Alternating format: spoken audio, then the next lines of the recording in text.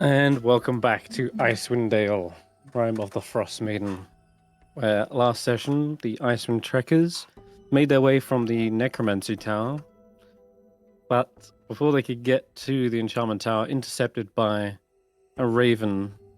This was Skelm, Avarice's familiar, and they had offered a trade of sorts. Seeing you've been going around from tower to tower, she assumed that you had many a piece of the Arcane Octad. And she indeed had Kadavix's corpse. So a trade was arranged near the very edge of the Ithrin, where a gargle dropped it off, and you realized very quickly they were reading Ashanti's mind just to make sure that they weren't lying. And so they got all the pieces they could, but Ashanti wasn't satisfied with walking away just yet. If there was any chance that 607 was there, she was going to go back and take it.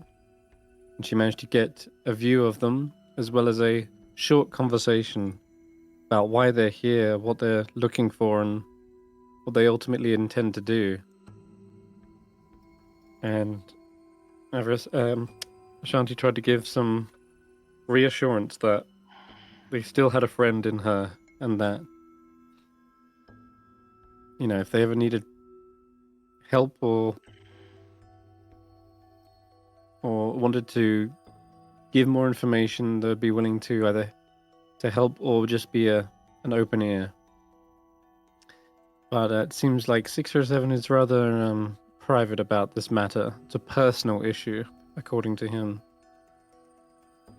After that, we'll see where it takes him. But for now, Ashanti had to say their goodbyes. Then, moving on to the Tower of Enchantment, you found Kadavix was explaining on the way this wasn't something riddled with traps. It was supposed to be a place of healing and recovery. This is actually a psychotherapy service here, where wizards can come to forget their failed experiments or past traumas. And there was a sitting area and a desk, and as you were investigating the long list of names, a couple of the party got jumped by spitting mimics that had made their way into the tower. And fighting those attracted the attention of the High Enchantress, Evira, except there was something off about her. Slight smell of sulfur, and the party got more and more hesitant to trust them and started to look around, trying to investigate what was really going on here. And of course, it was David who came across this large device known as the hippocampus chamber, and they peered inside and saw this strange red ooze, the Ooblex, and it was mind controlling. Everyone that came here was basically sucked dry of their memories. It seems that was the psychotherapy after all, and they were just using a part of their spawn to sort of replicate what Evira looked like. And as soon as you discovered this, it seemed like they tried to put a charm over everyone's mind, and there was a back and forth with Faith trying to counteract it whilst killing an ever-increasing amount of spawn. A fireball went off, burnt the majority of them, whilst I think Veta managed to get the final blow, and it dissolved into a sickly red goo on the floor. The fireball had revealed a secret entrance. This is the real Evira, seemingly devoid of all emotion and cognitive motion. It seems like they had been perhaps at the hands of the Ooblex for many, many years, and so nothing more than really a body at this point. Kadavix mourned them a second time, and at this he was conflicted as to what to do. Veta on one hand said it may be better to put them out of this misery, and and in a way that might also lead to you getting the answers you need for one of the final pieces. And on the other hand, Hulla presented the argument that maybe you could heal them, maybe you could restore them. And that would also be a way of getting the Arcane Octad, but also perhaps they could leave this place, live out the rest of their lives somewhere peaceful. And whilst Kadovix was swayed both ways, he also ultimately decided that he would want to hear Avira, what she wants to do first. So if you do recover her, if you do somehow restore her, then she will have the final say. And yeah, that's where we left off. You guys are in the Tower of Enchantment. Did we not get as far as the concert hall, the music hall? No, not yet. We talked Isn't about there- going there. But Isn't not... there? Didn't we find a concert hall with like a bunch of dead musicians, skeleton musicians? Yeah, we Arcane Eye scouted it. Oh, Arcane Eye. Hell. Okay. I get it. Yep. It's like, why did I didn't imagine that. We did see it. I think it was dead Right, audience yeah. members, not musicians. Well, both, I think. Now, do we need to rest up before we head out, or are we good to go? Oh, we need to rest. We haven't taken a long rest yet. But we've got quite a bit of time before we can take a long rest. Is part of the problem. Too soon in terms of times of the day. Yeah. So Well, we know at least that the Lich isn't out there, so we can wander around and maybe do some recon investigation just to see, kind of what's coming. Well, Even if we don't have time to actually, fight anything. Velen did some that's what brief... Velen did for us. Yeah. He Well, did we the have, recon. yeah, and we're like, I don't know how you're doing. I'm super down. Faith is super down. Faith has 2 levels of exhaustion as well. Oh, that's a fair point. If Velen did her Faith has, Arcane Faith Eye, has no spell slots left and is on 2 points of exhaustion. So, Yeah. if we encounter anything, she's gonna be out of the fight. Chris, Mm-hmm. does Arcane Eye last an hour? Yep. Does that mean that we would have taken a short rest at the very least while she was doing Yes. that? Okay. Sure. So I'm good then. I'm apart from a few abilities.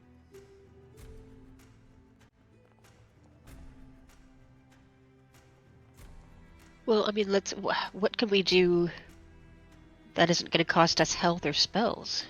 I mean, the Tower of Wait. Illusion isn't far, and from what we, it was pretty much blocked off, so it should be one that should be relatively safe. If it's blocked off, then we could also spend the time getting Carlos to come clean out the doorway so we can go in. And Well, then Carlos is on like the other side of town right now, right? So somebody would have to go get him and bring him back. I mean, surely between Ashanti, Sheila, myself, we've got enough muscle power just to kind of shift enough blocks to get through the door. We That's don't true. need to clear the whole thing out. the Tower That's of true. Illusion's not far, so we could probably get there and begin work on that, and then if we need to, we can retreat back here. Yes, I agree. Retreat if anything happens. If there's anything there could be something in the tower that's been waiting for 1,000 years to attack the first thing that comes through the door. So, yeah, anything sketchy, back off. We don't need to fight it. Yeah. Okay. Yeah, So where are you heading, sorry? The Tower of Illusion, I think. How far is Okay. the Tower of Illusion? I am not on board with this, by the way, just officially. It's about 300 feet according to the map. Well, I mean, we don't. If David's not okay with it, we don't have to go. But I don't know what else we can do without. I mean, we don't Without all there being have to some amount of go. danger. If there are some of us that aren't currently in a fit state, they could stay here whilst we try to scout out that tower and get a bit more. Actually, that's fair. If Faith has no spells and she's exhausted, maybe she could stay here rather than be in danger. Because myself and Ashanti are pretty much fully stocked, like, because we don't really have many resources, and Barry gets their spells back, and Hulla, I don't know how well you're doing on spells, but you've also got muscle. I'm at full health and I've got a handful of spells left. Not a lot, but a few. Enough to heal. Now you've. Sorry, Chris. Again. In that hour while we're short resting, could I have pulled an inspiring stuff as well? Yeah. What's your inspiring story? The mighty frontliner, David, and how him and Dave saved our asses. They did do that. They did They do that. absolutely did. It was an inspiring moment. It was a very inspiring moment. For the usual All right. people, we'll get there 14 as well. Okay. But How many yeah, people? David, you've done some amazing things. If you do want to take a step back from being a frontliner and stay here, Ashanti could step up. I'm sure she could take your place. I don't know, it's tough. Does Ashanti know how to be a frontliner? I think Ashanti probably just gives you a look. But yeah, so Jeez. not Faith this time if Faith is staying behind, but Barry, Ashanti, David. Maybe David? I've got lots. I'm okay. I've still got some from yeah. last time. I'm thinking about who's actually going to be going. It's whether David is coming with or not. But me, Ashanti, Hulla, Velin, Vetter. Heal? Is that 6? 1, 2, 3, 5. Yeah. Yeah. Unless David's coming with. I am not. Okay. I Yeah. think So I'm gonna... for the 3 that Are I you just 6 I just mentioned. Sorry.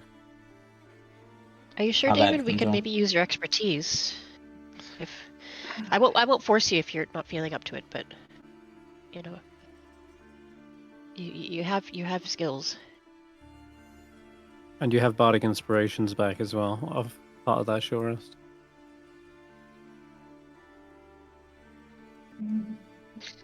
It's up to you.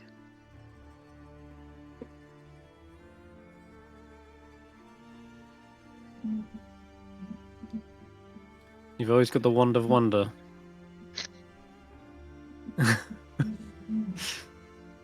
That's never With the- failed you. With the wonder, what is there a danger of it exploding, or is it just no? Okay. It's Well, not a danger of yes. exploding. It's just if it uses up its last charge is the thing. Yeah. I mean, So Yeah. you just can't overuse it. I mean, if You've certainly seen it explode, though. That's But- true. could Velin lend the wand of magic missiles as well? Well, If she's with you, Yeah. isn't I she? could lend you the bag of tricks. You can throw That's animals. true. We forgot about. We haven't used the bag of tricks for a while. I've not forgotten about it. There just hasn't been a case where I've felt that to use them. And if we're clearing out stuff, I mean, it might be useful in this case, I guess. Yeah, we've just been in tight, closed towers, so it's been difficult to be like, yeah, let's throw out some animals.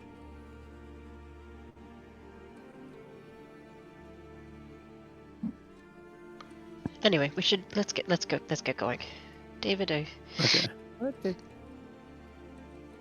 I mean, Where has my bag of bricks? if you're gone not from? coming, David, and combat does happen, if you want, you can control Ashanti Okay. for it if you want. Just so you've got something, even if you're not there.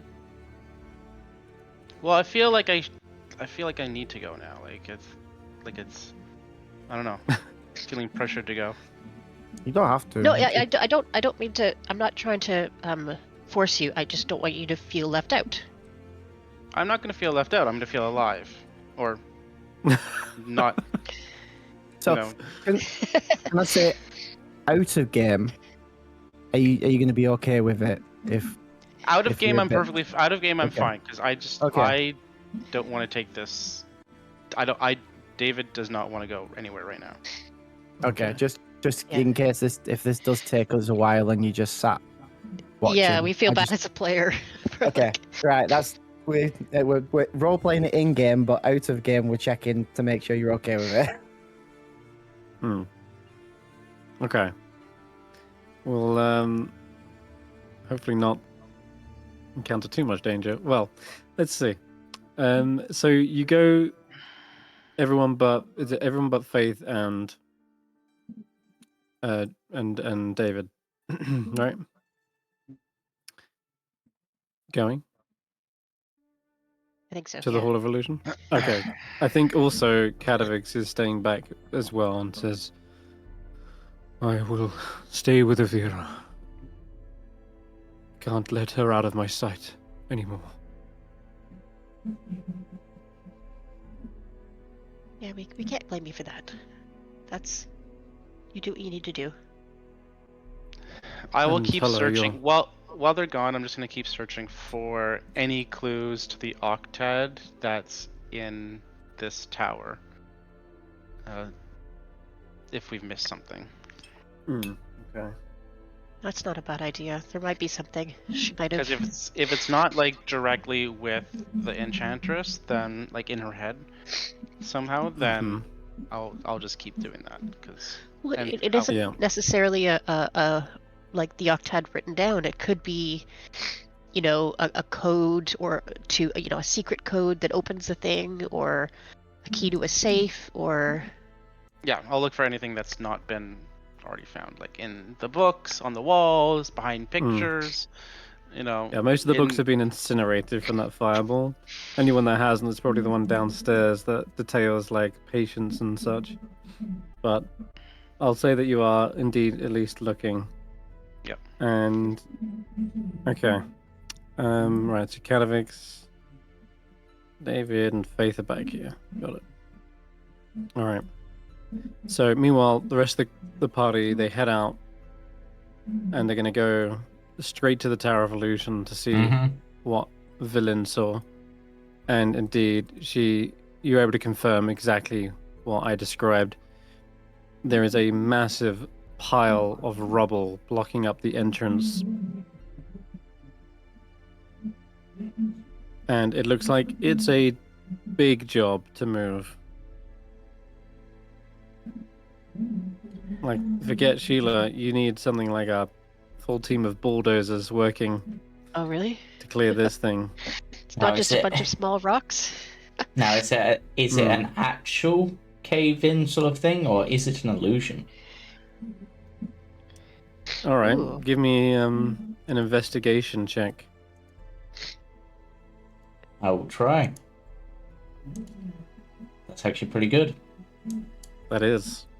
Damn. What did you... I'm gonna guidance that anyway. So that's a 20. 20? 20. Wow. Okay. You're like looking around, looking maybe even up. Like, where's this rubble come from, right? With rubble comes Yeah. destroyed building. Yet the tower is still standing. And if it's the entrance that's buckled and broken down, well, surely the tower must have, like, suffered a great deal of damage. If the whole entrance is blocked, the tower might as well just be fallen over, because they're not that big in circumference. So you look up above, you're like, maybe it's fallen down from something elsewhere, and whilst there are these connecting, branching, like, sections of the main necropolis, I'll drag you to the map so you see what I'm talking Yeah. about. The only one that absolutely looks broken is the one on the other side that's fallen into the Bazaar of the Bazaar. The one on your side is intact and doesn't look collapsed. And the more you kind of put these clues together, the more you're left kind of head scratching, like, how did this rubble get here? Unless someone actually moved the rubble and blocked it up deliberately. But there hasn't been anyone in Yithrin for a great deal of time. At least no one capable of doing this. Maybe the headless iron golem, but that would take concerted effort, and you wouldn't be able to do that without your head. Like, you'd just be flailing around. So it's hard to explain. It's harder to explain where the rubble came from than it is to explain this is just an illusion. Vetter is going to walk up and try to like press their hand against the rubble to see if it's actually real rubble. Okay. It feels like real rubble. I mean, this could be similar to what we saw in the other, like, piece of the tower or piece of one of these towers where they use magic to make the illusion real, I guess. Because we saw that before. Either way, should we start hauling it if it is real? Yeah. Is there there was no windows or anything on the way up either, so there's no way of getting in but through the rubble. I mean... Are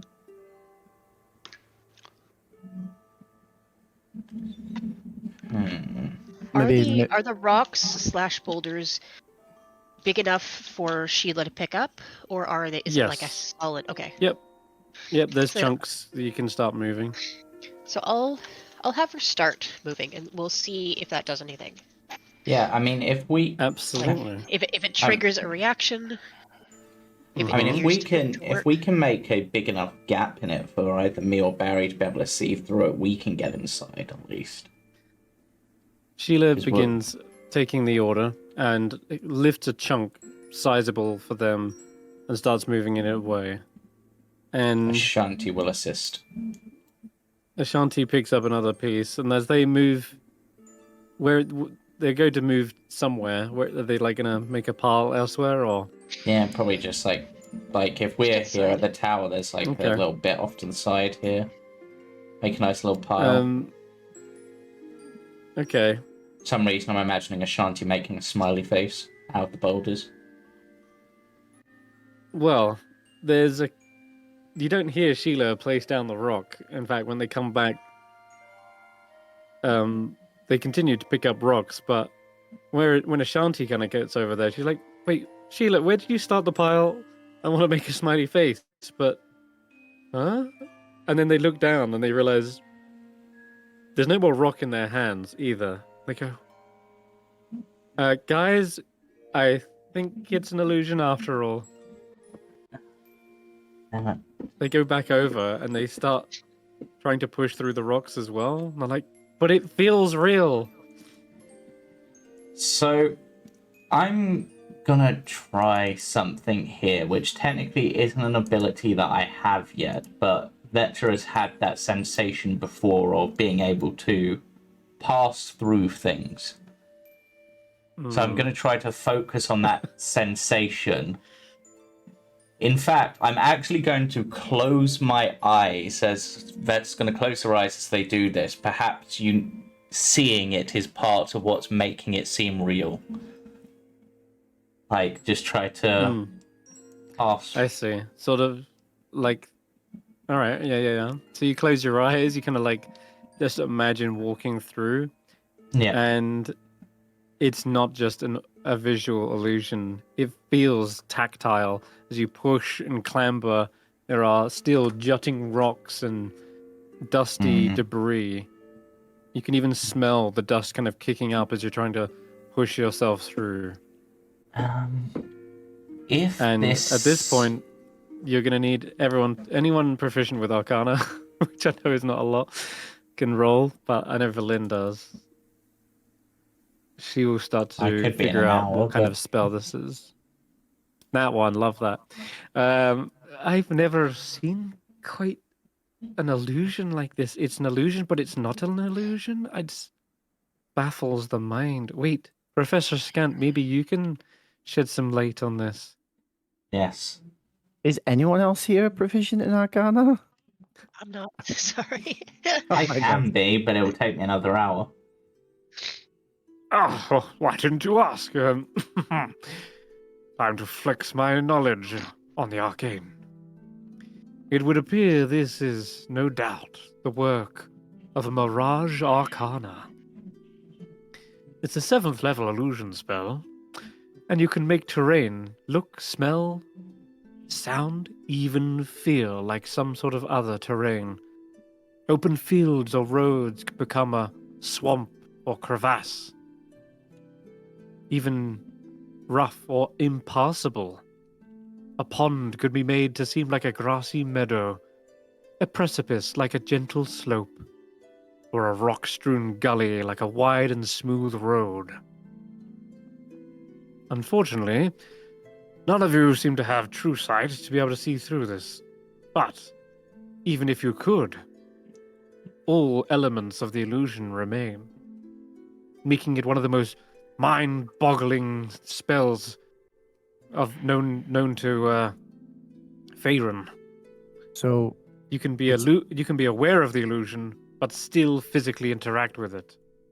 so it's an illusion, but it's practically real. Until pieces of it are removed, yes. Wait. A rock So- or stick pulled away from the area disappears immediately. Oh, so we can just haul it out and it It'll disappears. just be quicker. We don't have to move Which it, is- move the stuff that far. Yeah, just separate it. Okay. And does it feel the weight that it should feel? And I'll go to pick up one of the big ones. Yeah, no chance. Only Sheila and Ashanti have the strength needed to actually haul pieces of this out. So it is practically real, even though it was created with illusion magic. It's just real illusion. Yes. Yep, Pretty much it's real the, illusion. pretty much the only way to get through it other than that, I guess, would be to dispel it, but We don't have dispel magic, I don't think. No. That's crazy. I don't think I've actually looked at that spell before. Oh, it's 2024. No, it's also 2014. Yeah, Oh, is it? it is 2014. It's just, we've never really ever been high enough with anyone who specializes in illusion magic. That's true. Okay. So Sheila and Ashanti will start hauling the big bits and we'll start hauling the small bits. And luckily we only have to pull it from the illusion, it disappears, so it's not going to be too difficult, I guess. But it'll take practically the same amount of time. Considering it's a pile of rubble, Mm-hmm. is there any way, like, we could, like, pull at, like, a specific point of it to cause, like, the rest to, like, slide out?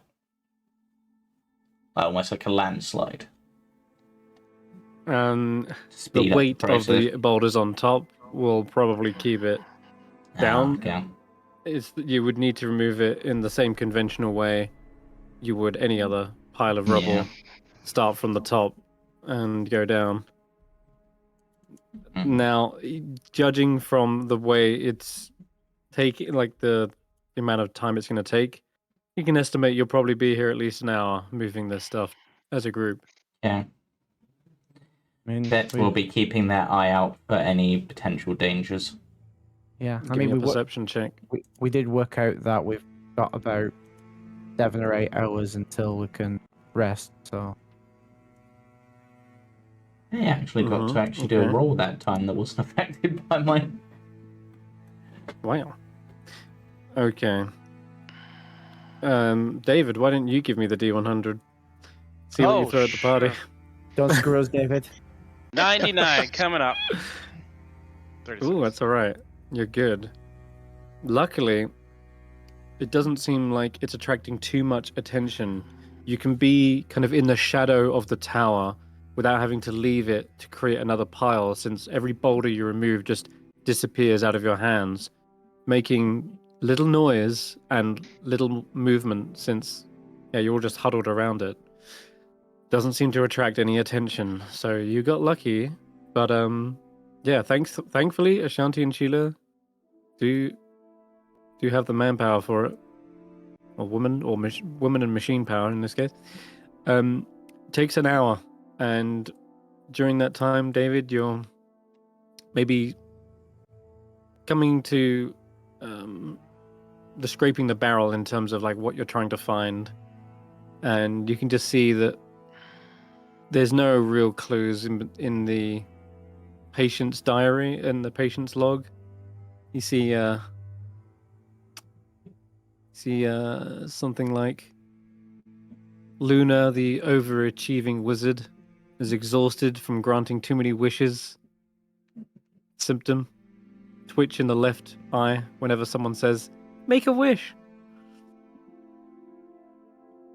You got Balthazar the dragon, claims he's not angry, just misunderstood. They have issues with hoarding as a coping mechanism. You got Selena, suspected vampire, insists she's a vegan vampire, but still gets cravings whenever she walks past a juice bar.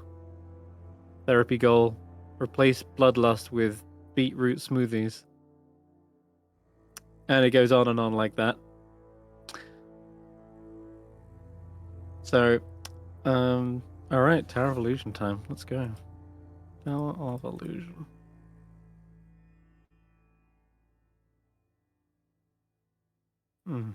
Here we go. Ah, perfect. It's just all cleaned up down here. Good. Let's grab you guys.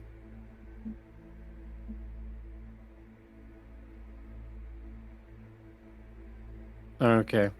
So, difficulties for Ashanti. They can clear the way to get inside, like, the foyer, but not anywhere further than that. It seems to be 2 narrow corridors to get anything. So this is where she sits. Ashanti, she says, "It's alright, I can at least see into this room." There's also a set of stairs to the right here, it looks like. And that's looking like less of a room. More like a audience theater of sorts.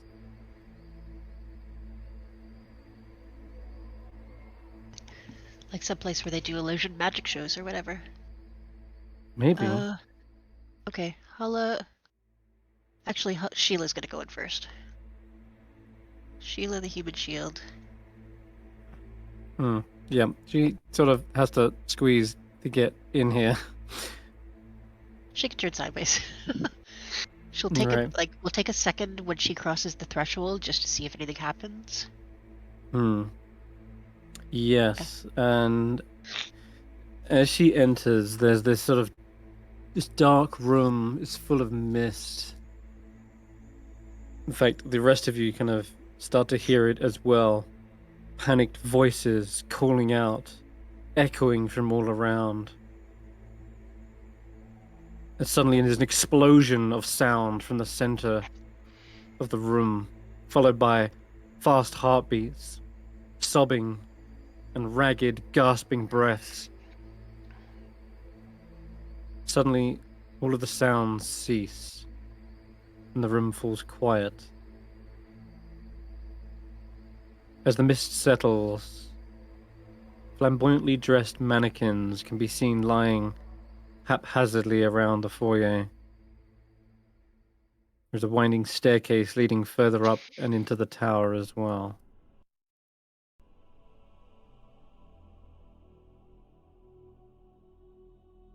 In the foyer where we are? Yes. I don't see that. No, you're just in a there room. it is. Yeah, okay. That's the staircase there. There's the staircase. I see it. Yeah. Nothing on the other side. I need everyone to make me a wisdom saving throw after hearing that haunting, strange sound. Oh. Oh, cool. Cool.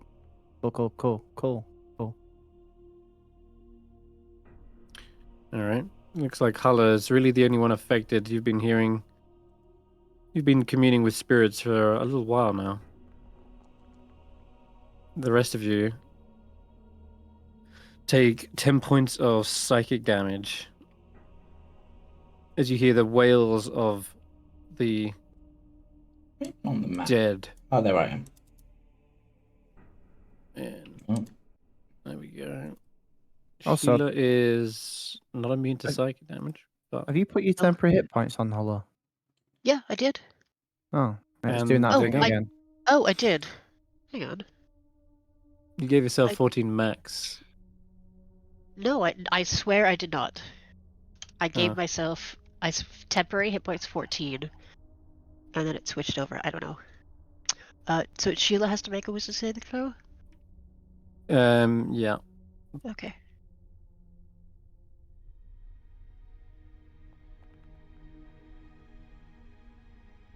Okay. That rolled off the table. I couldn't see it. Looked like a 15, but yeah, so she fails as well and takes 10. Is it 16 DC? Possibly higher. Ooh. So, Either way, whatever that Hulla was, it sounded like a terrible incident occurred. Can I do an insight check to see what it was? Like, was it one incident? Yeah. Was it a bunch of different cries about different things? Yeah, make an insight check. Like, what was I- going on? Can I insight it to see if it was real or not? Sure. Insight Like- check as well. Does it sound natural, or does it sound like it could be? It's from the Terror of Illusion. Mm-hmm. Yeah. Okay. I'll just continue. Terrible. Okay. It's not rolling. I don't know why it's Yeah, not I rolling. know. I saw your roll and then it just disappeared. I just do a You might d20. want to. You might want to refresh because it's just seemingly not connecting your rolls. But I definitely saw that was a high roll. Plus, Okay. you've got proficiency. You got +8 to this, so I've got you've plus easily 8, got yeah. a 20. Yep. Okay. You can tell that the incident. It sounded at first like that explosion, right?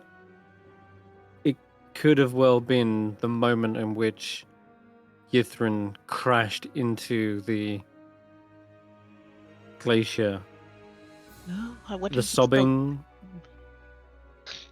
possibly from survivors, but the sounds of them even went quiet as well as the gasping kind of breaths gave out, likely from injury or trapped within here. Who knows? But either way, it seems as though those were real screams from people, and you got a 14 on your insight. You can guidance that as well, Barry.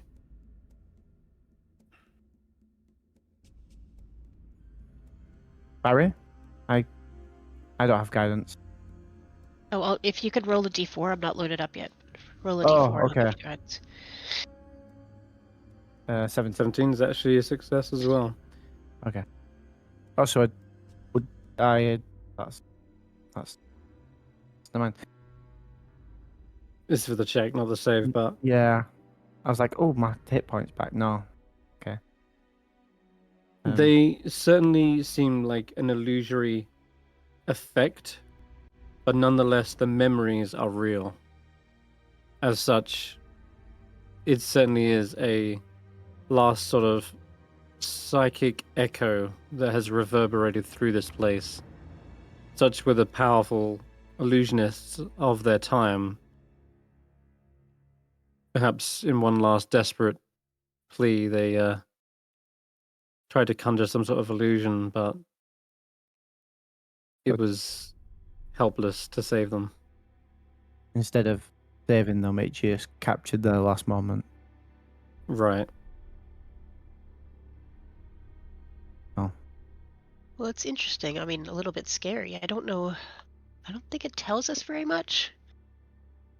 But it doesn't sound like it's a deliberate trap. No, So, it seems like a desperation. yes. I understand.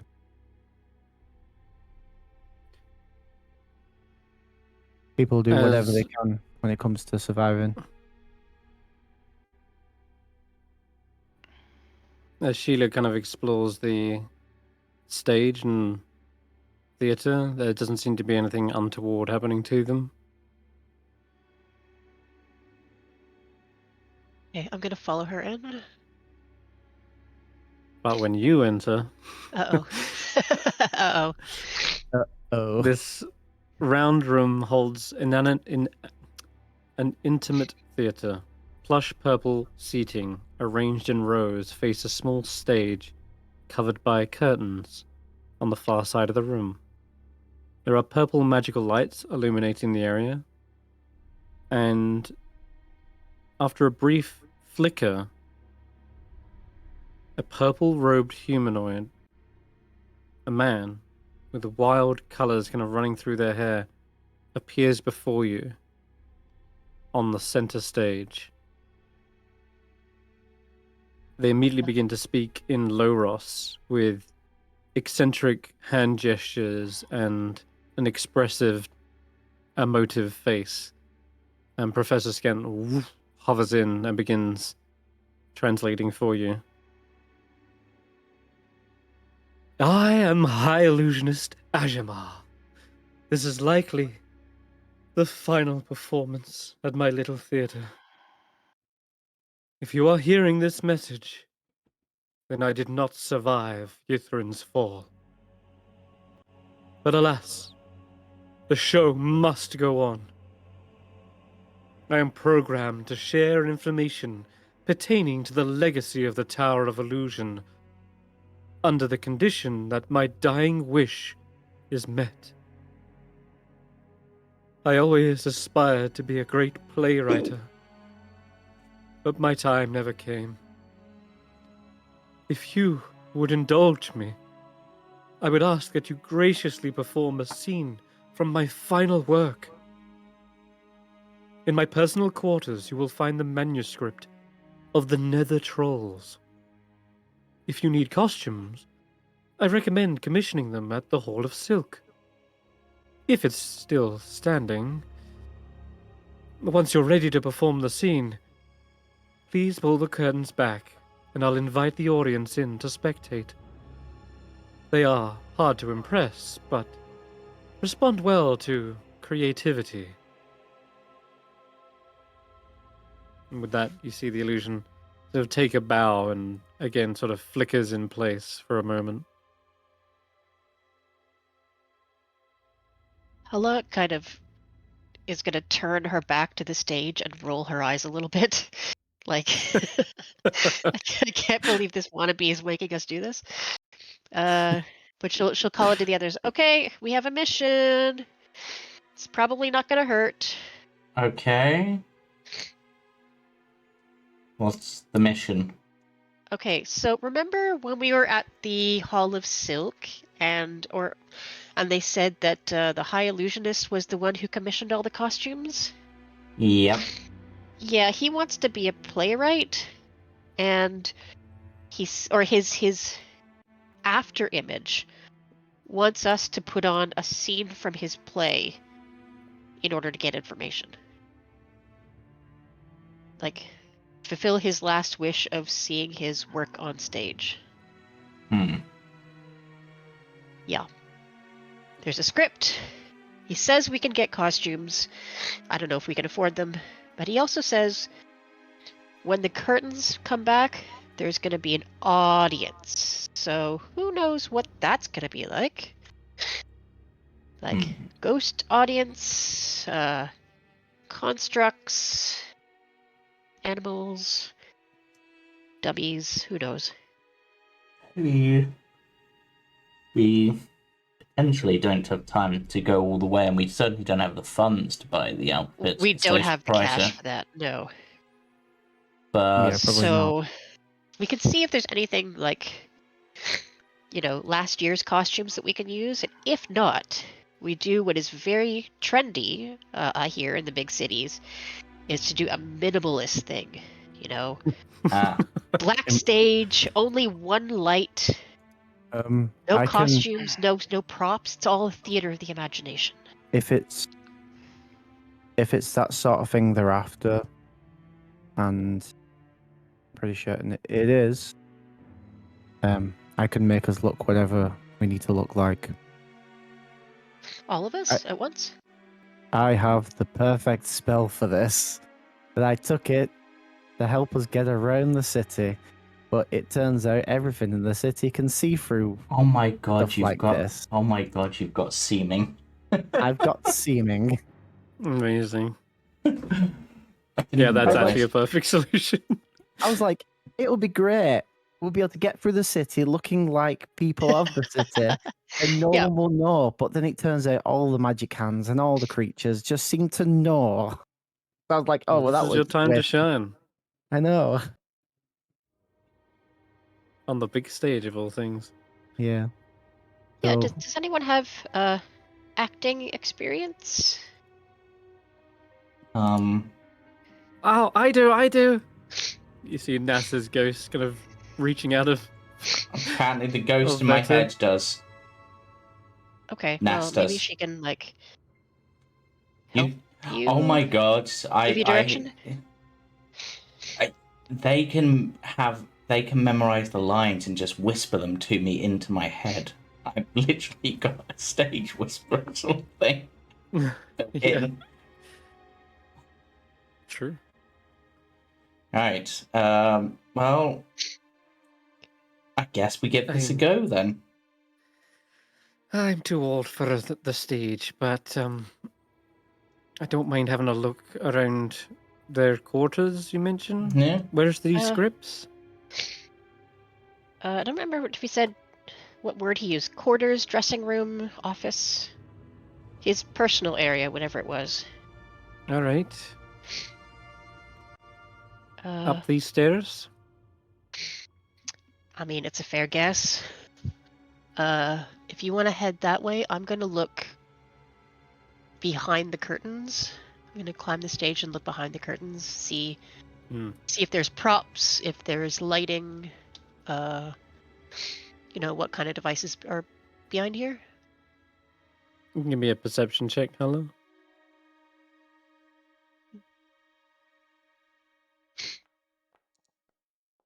Ooh. Hmm. Yeah, I don't know this. I don't know what I'm looking at. It's a There bunch of doesn't stuff seem here, to be. kind of junk. It's not. No, there's not much here. It's very sparse. There's hardly any props. In fact, you're expecting more, but there's nothing. It's like perhaps they use illusions for all their props instead. And you just hear the slight whispering and murmuring of phantom stagehands, like preparing such illusions, but it's unintelligible since one, it's in low Ross, and two, it seems to be just the faded whisper of their last memories.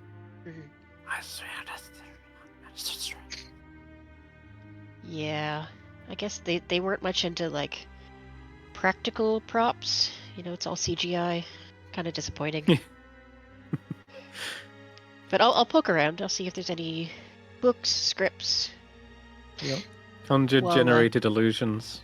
Yeah. CGI. Conjured generated illusions. Yes. Okay. Meanwhile, who's going upstairs? I'll head With upstairs. Villain. All right then. Off you go. Oh, this is actually smaller than I was expecting. All right. You head up the tower into the personal quarters. This room is dominated by a large purple carpet covered in eye symbols. A robed skeleton corpse lies slumped in a comfortable chair, sitting next to a table. It's covered in papers as well. Eclectic hats and outfits lie strewn around the floor. And on the far side of the room stands a beautiful mirror.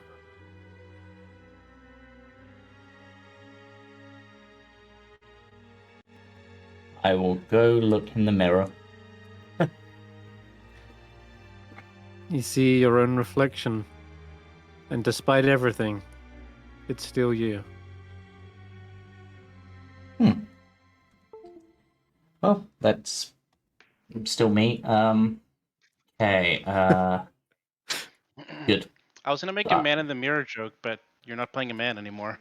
No, I will look through that was an the Undertale papers. reference. Wait, I will that went look over through people's the... heads. No, I got it. I was like the Michael Jackson song. I will look through the papers. Okay. Which I Here assume you is the find script. 4 copies of the script, The Nether Trolls. And there does seem to be something else as well. A scroll sitting next to the script. And finally, a small deck of cards. Oh, I'll take those for David as a souvenir.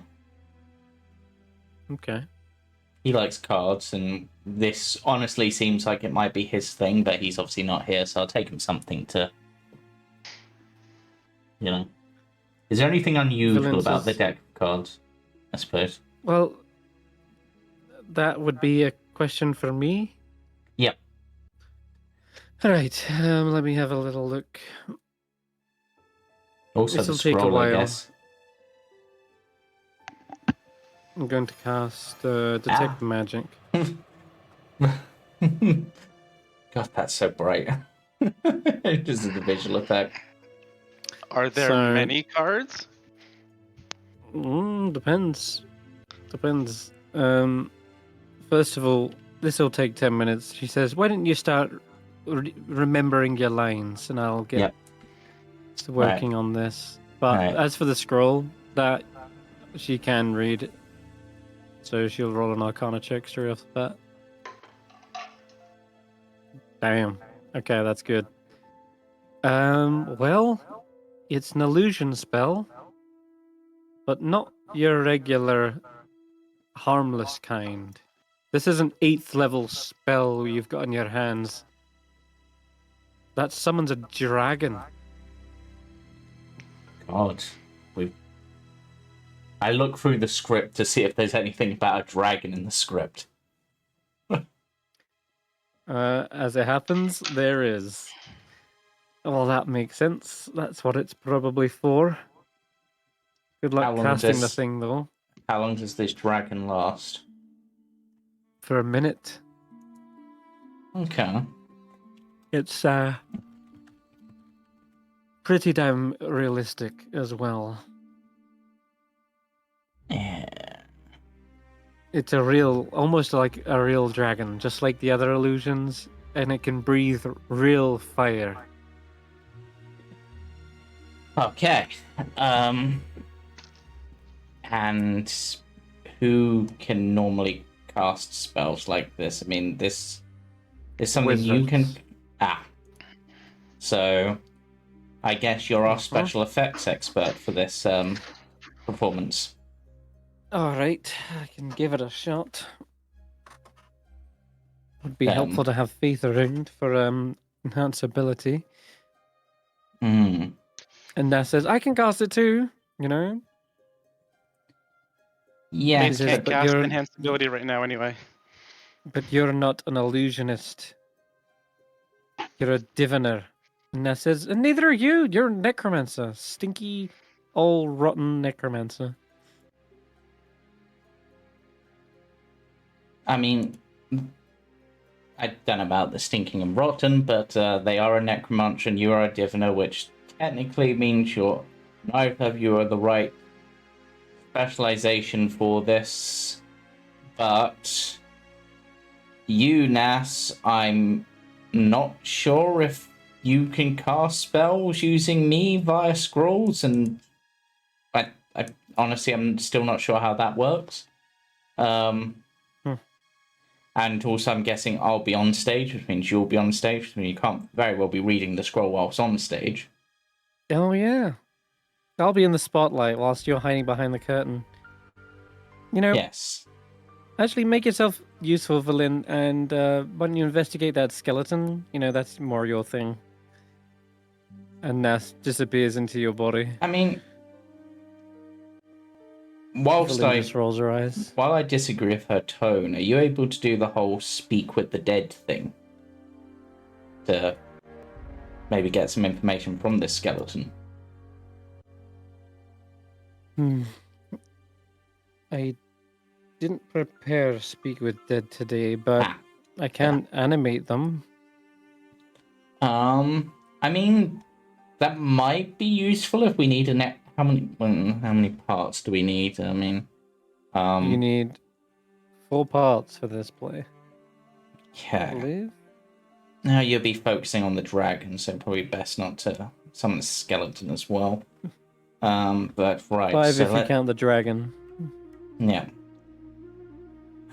Do we think And we can there are replace... some minor parts like guards. Okay, do we think we can replace the dragon with an evil skeleton? That works. It's a bit of ad-libbing, just so that we're not having to try to cast this ultra powerful spell. It's pretty specific in it being a dragon in the script, and you're not sure the ramifications of major overhauls to the script, and whether that would suffice in pleasing Ajamar. Yeah. It It's might their make him play, Asher after all. mad. Okay. Anything else you want to do in this room before going down? I mean, we were waiting on whether the deck of cards came up as anything. Other than It's that, 10 minutes, so I'll just jump to Barry real quick. Yeah. You doing anything in this 10 minutes, Barry? Don't know. I guess I just find out where the script is, what costumes I need to provide. That's gonna be upstairs then. So I'd probably Up we go. I've gone upstairs. That's where the Okay, go script ahead. is. Okay. Yeah. So you see Valin's in the middle of casting Detect Magic, but there are some makeshift outfits here. There's mostly just hats, though. Yeah. And Well, I'll look. Is there actually a script then for me to read through? Yep, Yeah. there is. I would go through those, and instead of using like physical, There you go. I'd be seaming it all. So There seem to be 4 parts. And one of them is the narrator.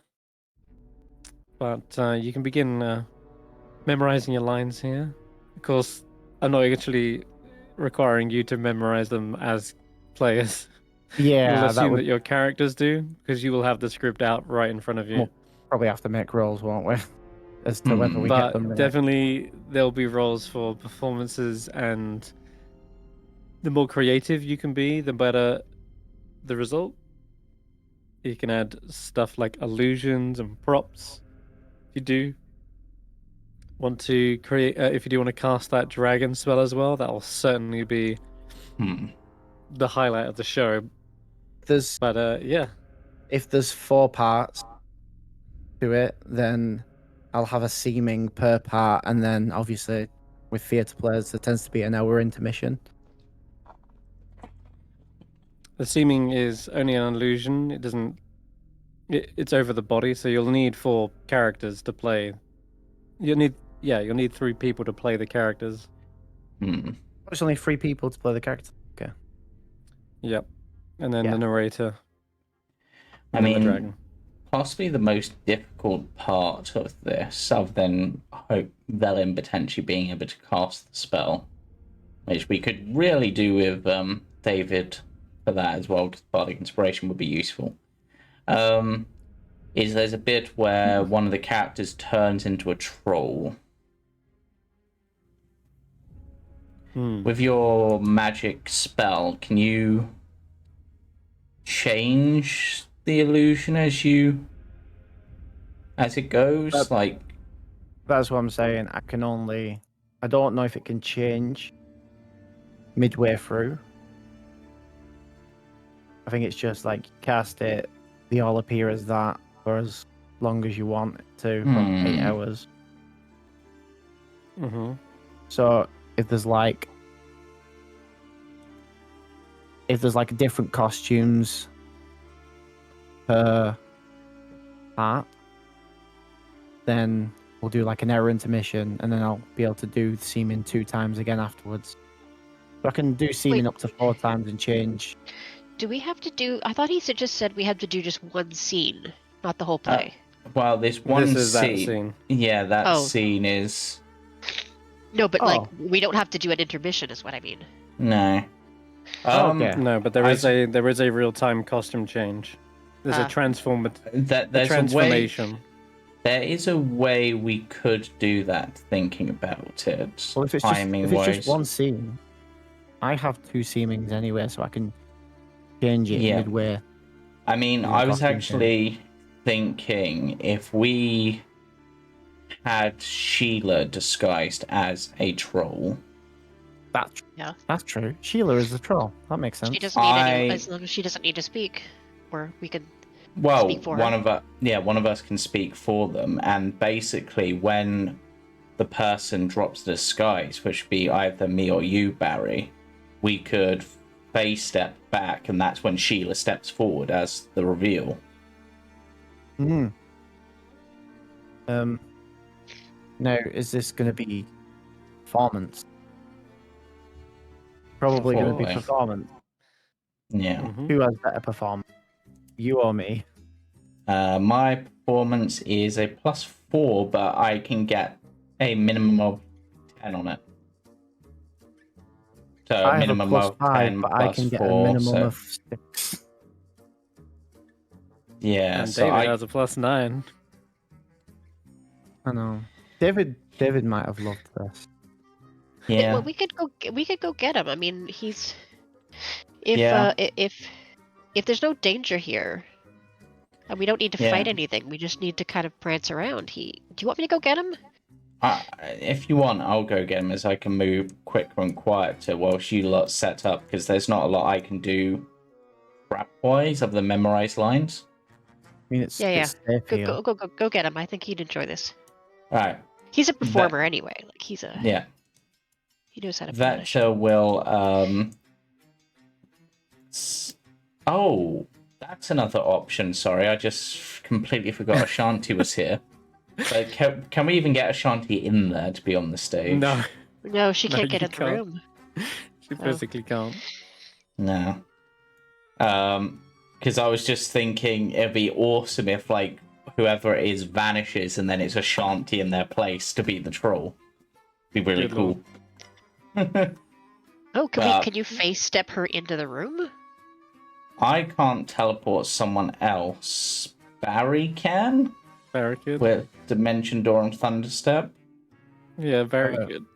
No, I mean, yeah, with Thunderstep, but I might as well just Dimension Door at that point. It's all Yeah. the same, really. One does Yeah. damage, one doesn't. Do you have enough I spells will- to do that? If we're just doing one, I'd need 2 seamings, so I'd have to have an hour's rest afterward. Okay, so maybe that won't work then. I Because we mean, need to do the it would costume if we change. just wanted to get Ashanti backstage, I guess. Well, I'll go get David so that we have the David. full Mhm. complement. So Vector is going to stealth to do that, which is minimum of 23. I'm just going to roll it just Okay, for the yeah. shits and giggles. Just 29. Yeah, a rogue moving alone within the city. It's not gonna be detected by any roaming creatures. So you can get to the Tower of Enchantment, no problem. Right, so I get to the Tower of Enchantment. I find David. Right, so we've managed to get into the Tower of Enchantment. Were you attacked on the way? Because No, we just had to move a lot of rocks, which were real rocks, but not real rocks. But it turns out to get this piece of the Arcane Octad, we need to perform a scene from a play, Oh, which play? The Nether Trolls by High Illusionist Ajamar. Not familiar with that one. We do have the script, it, and we okay. thought you might want to take part as you a bit more charismatic. Yeah, I'll give them a copy of the script. Hopefully you still Okay. got it on your screen. So this script doesn't make any sense. Why is there a dragon all of a sudden? There's no mention of a dragon before. What's this dialogue is a little stilted here. Let me just make a couple edits. Okay, pause for laughter, but it's not a funny bit here. Why would you need to pause? It's supposed to be dramatic, okay? Right. Narrator. Why is the narrator so bland? Okay. I just realised, Feel free. is this a Shrek reference? Hey, you found it. You found it. Hold on. It's literally Shrek. Yeah, it is. Yeah. I was just thinking But of of the course- dragon at the end, and then I was just working my way backwards. Why would the narrator tell everybody to cheer and close? It should be cheering on their own. Let's just take that line out entirely.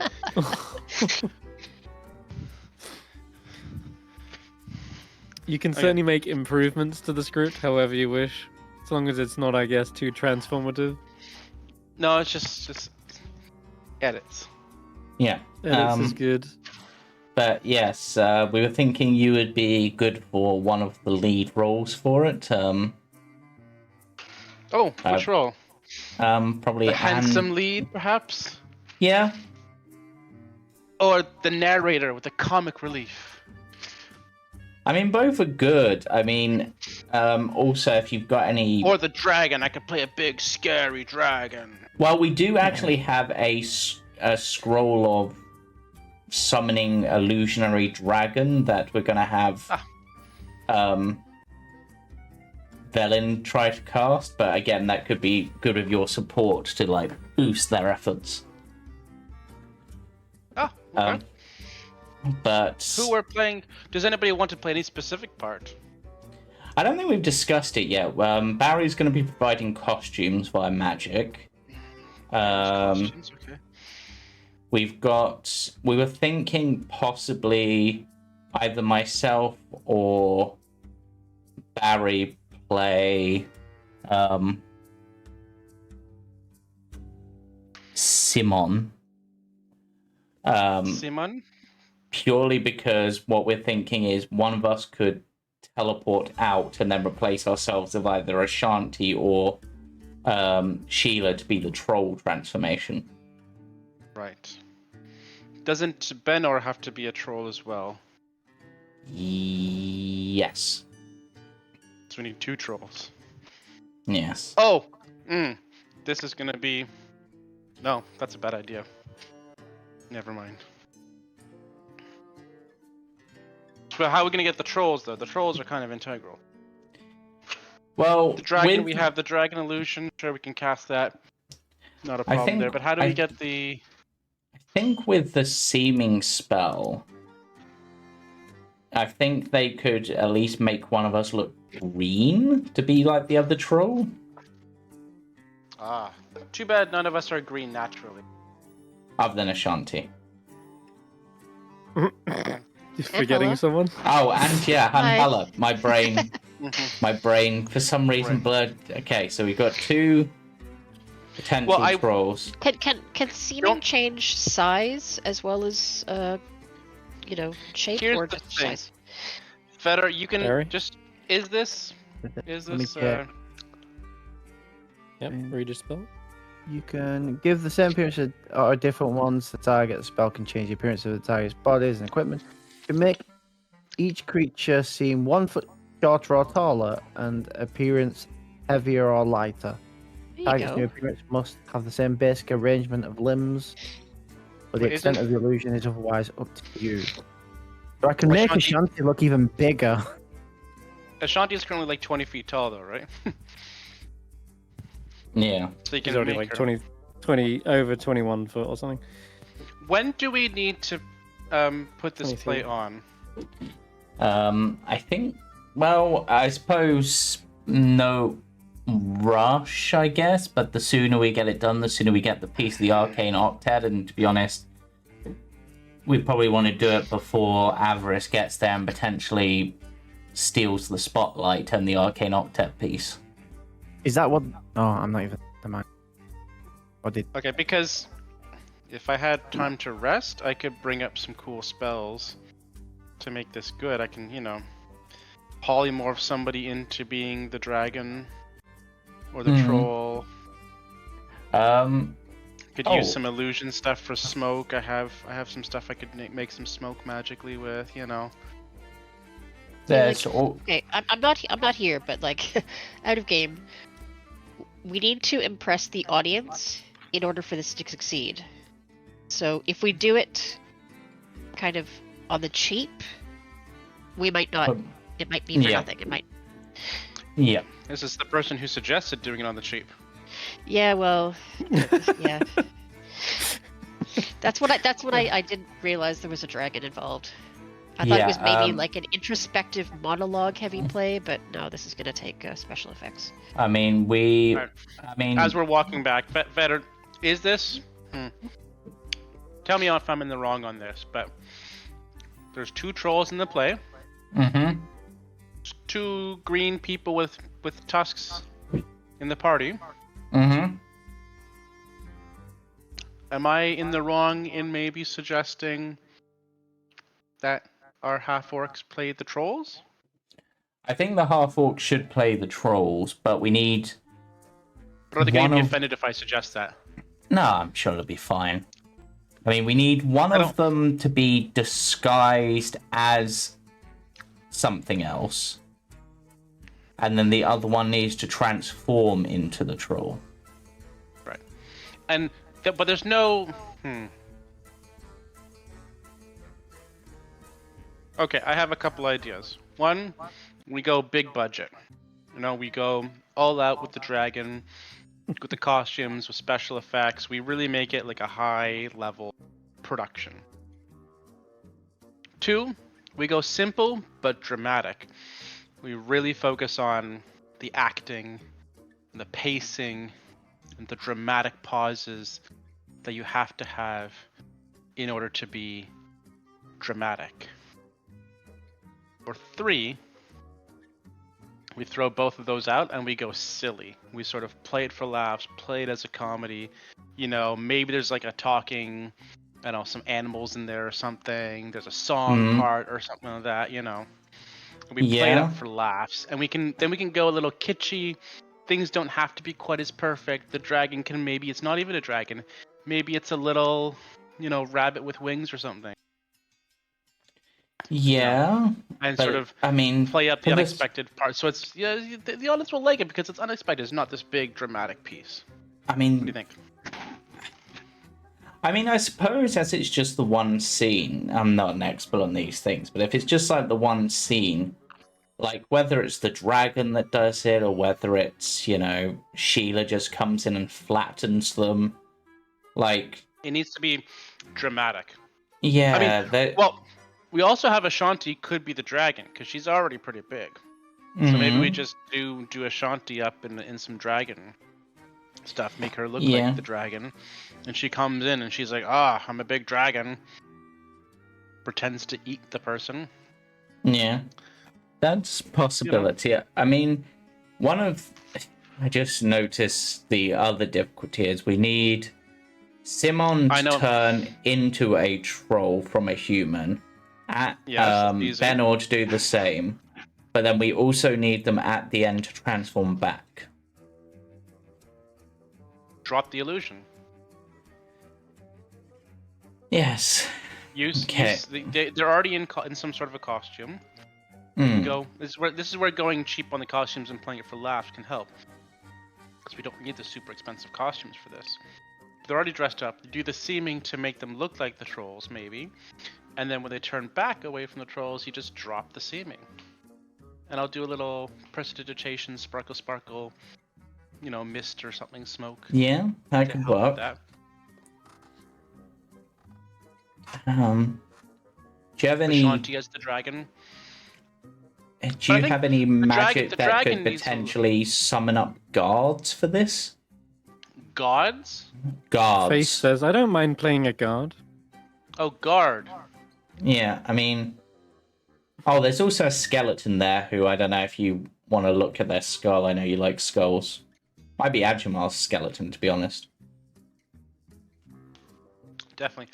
I don't have anything that can specifically create guards. I can use my Wand of Wonder and maybe something fun comes out. I mean, I suppose we could have... Depending on what we pull from it, we could have the bag of tricks animals disguised as guards. Oh, I love that. I like that. I mean, if we're playing up, if we're playing up the kitsch and playing up the comedy, the bag of tricks, we have animals that will do what we want. They'll be on cue. They'll hit their marks. They can play guards. And I mean, if we... There's only 3 characters. Like, you don't need to be an award-winning actor to play guards. You can just sit there and be a guard. Yeah. I'm a guard. I'm a guard. Mm-hmm. So I'm going to say, first of all, Barry, are you dimension dooring Ashanti into the theatre? Do you guys need? Do we? Yeah. If we're having Ashanti on the play, then yeah, I'll have to, and then I'll have to take an hour to. Okay. So takes time. You're waiting for David and Veta to get back anyway, and you're also waiting for everyone to rehearse their lines anyway. So hear me out on this. After we got Ashanti in, there's only 3 characters in the play. Yeah. So if then the guards, then the dragon. And the dragon, okay. And the narrator. And the narrator. Right. So anyone who's excess, I can have them already dressed as guards. In terms of the seeming, I can individually make everyone look like whatever. Well, why can't we get proper costumes? Do we cover this? Why can we can't get proper? Is there no the money. Costumes? Budget. There's no costumes provided. There's nope. hats. They said to go to Hall of Silk. And oh yes, we could go order it, and then the company would pay for it, right? We get reimbursed or something. Why should the actors be paying for their own costumes when the production company is going to reap all the benefits for this? And then we have to go all the way to. So the company should be paying for the materials and the costumes and shipping. if the Hall of Silk would build a high illusionist, be like, oh yeah, he's a regular customer, you know him. Just yeah. I mean, didn't they say he'd already pre-ordered some costumes? So wouldn't it just be going to pick up costumes they'd already paid if for? They've already, I mean, also, if he's done this enough times, they should have credit on file, and you can just have them invoice the high illusions. Exactly, yeah. He said, if you need costumes, I recommend commissioning them at the Hall of Silk. Yeah. Okay, but if he's... This is what I don't get. If he's a regular at the Hall of Silk, where are all these costumes that he's already bought? Like, there should be a wardrobe full of these cloaks. Good point, Hulla. Where are they?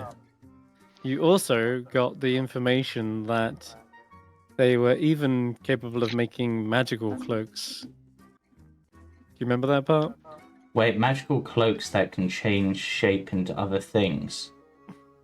Oh, so if we can get our hands on some of those cloaks, there's our costume change. Well, I'm actually wondering, are the hats the costumes? What do you mean the hats? What hats? Okay, as in so the hats when you in the dressing room, are they these magical cloaks in disguise? So 10 minutes later, David and Veta arrive. 10 minutes past, and she's completed the detect magic. And what if we added a love story for the dragon? I feel like the dragon needs a love story because they're sort of just in and out. I don't want the dragon to be a bad guy, but maybe it's a funny love story, like a comically small creature in comparison to the rather large dragon. You see a strange raised eyebrow from the high illusionist Ajamar as you walk in, David. Hey, how you doing? They seem to be scratching their head for a moment. Well, there is already plenty of love within the story. Yeah, there's one love story, yes, but it's a love triangle. Really, we need uncomplicated love. Just two characters that are really vibing with each other, really get each other, and there's no drama with it. They're there. I mean, every classical play has a secondary couple. You know, there's the main couple, and then there's the B plot couple. The main couple's where you're gonna have your problems, your miscommunications, your silly assumptions that if they had just thought for 2 seconds, they'd realize this person's not actually trying to be an asshole. They just didn't know you were, I don't know, a troll or something. It's a deck of illusions. Oh, thank goodness. I was worried for a moment, that this would be a different type of deck. But it's perfectly safe. All right. It's not a deck of steam. There is also some magic coming from the mirror in this room. Mirror, is it on the wall? What kind of magic? Probably illusion. We're in the illusion tower. No, it's illusion and conjuration.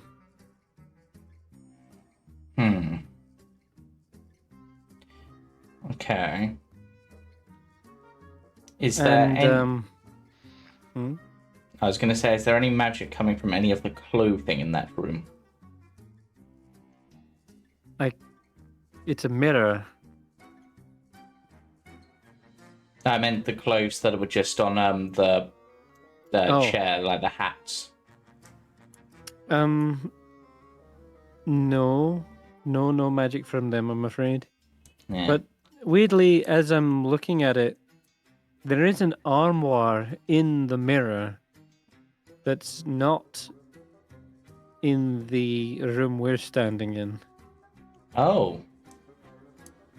I'm going to go check that out.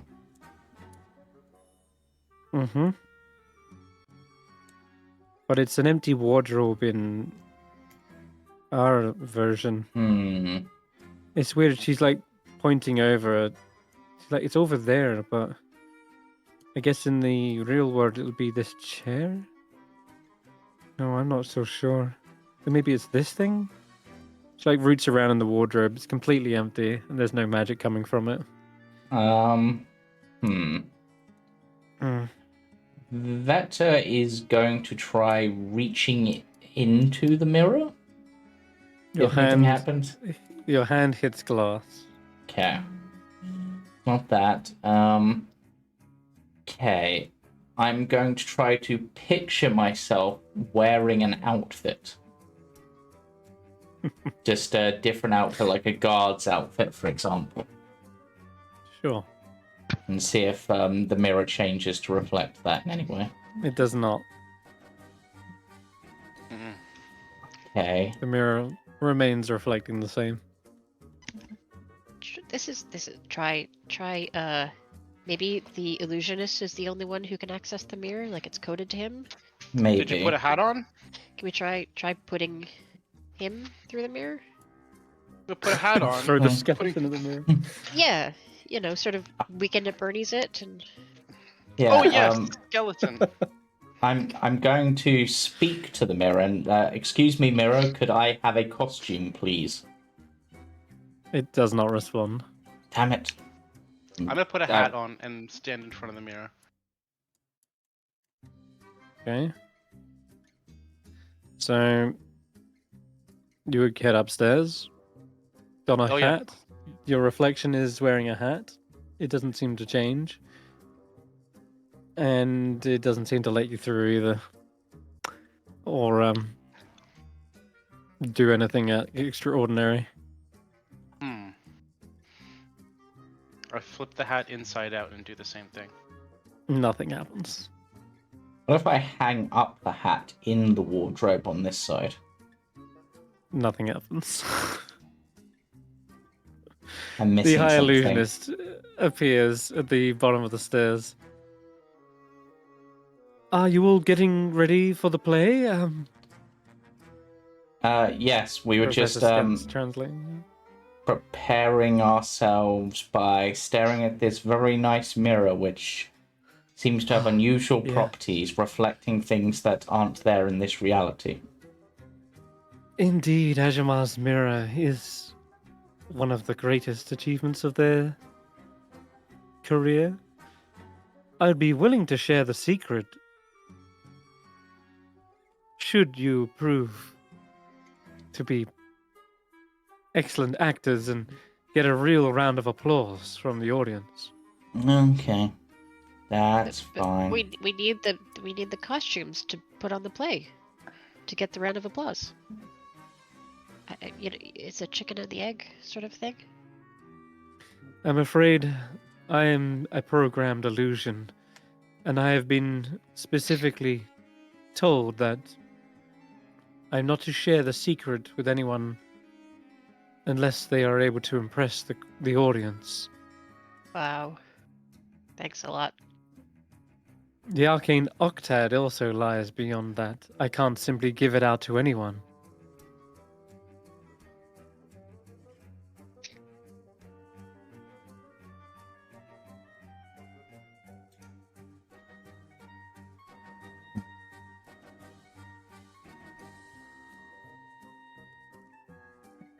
Think of it as a reward.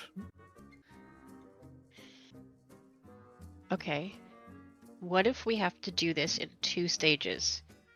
Stage 1, minimalist monologue / skit to impress the audience enough to get through the mirror to get the costumes. Stage 2, It's actually put on the real play to really wow them to get the octad. But that's two. Are we talking about doing 2 different scenes or 1 scene twice? No, 2 different scenes. 2 different, yeah. It sounds like with your friend Barry, you have all the illusions you need to do the costumes, surely.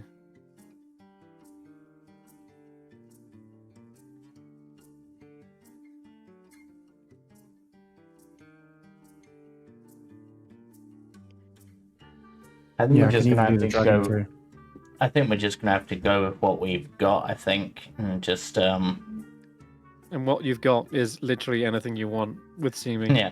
Yeah, I Yeah. mean, How many times could he do that though? Like, I mean, is that not Twice. limited? twice. Have you used your magical cunning yet today, Barry? I have, but twice. Twice. Yeah. So, and what I was saying before, because if anyone excess could be turned into guards, if we're doing the Yep, Faith will be a dragon, guard. if we're doing the dragon, then I don't think polymorph can turn something into a dragon. But if you And you've got a polymorph, scroll of illusionary dragon? How am I going to Okay. polymorph anybody? You don't Berlin unless says, somebody I else can has just use the polymorph. scroll. yeah, will we be able to use the scroll? Is anyone proficient enough to do that? Oh, I'm a Velen. wizard. Yeah. I'll go Oh. behind stage and begin practicing my lines.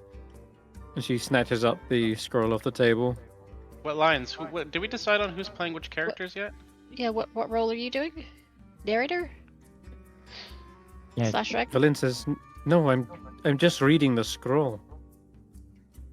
Yeah, the Berlin's lines of the special. scroll. Well, we should. Does anybody want to play any particular? Let's do the casting first. Does anybody want to play any particular? I mean- I'm not attached to anything. I mean, probably two My of the charisma main is not high, so there's Hmm. that.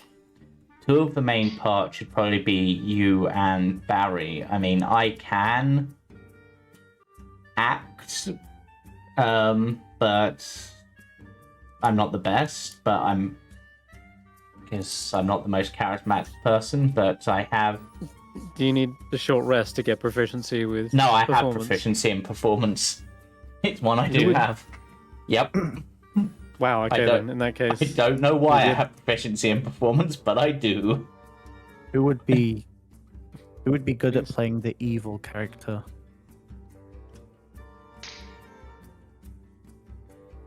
I mean, I actually think David would be great at this. Yeah. Evil character? Yeah, you gotta really ham it up. You gotta really. If we're going for the comedic route, yes, we could do that. I mean, I like the comedic route. I think it's gonna be funnier and easy to do. Like to be really hammy. Like, so like in every port that I've ever been to, there's always like a cheesy theater troupe that does kind of like puppet shows or really low budget stuff. And for that stuff, the sillier you get, the less props you need and the less like actual skill you need. You just need to kind of lean into it and be as goofy as you want, and the audience will lap it up every time. But see, that's why I was thinking I might do the narrator. Because I'm the introduction. I set the stage, set the tone, and I can ham it up as the narrator. Okay. Yeah, that works too. Yeah.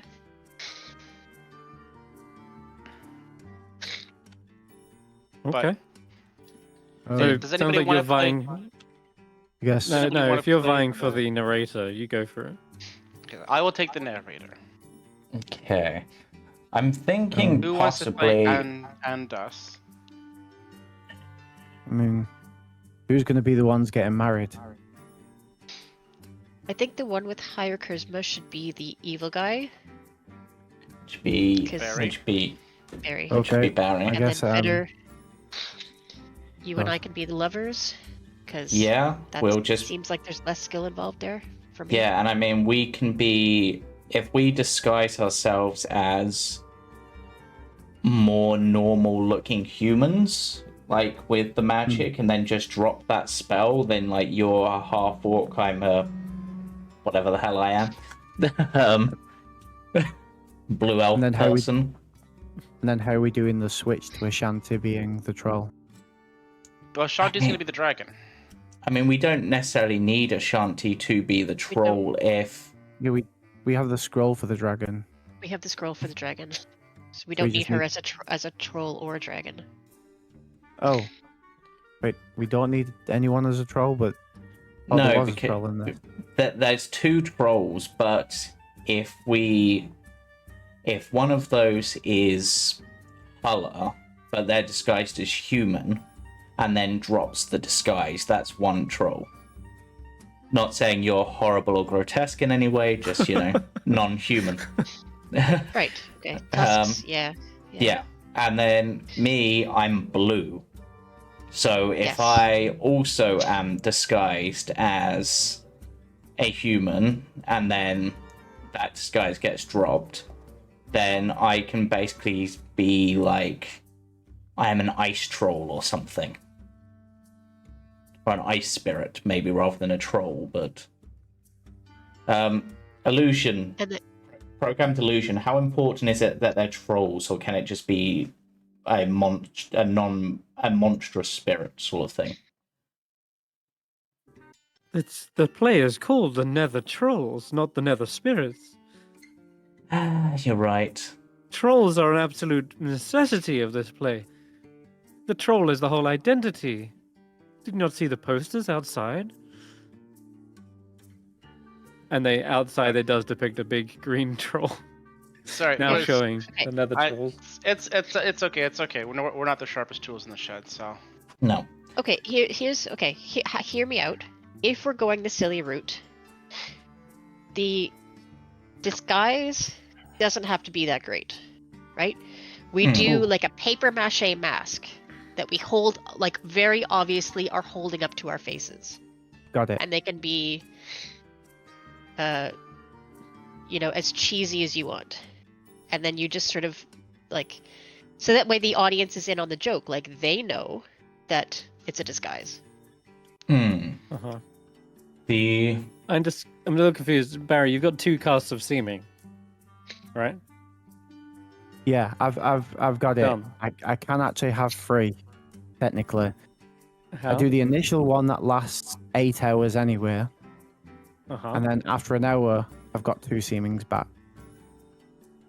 So I like can do hour. three. he could do that. He could do that for the costumes. Yeah, Like but we've Barry got could like do steaming on the costumes, and then we use the mask to transform in and out of trolldom. Barry's got Yeah. it. He's figured it out. Actually. Barry can yeah. turn us into trolls. yeah. So I Yeah. do, and You got it. in terms of size wise, the 2 people that can be trolls could be Sheila and Ashanti, and Ashanti voices the whichever one. Hulla turned into troll, and Veta can just be the ventriloquist voice for Sheila troll. Yeah. Sheila. Yeah. Troll. Sheila troll. Yeah. So like when they switch No, out and what? some of the I thought troll Ashanti's size- the troll. Well, we need 2 Isn't it- trolls. 2 trolls. They both get. Yeah, they Hulla both and get a troll. Ashanti. But Hulla's not troll size. No, but you could make them more troll Make size. them bigger. but- You can make them bigger and heavier You can trollify with them, yeah. the seeming. You trollify them with the seeming spell. 1 giant troll and 1 medium-sized troll. Okay, that Yeah. works. Have you seen Shrek? Yeah. They're both the same size in Shrek. No, no. Fiona's definitely smaller. Well, Yeah, okay. but okay, not- so- not Troll- much in- more. But in troll form, she's closer to Shrek size. Yeah. Mhm. I'm like I mean- Ashanti is like double the size of Sheila. And some not people more. are into that. Fiona's human form is very human. Hulla. Shrek's human form is kind of troll-like. Yeah. Sorry, what I meant to say was Ashanti is like 4 times the size of Hulla. Yeah, and you can make Hulla bigger and look heavier And with seeming. yeah. And Ashanti 1 foot No, small. you can't make them look 25 feet big, but a troll isn't 25 feet big. If anything, you need to make Ashanti smaller. I can do that. By a foot. There you go. So they're still going to be bigger than humanoid size, Yeah. which is the most important thing. I mean, So- Hulla is like what, already pushing. What? How tall is Hulla? Like 6.5 feet.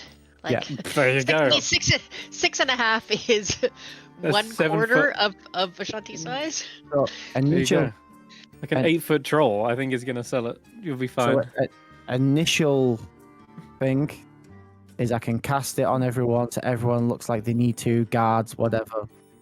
We wait an hour, we get into place, start the play, Yep. and then when one person needs to be swapped into a troll, I can seeming again, keep everyone Yep. as they are apart from one person. And then when the other one does their reveal, I can then cast seeming the 3rd time, everyone There you as go. they are apart from the other troll. There you go. It sounds like you got it. And we've got like what 6 hours to go till we can have our rest that we need. So we've got time. Cool. So make that 5 hours till a long rest, since you're waiting an hour just after you do your first seeming. And Yeah. this is to make yourself look like the villain. Hulla and Veta are now like human, just regular humans. Yes. Yeah. That's what Okay. it'll be. Yeah. And then- Oh my the god, dam- Barry as the villain, he's the short one. He is literally our Lord Farquaad. he's Yeah. Farquaad. He's literally Farquaad. It's so good. So, yeah, you can make yourself look handsome and clean shaven, Barry. So, Get that square jaw. Oh yeah. Seeming, I will. Yeah. And But yeah. Barquadimus. Farquaad. The Faith page is- boy haircut is really important to that. The little bob. Uh-huh. Yep. Absolutely. But yeah. So And you can even soup up David if you wanted them to look like a narrator that would be a part of the stage. Like, it's up to you, David. Do you want a costume? Or do you think you'll be off stage? Okay, I'll do that here, and then I'm just going to move this line up a bit to here. David? Do you Sorry? want a costume? Or are you going to be an off-screen narrator? Oh, I'm going to be on screen, on stage. I need to. Then what? Then razzle what do you want to look dazzle. like? I need to look like. Can you make me look like anything? Yeah, but I was thinking if this is his Anything play, humanoid. and if this is his play, and he wants this to be fantastic because this is what he made. Maybe he should be the narrator, but you look like him. Then I have to give him my rewrite. No, David You- performs the narrator. You Yes, just, I'm you saying. look like Azure. him. You You look just like him. look like Ajamar. Oh, I can look like Ajamar. I'll play it up though. What does he Yeah. look like? I haven't actually seen this. He looks like that. Like this. Oh, he's a very dramatic looking individual. I will, make me look like, if you can make me look like him, but just accentuate the features. The eyes are more dynamic, the hair is just really big, the blue's a little bit more blue, that type of stuff. I make him look like Ajamar, but ready for a date. Yes. Yes. Just stepped out of the shower, brushed the teeth, looking good, Okay. feeling good. Yes. Gotcha. Beautiful. In that case, then, yeah, you got. Yeah. You got prepped up Ajamar, and they'll.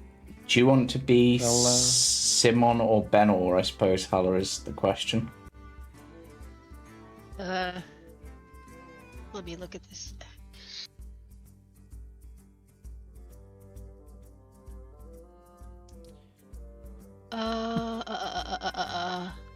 That's both the same, really. I mean, I suppose, do you want to be the one who's getting married but then changes their mind to marry the other one, or? Or do you want to be Or Shrek? Do you want to be Shrek or Fiona? Basically. Yeah. I'll be Fiona. I'll be Okay. Benor. Yeah. All right. Okay. So that makes me Perfect. Simon until I swap out for Ashanti. Ashanti's gonna try and fit behind backstage. Thankfully, with me saying it's very sparse and empty earlier, means that there's actually plenty of room to fit Ashanti behind the curtain here. But they Yeah. do need to have like half the curtain drawn. I mean, but that's fine. mean- saying that, if we're swapping Vetter out for Ashanti, Ashanti could already look like a troll anyways. Yeah. It's true. All right. And then Sheila would just be the bouncer. Yeah. Sheila would be a great guard, actually. Yeah, Sheila is a guard. Cool. Perfect. And Sheila and Faith, they have like I the like the comedy idea of Sheila, Faith, duo. and the animals are just the most mismatched set of guards ever. Oh my Yeah. god, yeah, the animals. You Wait, want to roll are we those? doing the animals? Yeah, Cool. we It have to seems do- like it. that's my favorite part of this whole thing is Are we having can- okay, We can like we a can roll wall the just animals. run in with wearing armor. we're rolling they'll for laugh. it then. I want to They'll know laugh. what animals we got. We got a dire wolf Lord. guard, a dire guard. We got Seal. a seal of the city guard. I love it. Yes. Walrus. Can't do that one twice. Walrus guard would be good. Yes! It is a walrus. Yeah. Amazing. The MVP. Oh lord. So Fantastic. it is literally, and this is kind of funny because I was thinking with a mustache and I was like, oh, that's just Ditan as a guard, but Ditan as a walrus. Oh my god. Oh. For some reason, Well- I'm picturing Sheila as that one guard in Shrek who's like holding up the instructions for the audience. Yes. Yeah. Sure. Just like telling them when to like applaud and stuff. Yeah. She holds up the sign. What is this? Okay. Got it. We got Oh, walrus and you're seaming them up as well, I'm guessing. Yeah, they're all I seem think- like I said, I was giving the walrus like a mustache, and then when I was thinking to myself, Wait, I'm just making the Tan as a walrus. I see.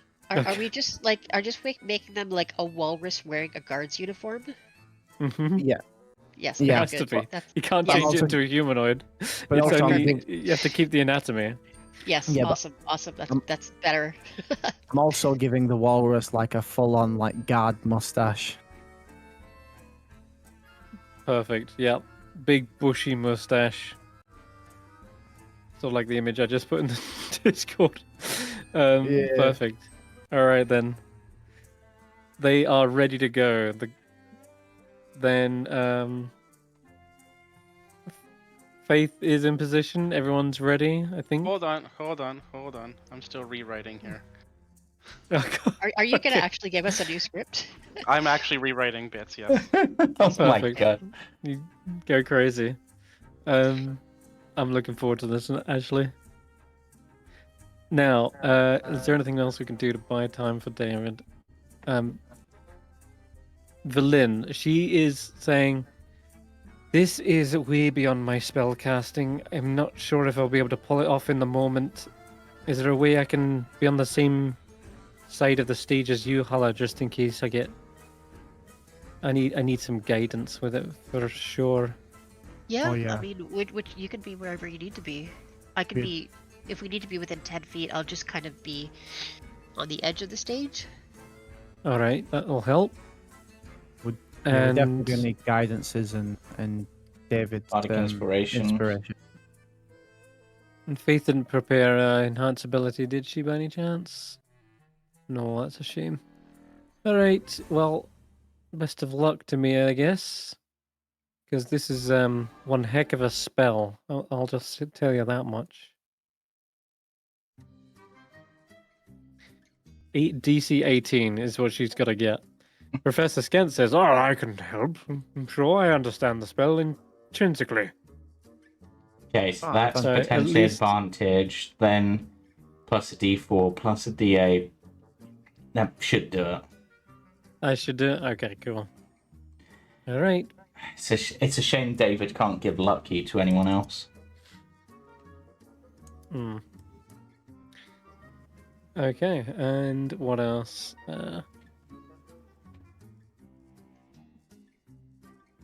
You can add any kinds of magical little flair to it, like I think it's already been suggested with prestidigitation, but thaumaturgy and minor illusion also go Hmm. great as a little accompaniment. Isn't an interesting thing just in case. If the spell doesn't work for the dragon, what if I turn a seeming villain's owl look like a dragon? It'll be a small dragon, but will that make it more comical? Can you turn? Does Yeah, that so spell this- work on any creature? Any Basically. creature, it just needs the same amount of It's- limbs, which the- an owl would have the same sort of arrangement. Ajamar interrupts and says the comedy is in the villain being eaten alive by a dragon, a I real mean- dragon. I mean, if the worst comes to worst and illusory dragon doesn't work, could we not use the figurine of wonder's power to summon a giant owl which you transform? Yes, I can seeming a large owl to look like a dragon. That's Okay, possible. that's if the dragon spell fails. Yeah. Yeah, Keep that and, as a plan B. yeah, and actually, I'm saved a seeming because I already make Ashanti to look like a Yeah. troll anyway, because they're swapping out a Vetter. So Who's getting the deck of illusions, by the way, so I can assign that to a character sheet. What does the deck of illusions do? To be fair, find that out. creates an Okay, illusion so- of something no. random. Yeah, so it contains parchment cards. That's a magic deck. It functions only when drawn at random, and as you throw out the card, it will then appear as a real creature of any kind. There could be anything on this list. Like there's an adult red dragon, a goblin, frost giant, orc. You know, there's all kinds of things in there. And I suppose as Veta, you first found it. I do need you to roll to see how many cards are in the deck. Okay. You need to roll 1d20. 1d20. Pretty good. Oh, Jesus. Okay. No. That's not good. That's how many cards are missing. Jesus. What? Okay. Uh-huh. I thought that was how many there were. No, there's 34 cards normally. A deck found as a treasure is usually missing 1d20 minus 1 cards. So it's missing 17 cards from it. Looks like this deck gets a lot of use during the So it's play. got half its number. Yeah, effectively, yeah. So it's so it's usually used as, a roleplay thing, but it could be used in combat if suddenly a giant cloud giant appears. It's gonna give someone a second thought, but physical interaction with the illusion reveals it to be fake. I mean, my instinct, because they had a deck of cards which we got from the illusion tower, was to give David the deck of cards from this illusion tower that actually makes illusions. But Hulla's also got a set of tarot cards as well. Just David had the most interaction with the illusionary stuff. Yeah, David seemed to enjoy that. I'm okay if he gets a replacement set. Okay. Then you won the deck of illusions?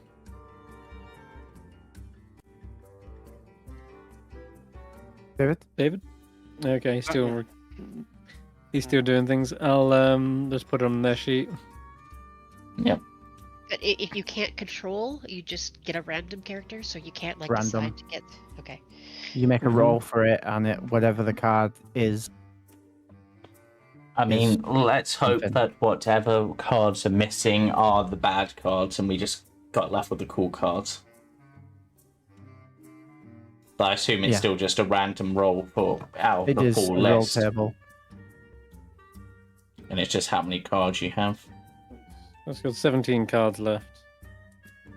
Still not bad. It's still not bad. We could try and see if we happen to get out a dragon, but that's kind of just taking a chance and wasting a card to do it if it's wrong.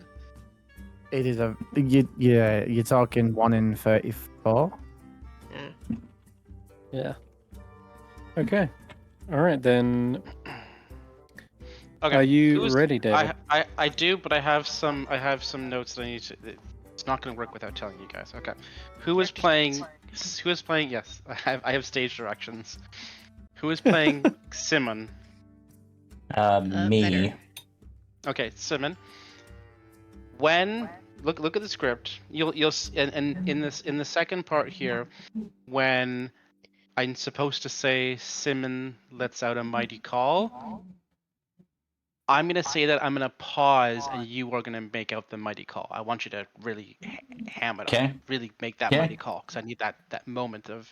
Anything in particular you want me to call out? Well, you're calling for a dragon, so dragon to me or something like that. Okay. I mean, I mean, technically, I think at that point I've swapped with Ashanti, but I can do the call from off the stage. Yeah. And then after the part where the Megans stand down, I'm not saying that next part. I'm going to shift over and I'm going to signal to you to begin your next bit. I'm not going to say all eyes shift back. I'm just going to direct the audience with that, okay? Yeah. All right. And then in the last bit, the other part you need to know... share the romantic kiss. Yes. Okay. When the kiss happens and there's light around, I'm going to do a little bit of an effect here for you, and I'm going to shoot light across the room. That is your cue, whoever's turning them back into humans, to turn them back into humans. I'm going to shoot light across the room. There's going to be some smoke and whatnot to hide the transformation. And then when they appear, they'll be human again. And we can signal that it's the end. I'm not going to say everyone cheers and the curtain closes. That's a stage direction. But everybody's going to cheer. The curtain's going to close. Okay? Yeah. All right. Okay. So when I need to go for a roll, just so I'm not interrupting as much as possible, I'll raise my hand like this. That's when I need Everybody in a actors circle. and narrator to pause and I'll say, right, okay, this is the part we need the check, okay? Everybody in a circle before we begin. Yep. Yes. We need to do this is what actors do. We get into a circle, we need to hype each other up. So everybody lock arms with one another and we're just gonna sway left to right and left to right. And who. You got it. And I'm gonna bardic inspiration everybody as we're doing that. Love it. Why are you breathing so Okay. heavy? Are you okay, David? I am bardic inspiration. You shut up. Okay. Give me a second. Give Be me a second. inspired, Tori. damn you. But I'm the one that inspires everyone. Why are you stepping on my toe? Jesus. Do you want me to not give Okay. you the right stage directions here? Okay. Okay. I need to do that, and then I need to do one berry. So, what? Yeah, you've got like 5, I don't got you? 5. So yeah, cool. Definitely want a villain. Yeah. Villain, yeah. You can always hold one back as a reaction as well. Don't forget if she does need it. I'm just doing these preemptively because I want people to feel confident in themselves and in what they can Alright. do. I'll hold one Gotcha. back, but so Barry, Vetter, Hulla, and Villain all have. Okay. Perfect. In that case, then, with that in place, I think everyone's good to go. My goodness, I'm it's a little getting nervous here. crowded in here. I'm actually a little nervous here. I feel like I've hyped this up too much. I just for anybody watching and for the players of the table, I am not a great performer. I do not have any charisma. This is David that does this. Yes, of course.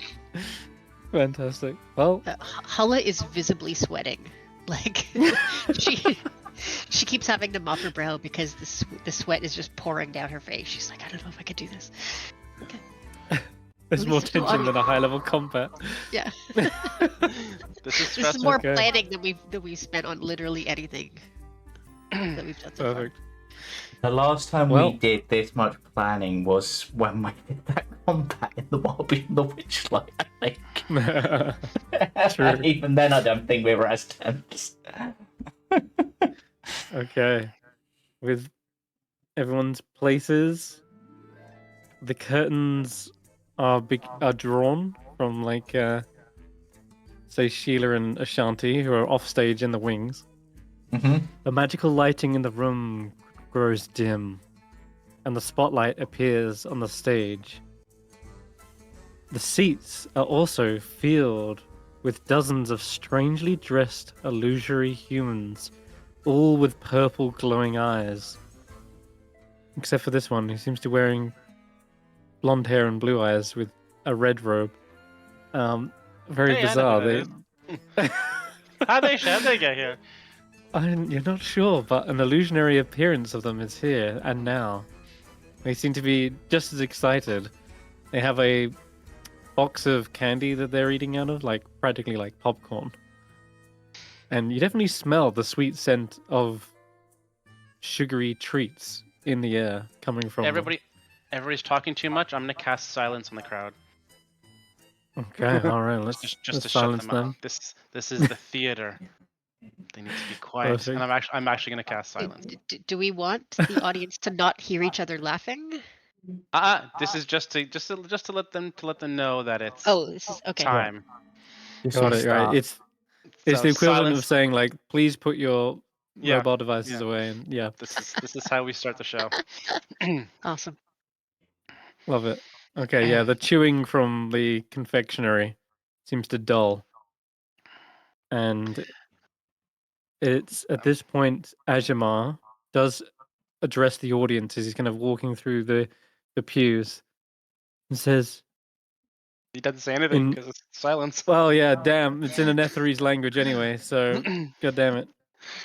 Well, then in that case, he motions you to begin as he steps away and actually joins the audience up on one of the higher raised All right, you guys are off seating stage areas. still for this part. I am going to, it's still with silence up. I'm gonna walk out into the center of the stage, put my hands out to draw the attention on me in a kind of like a T-pose type of situation, but just to draw everybody in. And I'm going to motion everybody to look at me. I'm going to raise up my right hand and drop it as I drop the silent spell so they can hear now. All very dramatic to get their attention. Oh. Welcome, dear friends, cautious skeptics, and curious lovers. We join our story at the Sundown Chapel. Here, Andrus and Benor are about to be married, and I fly up a little bit of sparkles from my hand and some smoke and illusion stuff. In marrying Benor, Andrus gleefully gains leadership over both the kingdoms of Yithrin and Sunset. Benor, on the other hand, desire Andrus's hand because without true love's kiss by sundown, Benor will suffer a ghastly fate. And I'm walking back and forth and being very sort of open and alive and everything. But unknown to either, Benor's actual true love, Simon, is racing to the chapel to proclaim their love. Will they arrive in time?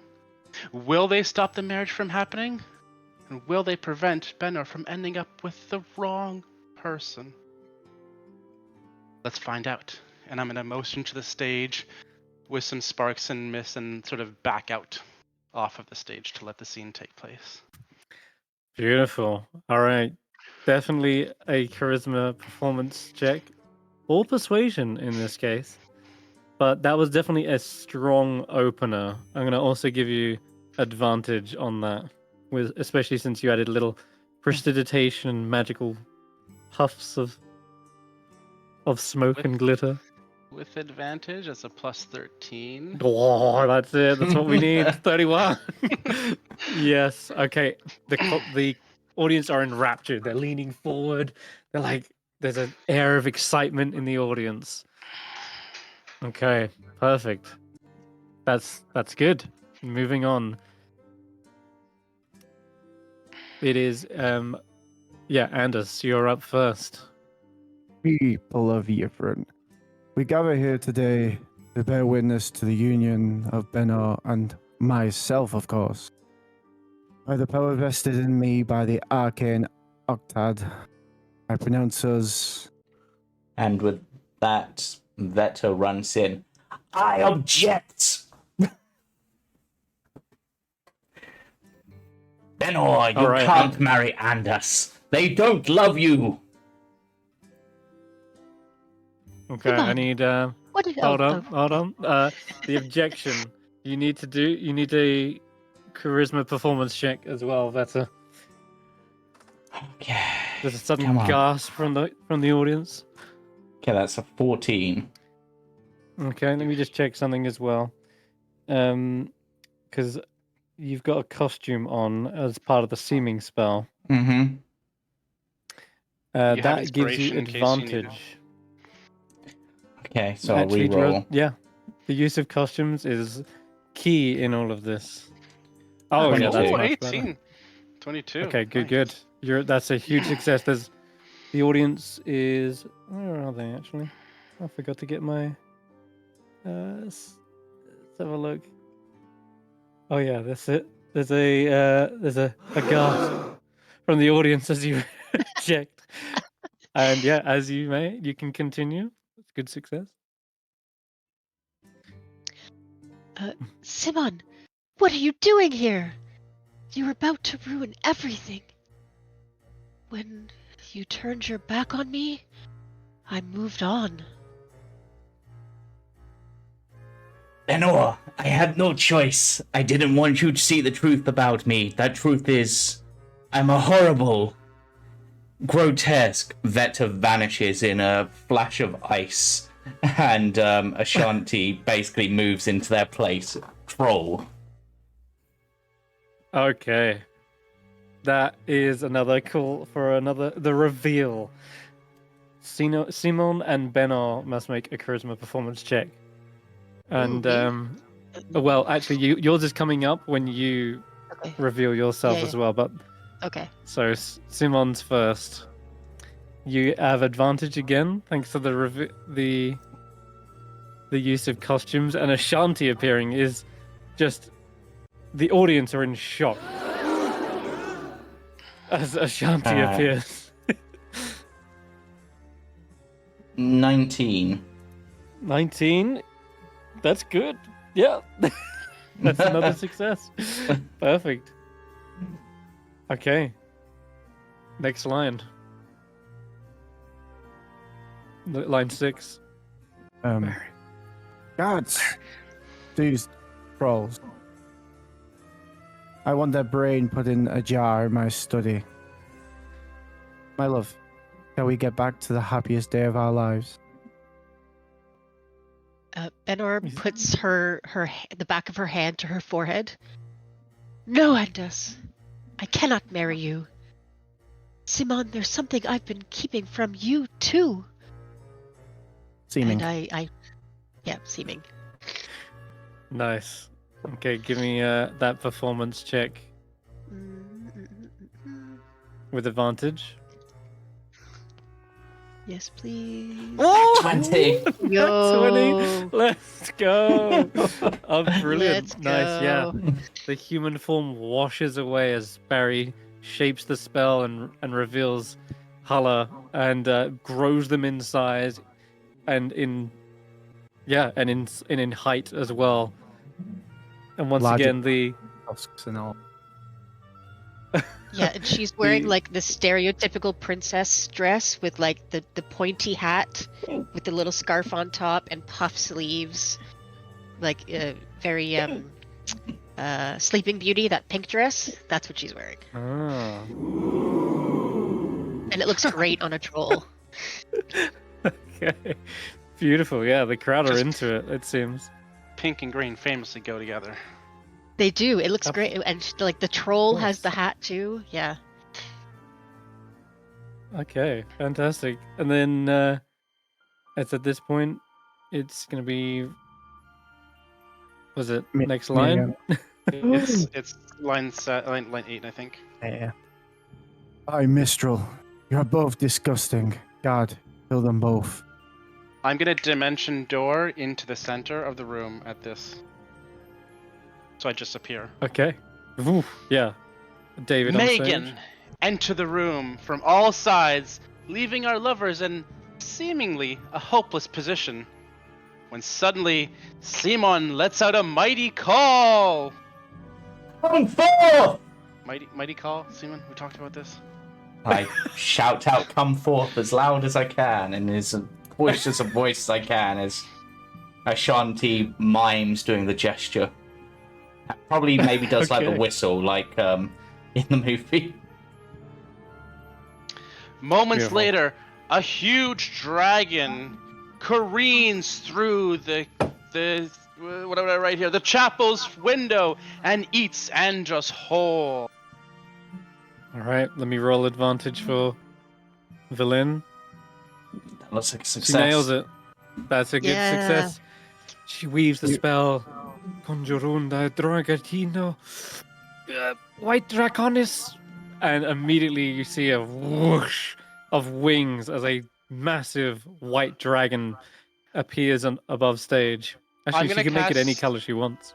I'm gonna cast slow on the dragon, so it's a slow-mo scene. Oh, I That's love good. it. Yes. And The, because it's an illusion, as soon as its jaws clasp around me and I disappear within the illusion, they step out with a Wilhelm scream. okay. Ah! Like full-on Wilhelm scream. Beautiful. Okay, well then for the villain's demise, let's give you a performance check. And yeah, likewise, advantage. Oh, it didn't even ask me to roll. Why is it doing that? You have advantage roll again. That's all right, roll a second time. And you have my inspiration in case you need it. So 12. And 17. then 17? It's actually good. Yeah, Oh, that's okay. a success. However, You're misty stepping. Did you say? Bear stepping. Face step. Yeah, same thing. Yeah. Well, then you don't need to roll the second part, which is you actually need to roll a dex check to get out of the way of the dragon before it actually eats you. Because it's an illusion, but it snaps its jaws down, and Barry poof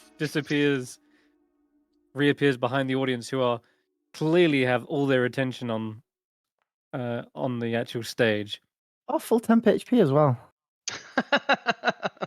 And of course, there's a cheer as the villain gets eaten alive. God. And then it's next line. As it's still me, I think, but as the crowd dies down, their leader defeated, and seemingly without direction, the Megan stand down, and I signal for them to sort of walk off stage slowly. And as I'm doing that, I'm also doing a little bit of a more prestidigitation, sort of fancy, just sort of jazzing things up to signal, and I'm moving back to our lovers in the center. And Can we have a cascade of flower petals come down from the ceiling? I can do that, yeah. Prestidigitation can do that, I think. It's a minor illusion, yeah. Mm-hmm. Yeah, That's Ashanti. yeah, no, I love you. Oh, Simon, I love you too. As Simon and Benner approach one another, they share a romantic kiss. And I pause and I wait for them to kiss. Okay. First of all, just give me stealth check, Veta, because I know you're hiding off stage, but you're like trying to throw your voice, right? Yeah. Stealth though. It's like 23 minimum. Yeah, 30. You're hiding probably behind Ashanti themselves. They're so big that you can literally hide behind them, and so it sounds like their voice truly is coming from them, which works for this scene. So as and we wait for it to happen, as the kiss happens, from Barry's beard in the outside of as where he teleported to, come loads of like sparkly glitter that just poof their way onto the stage, onto Ashanti and Hulla. I'm using my last charm of Fairy Fire. Okay, beautiful. To make them glow. Oh, perfect. And then I do love that. And then the seeming, which starts to turn them into humans again. I need to know, is Hulla and Ashanti committing to this bit? That's what I need to know. We are, but like in a very exaggerated sort of like childish cartoon way. Like I'm full on puckering my lips and pushing them out in a very ridiculous way, and like one of my legs comes up, in that sort of Princess Diaries way. Yep. Beautiful. All right. In that case, then, go ahead for the last check here. I need you to both roll me charisma performance check to deliver the true love's kiss. All right. Which means I have to do this as Ashanti, don't I? It would, yeah. It would. Oh God, I'm gonna bardic inspiration. I'm also gonna bardic. Wait, Ashanti was one of the ones that got bardic, right? She did not, but she does now. Did they get any bonus with? Because I can use it as a reaction, which is what we were saving it for. It's only a 13 total for me.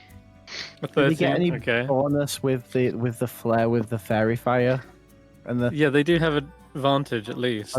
I know. Anyway. Mm-hmm.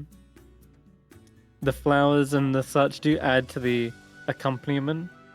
Let me just check. No, the advantage is what I can give you. What did Ashanti get? 12. 12? Yep. Total?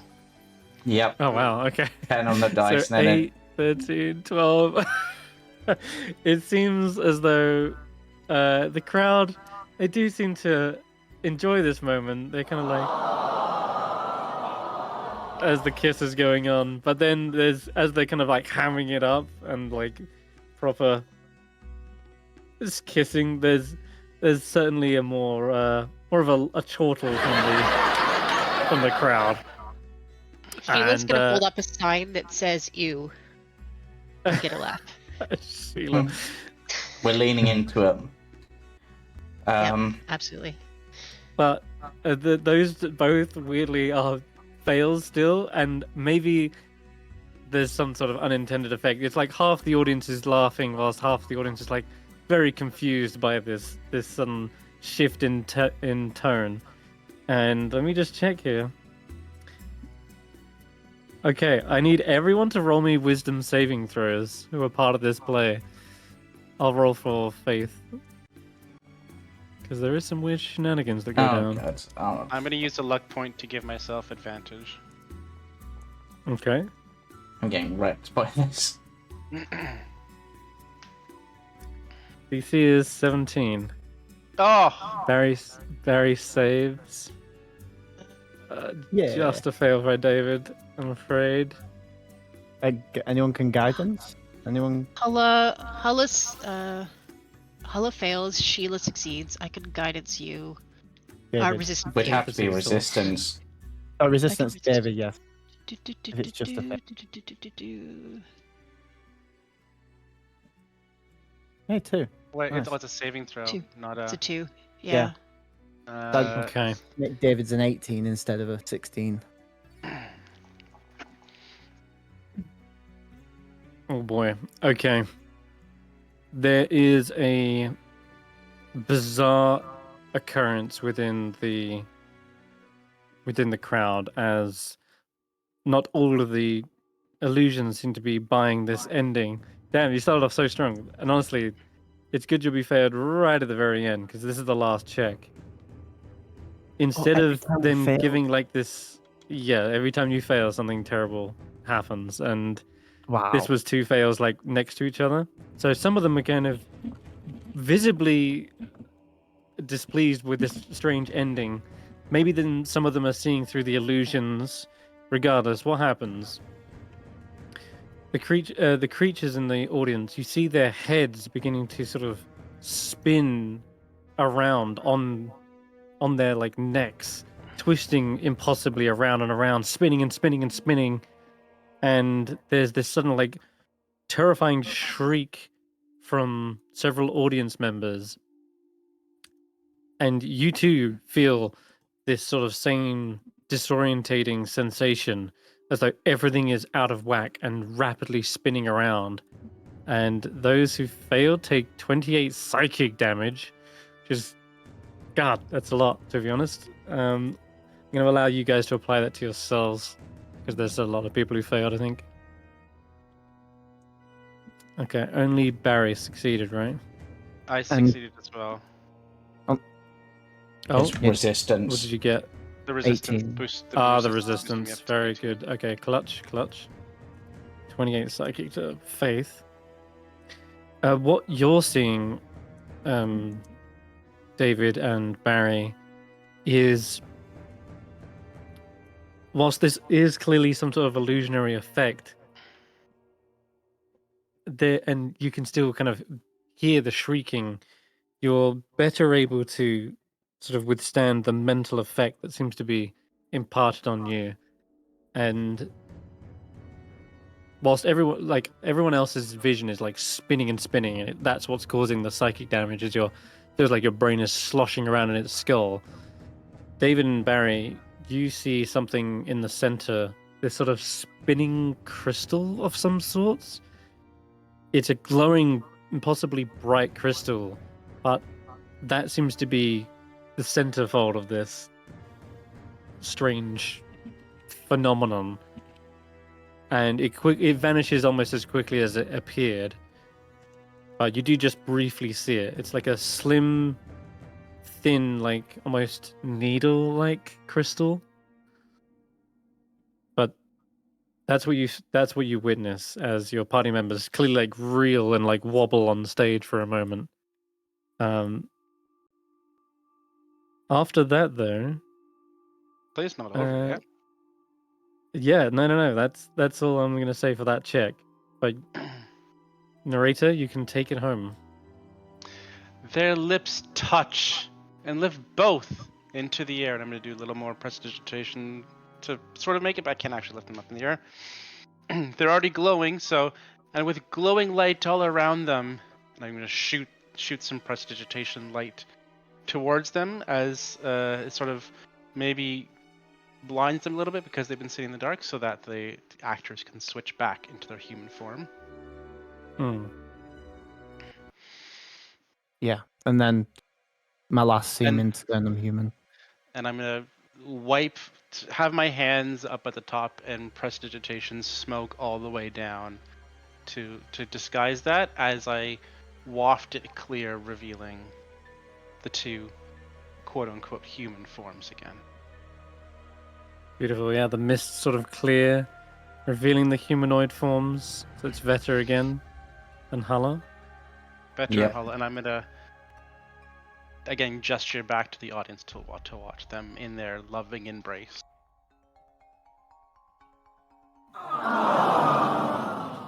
And I'm gonna begin to mime a clap to signal to everybody that this is the end now. And at this, there absolutely is an applause from the audience. And some of them are, cheering, clapping. There is overall a resounding success from the play. And there's a standing ovation from the majority of these individuals. Certainly the blonde-haired, candy-eating humanoid seems to be standing and clapping, but there are just a few others that are still sort of spinning their heads in the audience for whatever reason. It doesn't make much sense, but Ajamar is also clapping away as well, and it seems like he's wiping a tear from his face. We'll do our cast bows. Curtain call, guys. Curtain call. Let's go. Yep. We will all head in. So you have to go up. Okay, do you guys know the order? So the guards go first to do their bow, right? Okay. And then I will go in as the narrator and do a bow to the audience. And I'll come out, and Anda should come out with me as well. Anda's come out with me. We'll do our bow. And then finally the two lovers come out and give their bow. And then everybody in a line. And then everybody, you hold hands, and then you have to walk up, and we do one big dramatic bow. And another one, because they're clapping. The dragon bows. One. And then you have to do a big signal up to the dragon to thank the dragon for their time. And as the dragon comes up to bow, Velin comes out to bow with the dragon, as she's the one controlling it. Right, yes, Velin comes out. Oh, thank you, you're too kind. Roses got thrown onto the stage as well. Illusionary roses. Minor illusion, a bouquet of flowers to hand to her. Please, you're embarrassing me. For some reason, I'm imagining mage hands one of the roses. The bow that where the two lovers are meant to be bowing. It's Hulla holding Ashanti and Vetter's sitting on Ashanti's shoulder, bowing as well. So all three of them are there. Beautiful. Well, there's a scenic end to this. The programmed illusion of High Ajamar begins to approach and says, "Marvelous, spectacular, moving, and hilarious. It is everything I imagined and more. You have far exceeded my expectations for this show. Improved on it, in fact. I can rest now, knowing that Ajamar's legacy will live on." Oh, well, what an honor it was to bring your words to life. And Hulla will bow. It was indeed a great thing. I'm already thinking of a sequel. This was a lot of fun. If you have any more plays you'd like me to take a look at, to do any more edits to, trust me, this was fun. I would be happy to do it for you. Oh, very much so. Can't wait for the next installment. continue Ajimar's work. Just make sure they don't jump the shark, okay? That's always a downhill slide. Yeah. I think one sequel would probably be enough. If you did more than that, it would start getting a bit silly. One, maybe be two. like- A nice round trilogy would be okay. Yeah, trilogy. But once you get into side character movies and things like that, then it sort of starts to fall apart a little.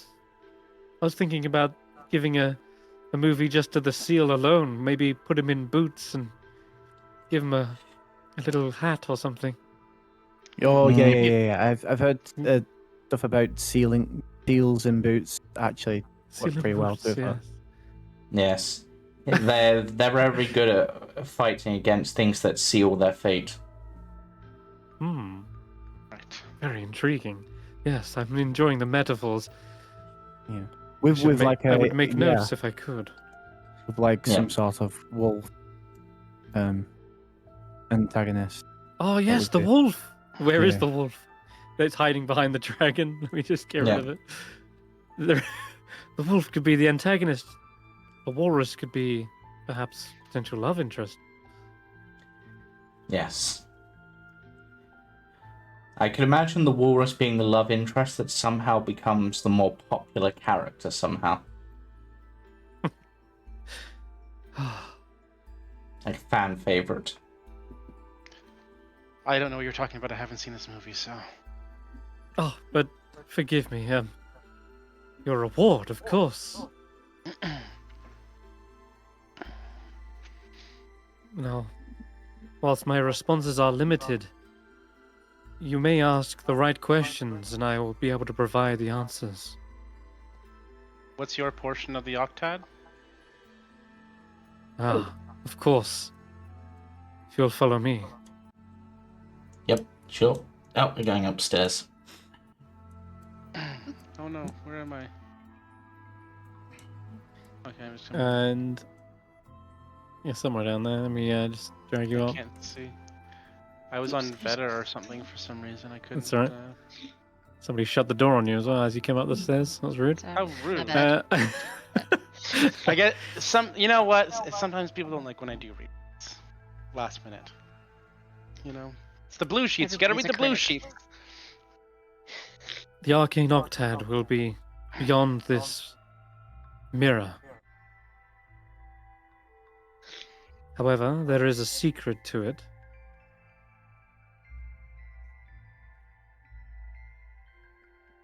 And what's the secret of the mirror? Ah, I thought you would never ask.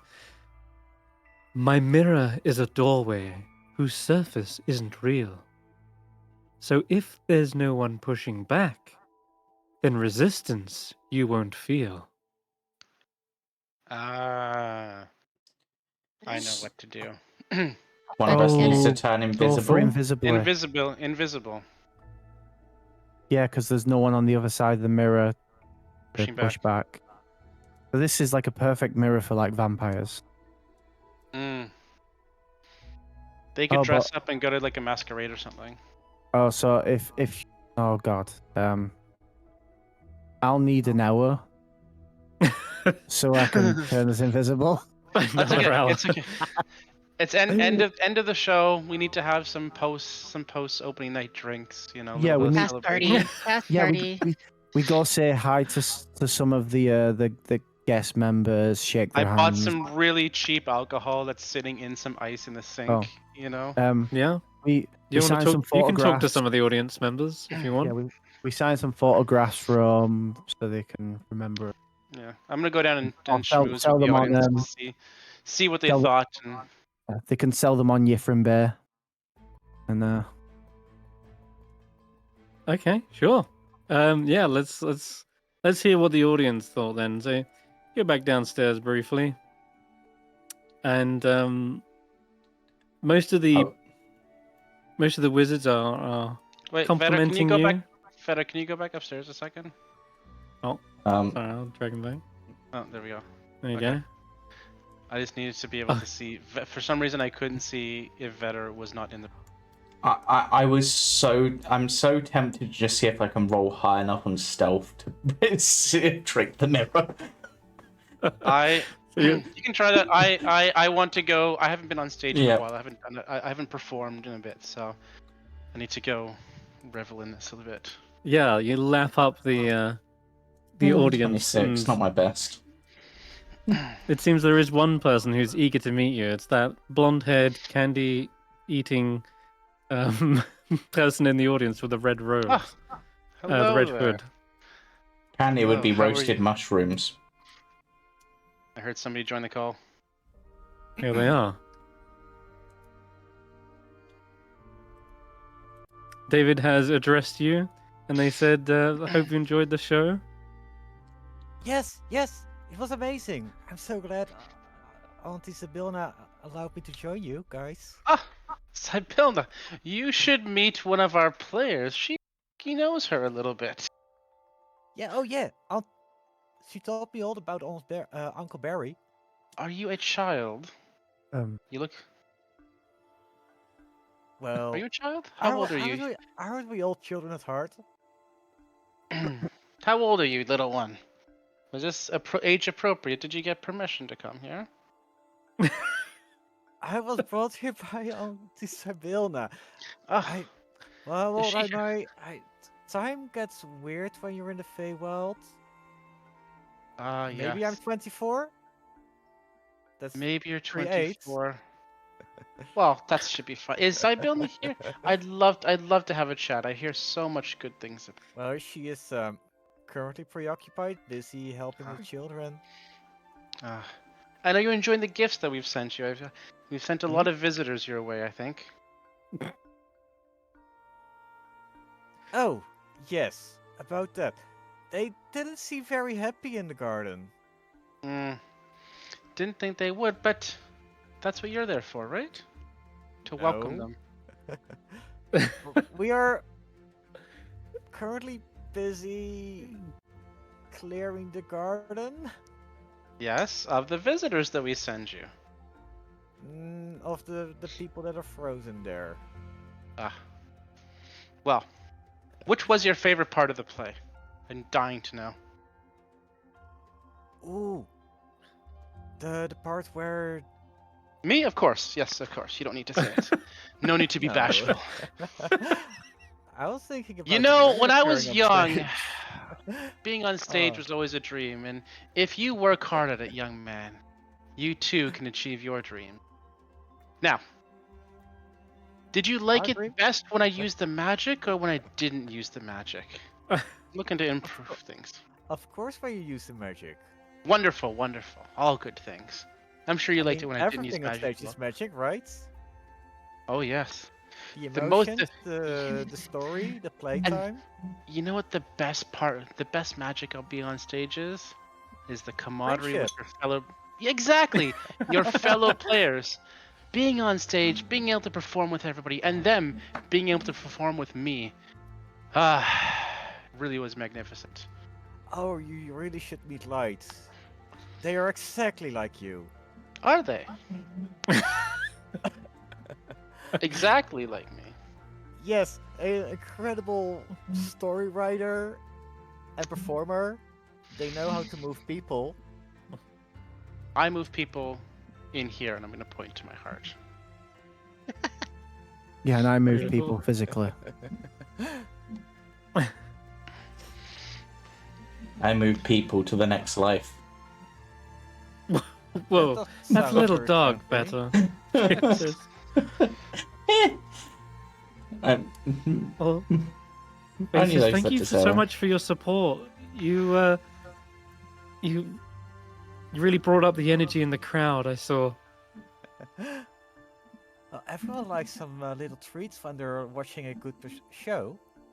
Oh yeah, those treats. I'm curious. Are they? Do you Just have any don't- left? Just don't use anything with There should wrappers be or right. some in my pocket. Nothing Can I with try wrappers. one? Faith says. Grab. Oh, I got a cookie left. Wait, maybe you shouldn't eat that one. Oh, okay. I have a holy symbol I it's a- can give you if it's something to trade. It's maybe better not for good people to eat those? All right. She's a little confused, but Tell me, little she'll boy, happily. Oh, have you accepted Oral into your heart as your savior? Who is Oral? Ah, And let me why tell is you she this. my savior? That's Uncle Auntie Sibilna is my savior. Auntie Sibilna is your auntie. This is next level. Okay, then there is Molliver and Sir Telefar. Telefar really helped me out. Don't know who that is.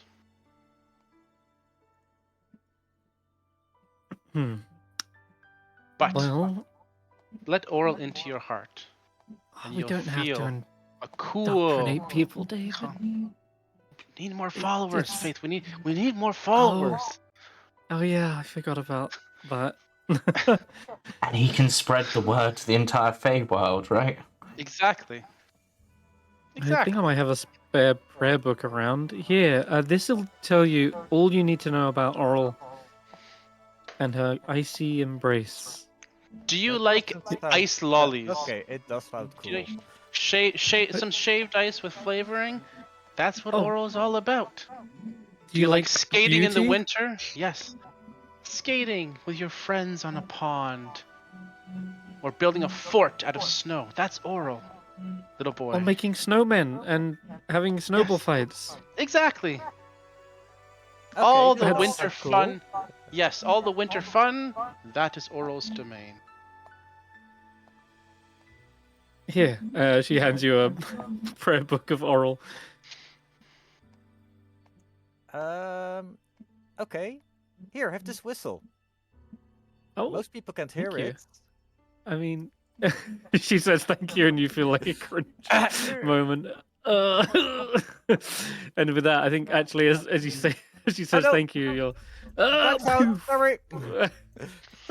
Ah, He's like trying to block his ears before they hear the full what a thing. what a strange little fellow. And I've eaten them. Even Oral has relatives. Did you hear, Barry? He's from Zybilna. Yeah, yeah. Anti-Zybilna, not right? Oral, so even Zybilna has relatives. Yeah, They he's also an called you anti-Zybilna. uncle. Yeah, Yeah, are yeah, you like? Uncle. Are you related to that blonde child? Not that I'm aware of. Oh. Do you have any brothers or sisters that maybe birthed a human boy? I'm an only child. Strange. Did Then. you get that short rest, Barry? Yeah, Yes. You need to turn somebody Perfect. invisible. yeah. All right. I confused at the moment and the fact I was called Uncle Barry. I instantly banished myself. Oh god! Oh, you meet Gareth again. I'm like, I'll put you back up. I'm Gareth. Oh god. They're a little busy by the looks. Oh, They're probably fighting. They're fighting a giant Remoraz or something right now. Oh, yeah. I asked why he called me Uncle Barry, but I realized they're fighting the Ramras. I'm like, oh, yeah. Have fun. Yeah, problems. This is all your fault. You hear someone say. As like one of them is in like a rough place fighting it, or if any of them are in a dire place, I either telekinesisly pull one of them out of the way, or I Eldritch Blast and push the Remoraz away a touch, and then just like, yeah, have fun with that. We did ? And then disappear. All right. Like, I give him a little hand with the Remoraz. Good. They'll probably need it, considering their level. Okay. Sorry, guys. Sorry, not sorry. And then with my second spell slot, I'll turn us invisible. You want to turn several of you invisible? Let's see. Where's my invisible? There it is, right top. So second level is 1, third is 2, fourth is 3, fifth is 4. So I can turn 4 of us. All right, let's just say it's the party then. Yeah. Minus Not Ashanti? Ashanti, because I don't even think Ashanti could fit through the mirror. They cannot. All right. Yeah, No. now you're all invisible. You give no reflections in the mirror.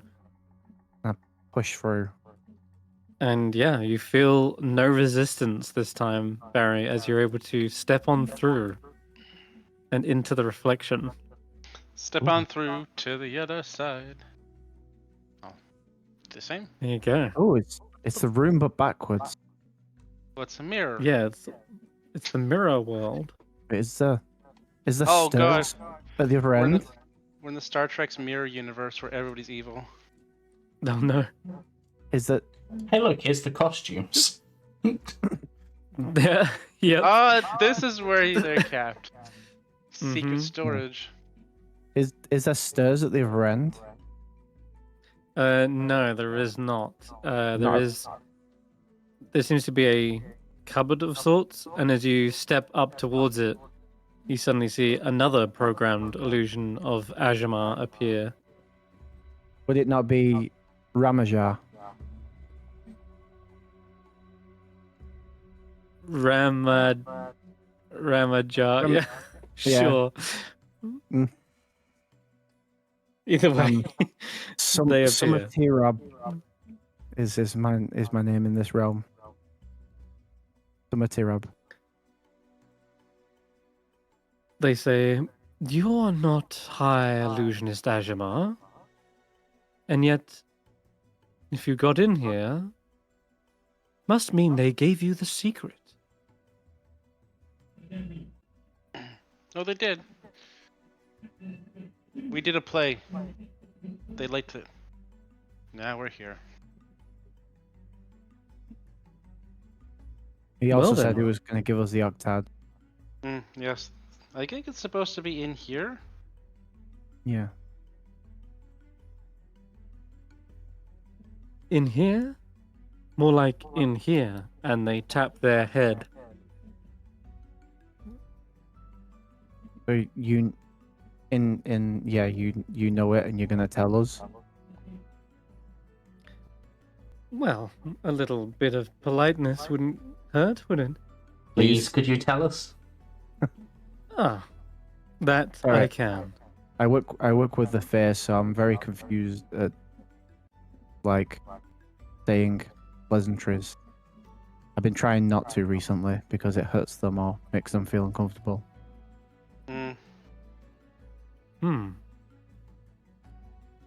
You're also privy to Ajamar's personal collection of fanciful robes.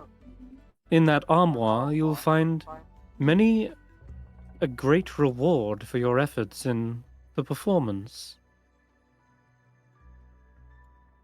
And, yeah, they gesture towards it. I'll give you the Arcane Octet in a minute. Just, We'll have a look through. Yeah, well, Yeah, Mhm. do we get to look through the costumes, I guess? The robes? I was gonna This- take one of the costumes anyway, so getting permission is better. Within the mirror room, in the unlocked armoire, there is a cloak that, well, it seems beautiful. You would imagine this as a costume for some sort of grand hero. Cloak Mhm. of many fashions. The cloak of many fashions. It can be any costume you will it to be. And yes, it can literally change style, color, and even quality of the garment to sort of appear like anything else. That's not all. Next, we have a beautiful piece. This is the cloak of billowing. also funny but useless. Really adds that dramatic flair on Or stage. I could have used that today. Yeah, definitely. I really would. I mean, if you want to take Well- that one, you can. Does it require attunement? Because No. Yeah? No? I don't think it It does. better- So, it better not.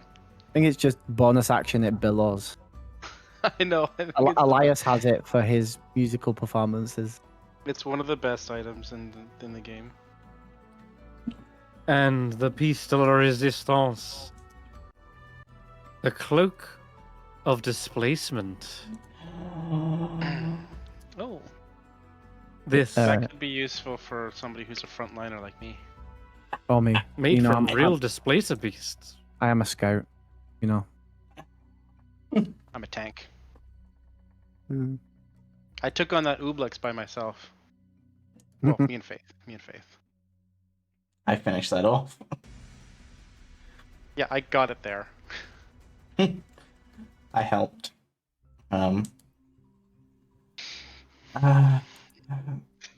What does Ashanti's the cloak?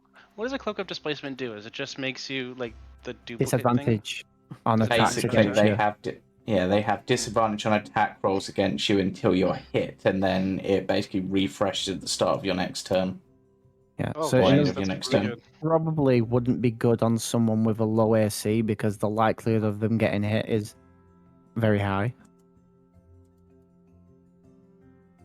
Or it will help them because they already have a low AC, so it allows for the disadvantage. Yeah. And finally, as per request, sixth, hide thyself behind a mask. No, Is that? Oh, that's is the that the arcane octet part? octad. okay. I was like expecting more. I was like, oh, there's a mask coming. That was less dramatic than I thought the theatre tower would have been. It was like, I was like thinking it would be hide thyself behind a mask. Alright, well, take it up with the real Ajamar. fine. I'm out. That was my purpose. I fulfilled my programming. Do Oh, we well. have a mask? Is there a mask in here? Because we're going to need a few. Well, Yeah, the I was mantle just gonna ask spell if among the resistance. costumes. We need Yeah. 8 masks. There's Well, hats. the arcane octad, I think, is just to get past the barrier. We don't need 8 people to do That's the true. arcane octad. But the So cloak somebody of wrote many that down, though, fashions right? should potentially be I wrote it able down. to be a mask. Yeah. I've also No, added it to the logbook. I thought 8 people had to be attuned to the octad. No, that's to the Mythalar, but we can't access the Mythalar until after we've done the octad because it's protected by barrier. Okay. This is to get past the barrier. At least that's what I Okay, thought. so the right isn't to attune to the Mythalar. Okay, that's No. good. Okay. Oh, we all have to do this. Now, David- among the supplies here, are there any masks? Doesn't look like it, but you have seen a mask before. Where? You cast your Oh, mind back. There would have been at the what's it called? The House of Silk probably have masks. There was was- indeed there there was a description and there was a physical representation of masks in the Hall of Silk. Okay. Hmm. Now, does it have to be a physical mask, or could we just illusion a mask? Mask Ooh. your emotions. I was thinking that the cloak of many fashions could end up being like a mask, as like a cowl sort of thing covering the face. Mm-hmm. But who wants what? I guess. I mean, Ashanti's already got the fancy robe of eyes. Hulla's got the mantle of spell resistance. I've got the crag cat cloak, which has never been useful yet, but I'm still gonna wear it. Wouldn't say no to extra protection. I mean, neither me nor you tend. Well, we keep on ending up as the front line. The cloak displacement will be an attunement item. You've got one. You've got a slot free. I have two slots free. So we're not going to do the cloak of displacement for Ashanti? Well, Ashanti's already got the robe of eyes.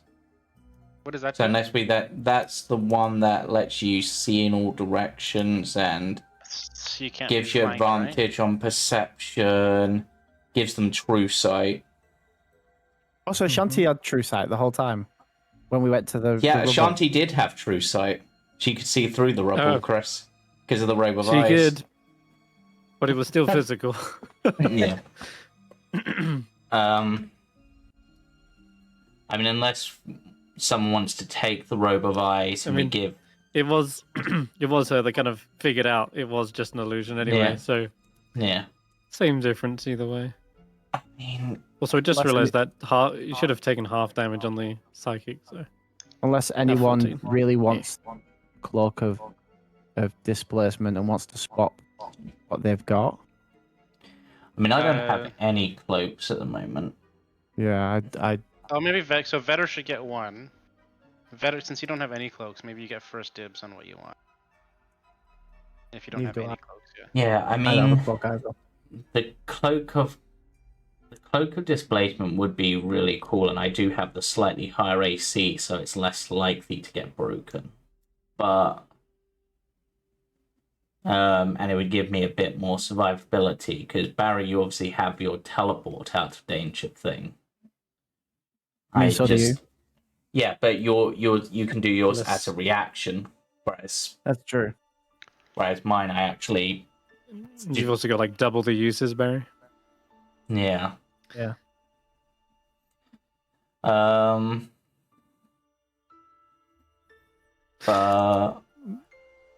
Tricky one. The absolute goal would be to give it to Hulla, just to say make them even more indestructible. Like already the toughest character I've ever seen. No, I mean, I'm already attuned to everything though. I've got. Unless you want to swap the Mantler spell resistance to someone to have the Cloak of Displacement.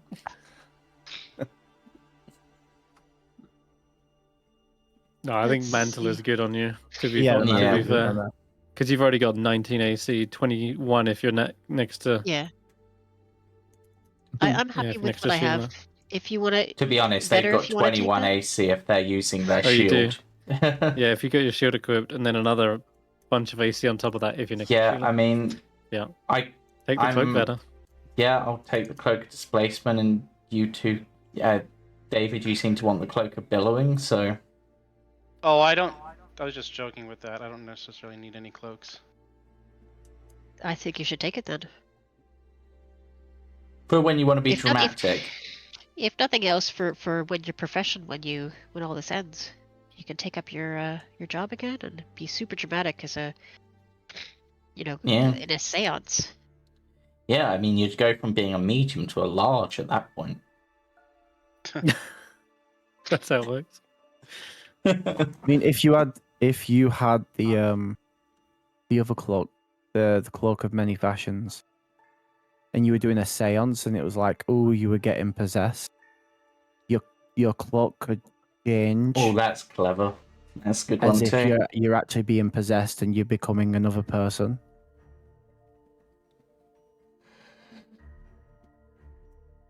Maybe. I'd have to think about it, I think. If you doubled up, you could have like double cloak it, so your clothes change and then it billows. I don't think you can wear two cloaks. I can't magic wear cloaks. I mean, I could wear two cloaks. I just can't have two cloaks attuned. Then neither of them are attunement, actually, believe it or not. Yeah, that's what I mean. You could just. It's like that person who wears t-shirt over t-shirt. Oh, I can pop my collar and then pop my collar over my collar and then pop my collar over my collar over my collar. Yeah. Oh, that's interesting. But I'm Barry, not going to use either of those two. So I'm going to give the Cloak of Displacement to Barry rather than taking it myself. Why's that? because the property is suppressed when your speed is 0 and I steady aim all the time. So I'd just be losing the effect. All right. Okay, Barry, you're the brand new owner of a Cloak of Displacement then. Property is suppressed when your speed is 0. Yeah, and when I do steady aim, it drops my speed to 0 for that turn. Oh, so then so every time Then I you lose steady the aim, you effect. drop. Okay. Yeah. Mm-hmm. Okay. Feel free to equip, and funny enough, you need yet another hour to attune to these things. I think this is getting close to a long rest after all. Yeah. How many hours you've been spending here? And It's a good job you did have that much time left in the day, huh? Yeah. And then we'd have to go and actually have a long rest so we can save the enchantress. So Perfect. So I'm getting the Cloak of Displacement then. Yep. Yeah. It's on your sheet. Okay. And when it works and you see Barry shift, you see the other version of him that's sort of phasing in and out is that Barritomus, slightly blonder. Oh God, no, not Harry. Who's taking the back. Who's taking the Cloak of Many Fashions? Yours, if you want. You could. Yeah, you can have it if you want it. Your seances. You don't have or- to, but it's can an just- attunement item, right? No. No. Oh, Just use it. it's not an attunement item. No. No, you just No. use it. Oh, if it's not attunement, I'll take the Cloak of Many Fashions. If it's not attunement, It's yours, my friend. So long as you have enough And- rubies. As well as the And- Cloak of Billowing if you want. Otherwise, we just chuck it in the bag of holding. can I combine? Can I like attach the Cloak of Billowing to the Cloak of Many Fashions so it's always billowing and many Like- fashions? Like a cape. Like sew them this was- together or something? I don't know if that's possible, but like sew them Can give- If together. this Can was we like get- an MMO, your cloak, your back slot would have already been taken up. But I Can we guess give there's nothing stopping you since they're both. Neither of them are attunement. I was going to No, say, I don't wanna- could we I don't give wanna- then I'm wearing Sheila three cloaks. I don't could we wanna- give I don't Sheila wanna- the Cloak of Billowing just because I'm imagining it billowing behind Oh my them? god. Super I'll take- Sheila. That would be funny. I'll take the Cloak of Many Fashions and wear it underneath the Cloak of Cragcat. No, I wear it over the Cloak of Cragcat so I can hide it, so it looks like I'm only wearing one cloak. Oh yeah, you got the Cloak of Cragcat as well. I'll take Alright. the Cloak of Billowing just because I'm now imagining, like, at some point, just like it billowing behind me for Right back. some dramatic purpose. Right. Okay. Sure. Drag and drop a cloak of billowing onto your sheet. Yeah, I Are you have. done? Cool. Yeah. And it's equipped. All right. Equip And and then attune it to just... your cloak yeah. of displacement, Barry. And I just changed the appearance so it's got like the wolf head on the shoulders and the wolf head cowl, so it looks like almost like a Cerberus representation, but like white winter wolves. Nice. I like the Oh no, wait, I've got the aesthetic billowing for... one, yeah. I've got the billowing one, not the many fashioned Yeah, one. yeah. So, But yeah, it would mine still just- add to the aesthetic of like a wintry wind, yeah, unseen, kind of billowing Yeah. your hair, and definitely Yeah. fits. Faith's like, "Are you done in there?" You can see her knocking on the window, on the mirror. I can't see you, so I don't know if you're all dead or we've been anything. doing all of this when we were invisible. Yeah. So we would have had to go out before we attune, before Barry Yeah. attunes, because otherwise he would be... True. Yeah, otherwise the You'd run out, invisibility would have the worn off. invisibility. Okay, you're all right. Alright, shall we head back to the Tower of Enchantment and rest up there, and then continue on tomorrow? I was gonna say, so we all do it in Mirrorland, and then I Oh, and then And then it I runs turn- out. turn myself And- invisible and leave everyone else in the mirror. Of more like the other way around. At this point, Barry, everyone else is left, and you're stuck there. I'm Barry is stuck in Mirror World, and Barritomus emerges and says, "Yes, I'm Barry. No, I like capes." no. He sounds like Barry. There you Barry go, does- see? If I want to know one thing about Barry, it's that he likes capes. Perfect. He comes out and says, "Yes, I want to see my boy Barritomus." And you know something's Alright. wrong because that's not his son's name. I don't know what his son's name is. Is I his don't son's remember name his- Gary Thomas? It's Barritomus. Gary. That's Gary. God damn. Where's Larry? Larry Thomas. Larry Need him Thomas next. is Harry Thomas. on in the like the clone mirror world. Oh, okay, got it. Yeah. But then he's got So, his yeah. distant. Then he's got his distant relative Barritomus or Barritomus. No. So yeah, another hour passes attuning to this. An hour to short rest to get in, an hour to attune, and then another hour to get out with illusion. I think we're pushing towards the end of this day. So if you did want to start getting ready for a long rest, Yes. you could, and then you want to go back to enchantment, or are you going to stay here for the long rest? I mean, it's quite safe in here, isn't it? So I think I mean- we can leave the two together, have their final night together before we go back to them. Before look- we leave the mirror, are there any of those Hall of Silk cloaks just lying around? The costumes? Because Yeah, there's this hanger, cloak hanger by the looks. There's a few different silks. those ones, again, they don't require What? attunement, and they can make you look like anything, right? No, when they spun them, they made them make you look like anything. Like they were designed, but they aren't all magical cloaks. Oh, so The just silk that was spun to make Yeah. them into anything was the magical process. Oh, I see. So they're Yeah. not Yeah. cloaks of changing, or whatever. No, that's Well, the cloak that of many would- fashions that Right. I have. Right. Okay. No, I was hoping we'd get a bunch of bonuses. Are there any that look interesting? I've already Yeah, got I a mean- cloak, but Take your pick, really. You can describe to me if there's something that you're after in particular.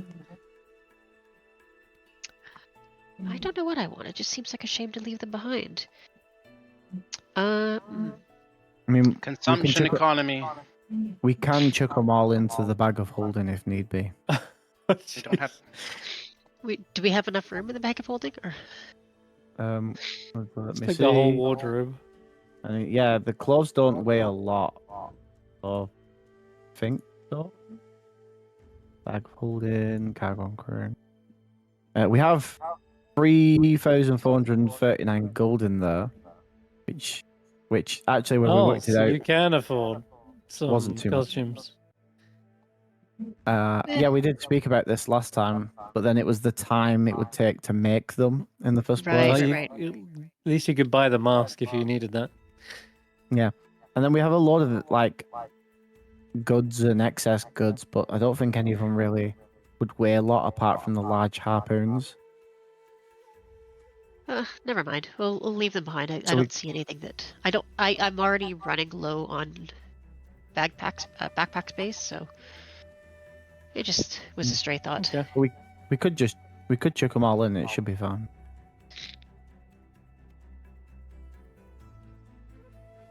Faith also asks, are we staying in there for the long rest? I mean, no one can get in. Yeah, That's we the could mirror stay, As long world. as stay in the mirror world for the long rest. That's actually not a bad idea. okay. I need some help getting in though. Maybe after an hour, Barry. Oh, but Ashanti can't get in, so we'd have to. Well, Ashanti will have to stay in the theatre area. Yep. I've got to get Ashanti out of the theatre area. That's gonna take a Yep. spell slot. God, Oh no, not another hour. Then you'd have to break her out again in the morning, right? Waste a yeah, spell that's slot. what I mean. Like when we go to set off, I've got to waste a spell slot straight off the bat. Why don't you guys stay here? I'm gonna go down to the stage, and I'll keep Ashanti company, so she's not by herself. I think we'll be fine. Anywhere where you can shut a door to be safe from the lit. We'll hide backstage behind the curtains so that Yeah. we can hear anything coming before they see us. Yeah, so we should be good so long as we just shut this door here. And then the lich can't come in because it doesn't have hands. Lich, demi-lich. Yeah. Okay. Well, so, presumably all right. we closed the door to the tower anyway, so Yeah. What door? like the entrance to the tower. The rubble. It was rubble. It was Yeah. just an open. Wasn't it rubble in front of the door? It was like- into the entrance more so, but Oh. And Ashanti will be able to It just see says through it the if entrance the dim appears to be electric- blocked by rubble. Doesn't say Yeah, plus anything she's about the got- door She necessarily. can, she can sleep on the stage. That's like a big bad. Sure. Yeah, rolls up the curtains like a blanket. Yeah, exactly. Cool.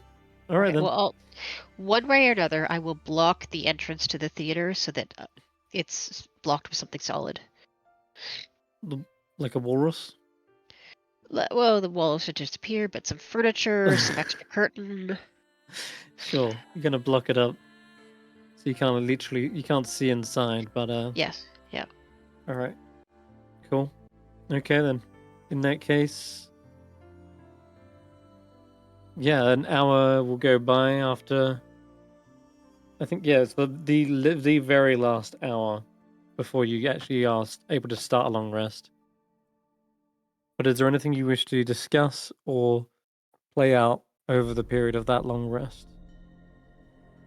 Got some downtime. So I'm gonna. Oh, you're gonna do something? Okay. I was just gonna discuss like action plans. We go back to the Tower of Enchantment. We do the spell. If it works, all is well. Hopefully. If it doesn't, and we move on to the next tower, do we want to go up to evocation or down to transmutation? Is one path.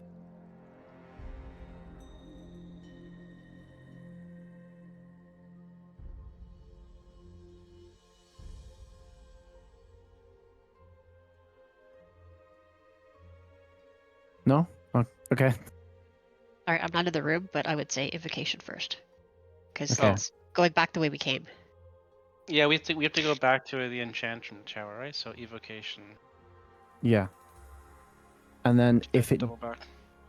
doesn't work, does that mean we're going to the musical theatre? I mean, I think we have to go to the music theater because Yeah. that's where the enchantress needs to, Lair. you know. Yeah. Have their. Are we hitting up the Tower of Transmutation on the way, or are we leaving that till afterwards? Are we doing the music hall first? So, you know. It makes sense to do the music hall first. Get these two kind of over and done with before we start taking on something else. Over and done with is a little simplistic. It's just Yeah, I speed. don't. Yeah. I don't like just calling it over and done with. But it's, you know, if anything, this is, if that's what's to come, and your spell doesn't work color, this will be your time to Shine. later rest. I've been thinking as well, and I don't know if the enchantress and the necromancer will be in for this. But Faith can marry them if they wanted to.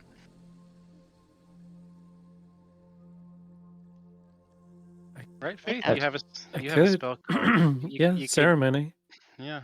That's might- if he comes back, right? Yeah, that's if she comes back. If they want that, they can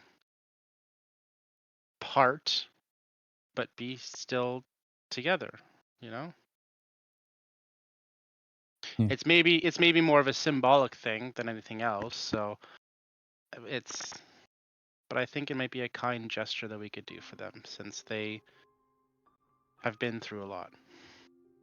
Yeah, That's I kind of a mean, nice idea. if Long time coming. if you live that long and love each other for that long, I guess it would take a natural or huge disaster to stop it from being married. probably would have been at this point if it wasn't for, a whole city falling out of the sky. Yeah. They might have had a chance. And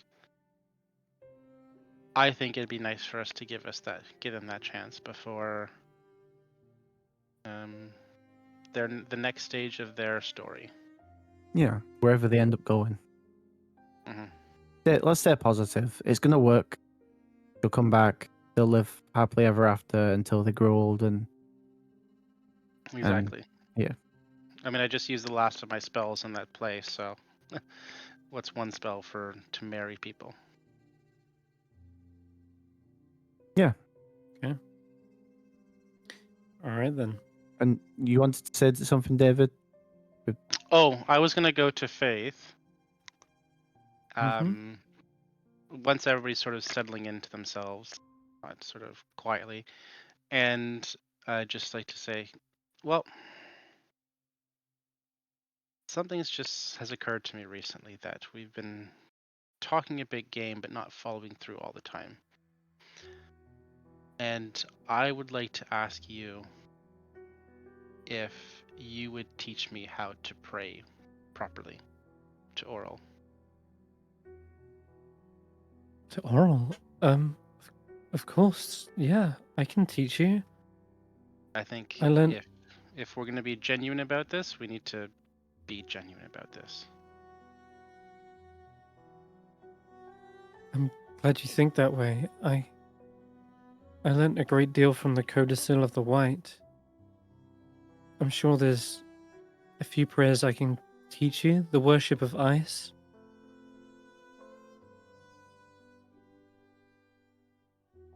I want to focus on the positive aspects of Oral. I don't want to focus on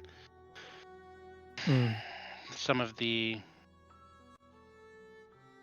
things that Oral's done to hurt people. I want to focus on the benefits of having a winter, the fun people can have, and like we were talking about with that young boy, the ice skating, the snowball fights, building a snowman. Yeah. A break from the toil of being a farmer, Spending time with family. There were mentions within the Codicil of things like that. Blessings of Our Lady Winter, whose winds will cleanse the world of fire. Lady Frostkiss, who blesses our children. I think we can do that. I like that. I like this side of Oral. I think that's the side of Oral we should be encouraging. Blessing of the children, bringing relief. I think that's the side we need to focus on. Does that make sense? I don't know if absolutely. I'm just going on, but yeah. The Codicil itself were written by the devotees of her. The most high priestesses, I suppose. But again, even those are simply interpretations of Oral's will. What I'm saying is, we might be able to make our own Codicil. Oh. A New Testament. I'd like that. But I think you should be the one to lead it. I think I might, maybe I can help and provide some suggestions, but I think you are very important to this process. And so I think you should be the one to lead if there's going to be a new Codicil being formed. But I'll help. I'll be here and I'll help you. All right. Co-writers or something, or in association with, featuring David. Something. I don't know. I mean, as you saw with the play, I'm good at taking what's already there and making slight adjustments to help. I think you can be of great help with this. But for now, I'll teach you the petition for the faithful and petition of mercy. I think seems fitting for what we're about to go into. Okay. And yeah, this is about offering proper tithes to petition to preserve them against the coming cold. We collect a small tithe from each participant. Oh, okay. Usually they'll be held within a town square or other center of authority, and we begin a hymn. Okay. Yeah, if you have something to offer. Oh, a tithe. Yes. Well, I just got this new cloak. No, I'm not going to give you my new cloak. Okay, hold on. Let me take a look. I will offer something.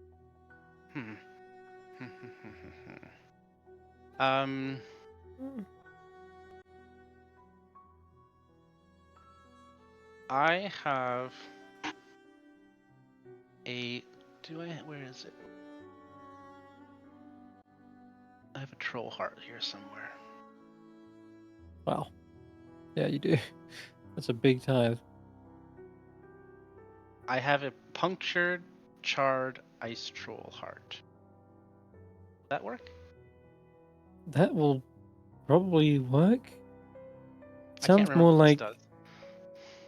it sounds like more of part of the. There's another one. She like remembers there was a rite of minor sacrifice. That one's more. Oh. That would be more of an offering for that. Oh. The Okay. tithe here is more to represent the townsfolk pouring their efforts together to like gather food or supplies for the coming winter. So like gathering, buying like gold to buy or import food and logs. How about this then? I'll use my alchemy jug, and I will create a gallon of mulled wine.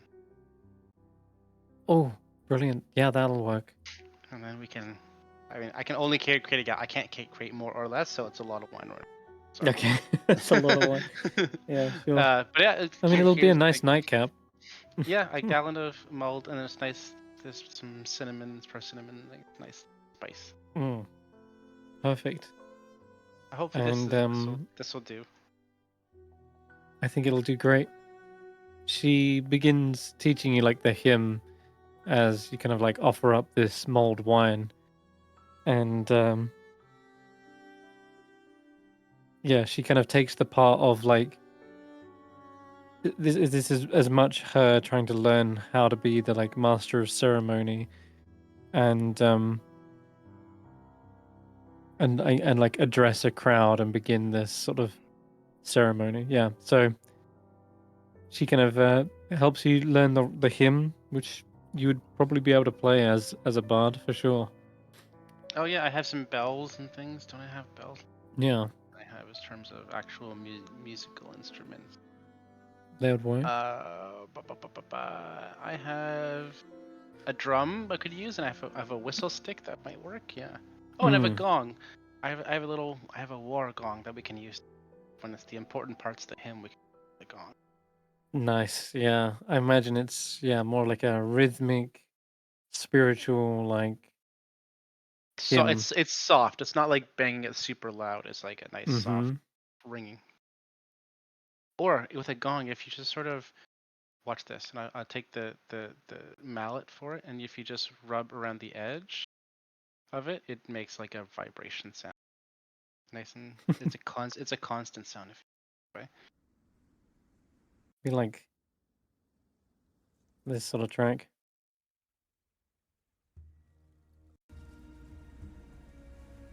Yeah, like a slow, rhythmic drum.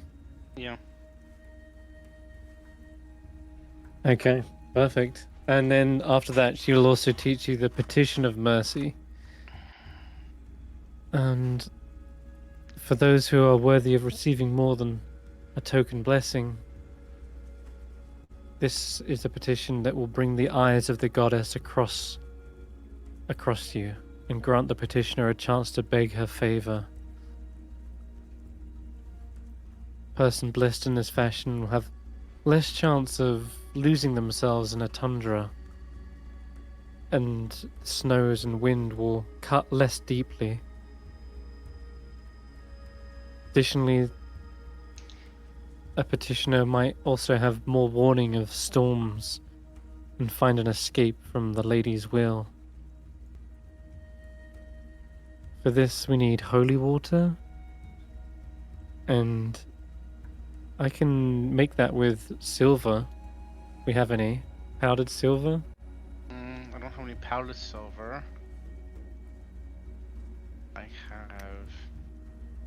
I can.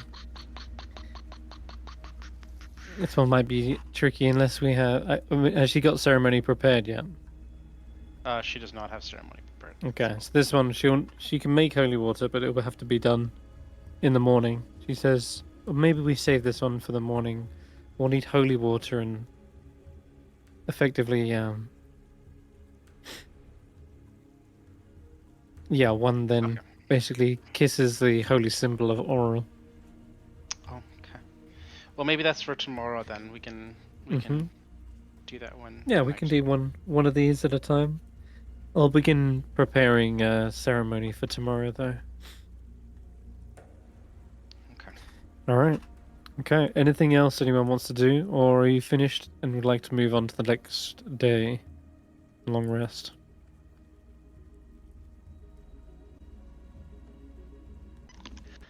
Take that as a no, long rest. Oh, we're good. yeah. I think we're good. Yeah. Okay, you can all complete a All long good. rest for your characters. Yeah. And what? Let's have a look.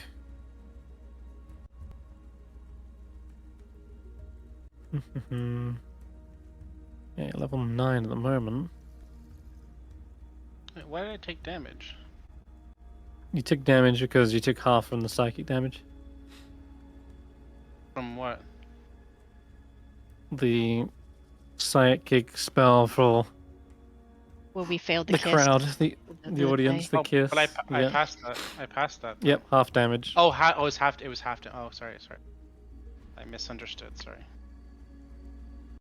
So, Faith is gonna take her long rest. She's down to 1 exhaustion, and I'm gonna redo some of her.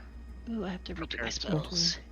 1, 2, 3. While everyone's redoing their spells, Barry gives his morning inspirations. One second before that. Have you had a level up since you arrived here in Yethrin? Didn't you get one like? I think we Didn't got you get one. We got one as soon as we finished the Caves of Hunger. I think right before Yeah, we it came. was- Yeah. I think we It was got like Okay. you officially was like, yeah, you finished the Caves of Hunger. Uh-huh. That deserves a level up, and then that's what brought us to level 9. Yeah. Okay. Perfect. Then, in that case, because you've got over half of the arcane octads now, you're actually eligible for another level up since arriving Oh. here.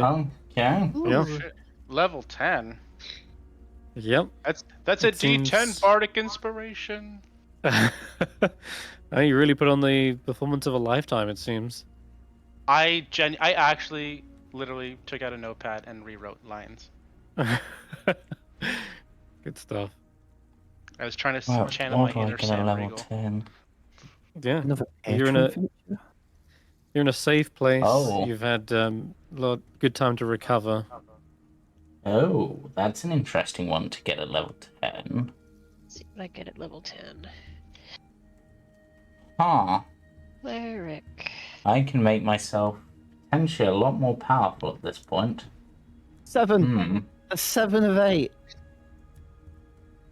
Very nice. Nice. Fine, I you will would have also got it. join the run. You would have got it when you got the piece from Katowix, but you needed a long rest before you could really get it. Hmm. I need to have a look and see if there are any feats that would actually be appropriate for me, because I get an ability score or feat at this level. Oh, Mm. nice. Hmm. Oh.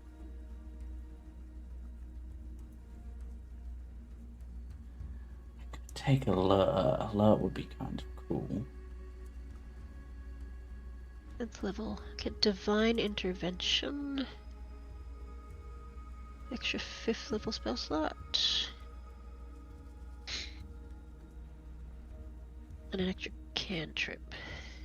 Alright.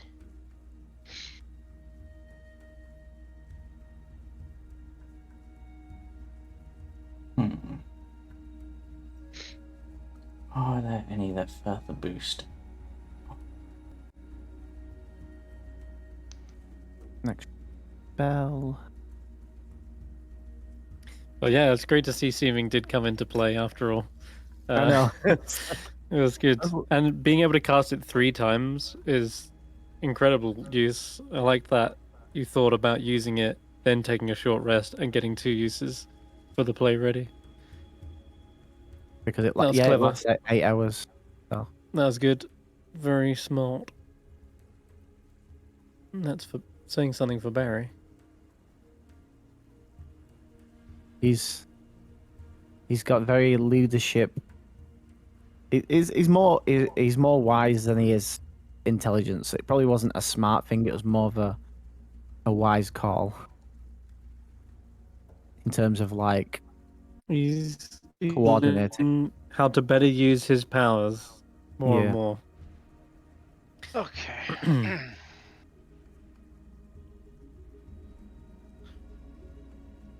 What do I get at next level?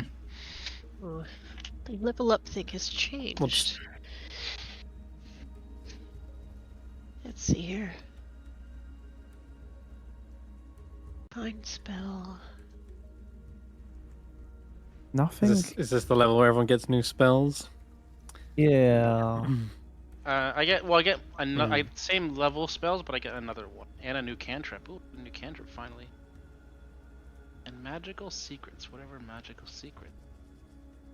Maybe I will learn Secrets to lets you create take a spells bonfire. from any spell list. Oh. Guys, if we're Not Whenever any you spell reach a list, bar level, but including wizards- this level, I can take including this level. Yes. So from now on, you have access to the cleric, druid, and wizard spell lists. When you level up, you can take 1 spell from any of those. So at this point, for going forward, you can basically get almost any spell you want. Doesn't include paladin or ranger No, that's or okay. illrigger or apothecary for that matter, but does give you the main 3. Whenever I replace a spell prepared, I can replace it. So I can take a new spell and I can replace a spell from another spell. Yep. Yes, you can. It's an Oh. incredibly versatile, powerful feature.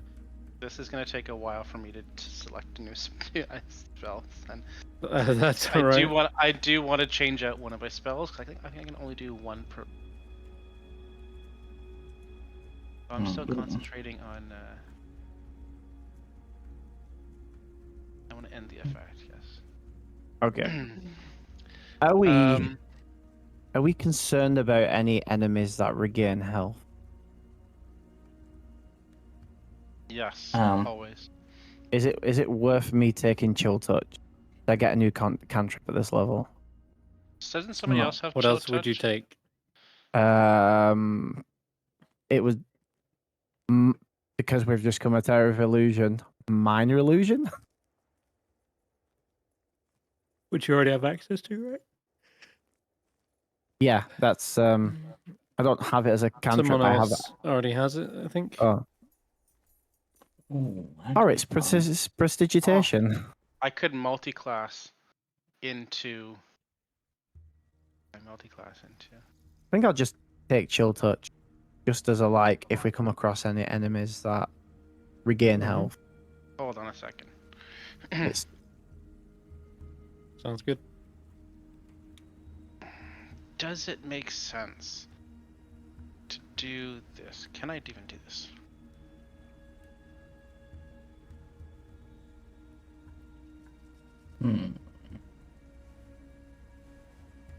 interesting. It doesn't let me.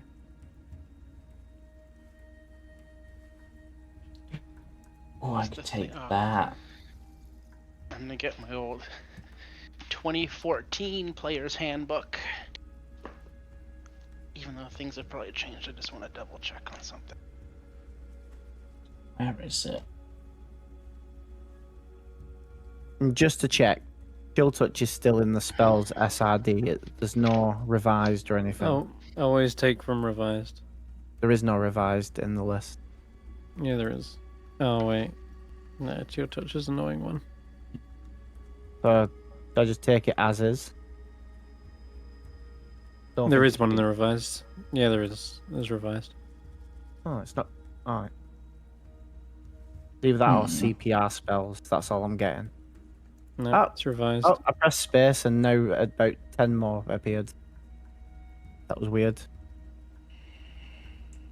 Yeah. There you go. Pierces.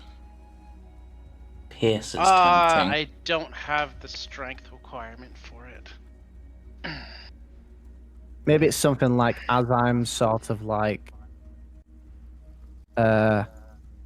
learning through my thing, having our party be connected with oral is sort of like help towards me having a chill touch. Ooh, a 6. Oh. 64 health. That's tempting. Okay, now I gotta find a spell. Jesus. That's very tempting. What that does give the me?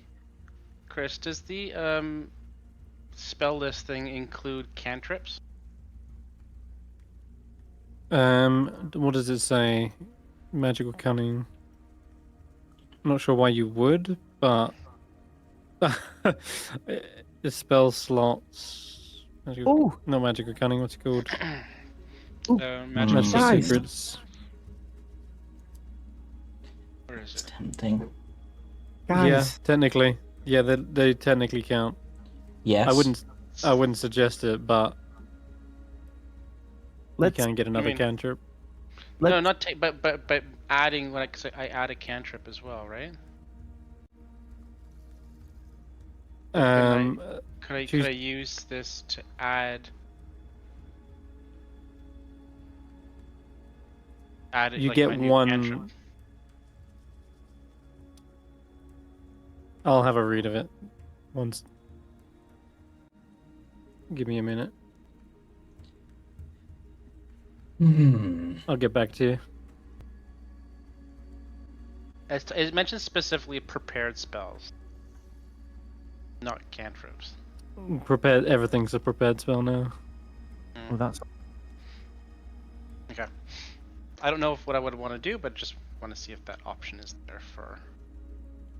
Hey, can we go fight the Ublex again? Because I can no longer be charmed.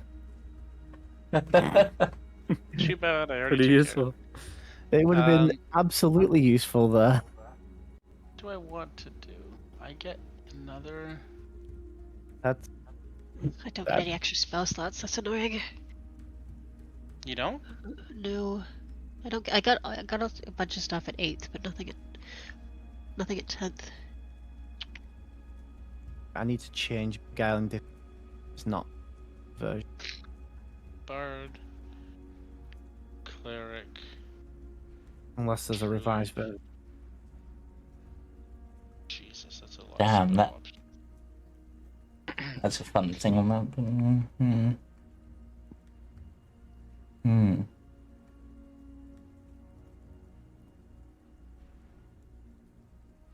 Oh, there we go. Oh, I could use banishment. Nobody has banishment, right?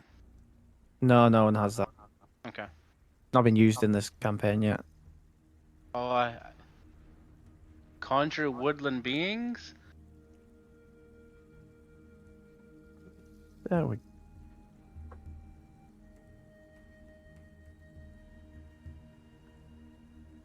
Ooh. If I ever get hit by anything big as well as part of my new feature, I can make them make a wisdom save, and if they fail, they take half of the damage back.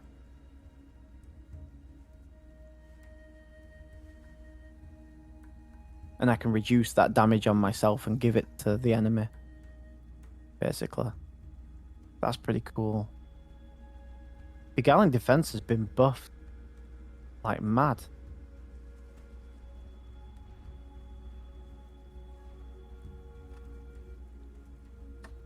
Damn. Oh, and I need to pick a new spell.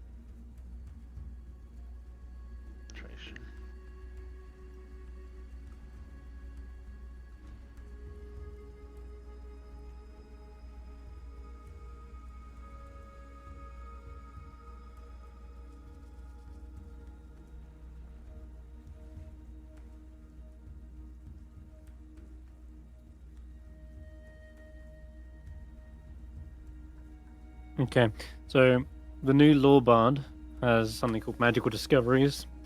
Learns 2 new spells. Blah blah blah.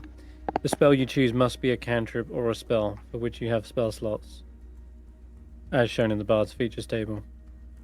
Okay, so the Law Bard specifies must be a cantrip or spell, whereas base Magical Discoveries does not specify cantrip or spell. It just says it says specifically, when you reach a Bard level, including this level, and the prepared spells number in the Bard features table increases, you choose any of your new prepared spells from the Bard, Cleric, Druid spell list, and the chosen spells count as Bard spells. In addition, whenever you replace a spell prepared for this class, you can replace it with the spells. So you can't replace cantrips. So cantrips are out, but any spell slot level spell Yep. can be a 4. Okay. Correct. Yeah, that's my interpretation of it. Because on the Law Bard it specifies spell or cantrip, where this one doesn't. Okay.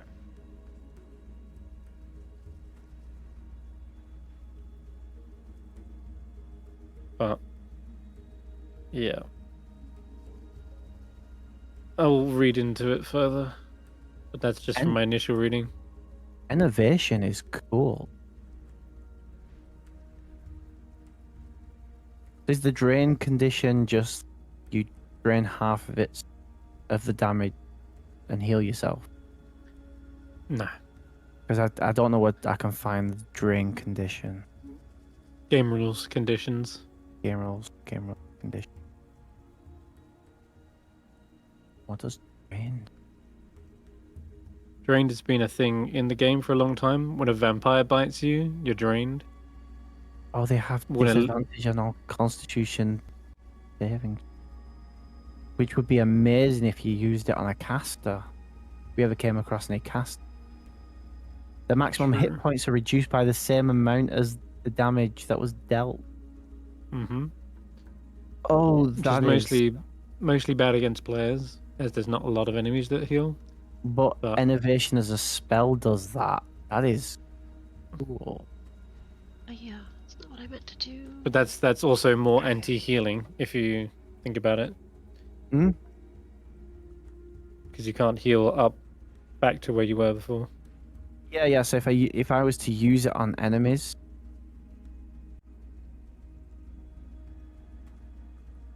then that would be pretty cool as a spell. Yeah. And it also combos into further castings, because then have disadvantage on the con save. Yeah. It's a dexterity saving throw that they have to make initially, and then that's it. It's just attached to them until. Yeah. And whenever the spell deals damage to the target, you regain hit points equal to half. So it deals damage. It applies drained, and it heals you. Ah. That is a 5th level spell. That is pretty damn cool. That is, that's probably up there. Oh, this is a good one. Or do I want more movement? Fast step. No, I shouldn't. I'm all moved out. Moved out. I'm just staring at observing and wondering if it's too mean for me to get expertise in investigation. Just But I can basically never fail investigation checks either because I'd have a minimum of 18 on the roll.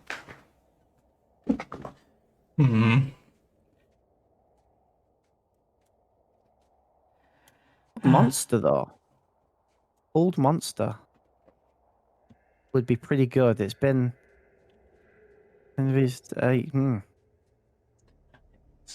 come across a lot of monsters in this place. Choose a creature you can see within range. Because then if it's a person, I can dominate person, and if it's a monster, if it's a creature, I can try and paralyze. So I've got one of either. There's so many good spells. Oh my god. There is, and we're probably not going to go any further than level 10. I This know. is- Does anyone have mending already? Faith? Faith does? Faith does, yeah. This- Yeah, Faith does. Right. Okay, Chris. Is this the last level up? Nope. Oh, No. Okay. Interesting. ha! I Uh, could summon Construct. I could summon my own Sheila. The Whittler feat is tempting purely due to the splintering anguish part of it. Because I'm just picturing using that against the Demi-Lich, because it would make it vulnerable to all damage until the end of my next turn.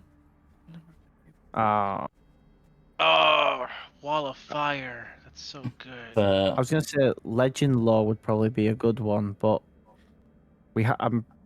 it's got a cost, and I don't know if we'd be able to find. Legend Lore has a monetary cost, I think. Yeah. Okay, 250. I need to replace no, that one. I think I'm just going to lean into what I'm good at. Just going to take I need the a- wisdom boost. Ah, jeez.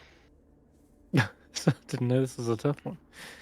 They're It's good that always- we got some time of the session, but When yeah, you are, I'm just. Mm. it's all. I find because I pick one spell and that's it. I can't just change my spells out. I'm always stressed out about picking the right spell. Gulder's Speedy Courier. What's this? Oh, I guess I can't see it. That's for delivering things. Yeah, I think it's summons probably something probably. What does Yep. Ashanti get at this level? It's literally What's posted. subclass feature? Oh god, what the hell is that going to be in the Ancestral Guardian? Nerve gas. Oh my god. Apothecary spell. Ah, I need to get 3d6 my other psychic book. damage and becomes stunned until the start of the next turn. And if they if they stay in it, they just keep getting stunned. It's nasty. Are these Oh, there's so many. TFG? Where is it? Guardian of Nature. Chris, did you just Okay. see what HP I rolled on Ashanti? 12. Yep. Oh lord, yeah, we need more health. Because Because we don't have enough. Now, Oh you roll my as well? god. 30. 16 HP. she's 3 digits. Oh my She's god. 130 HP at this point. Good lord. Is that with or without the temp HP? That's without the temp HP. Oh my god. God, she's a monster. And That I need increased to the give... con going a long way. Yeah, and now I need to give her... Oh no, she actually got it added, so she can now cast Augury or Clairvoyance without using a spell slot or material component. Damn. Clairvoyance is pretty damn cool in this case, because it summons basically one of her ancestral spirits to the chosen location.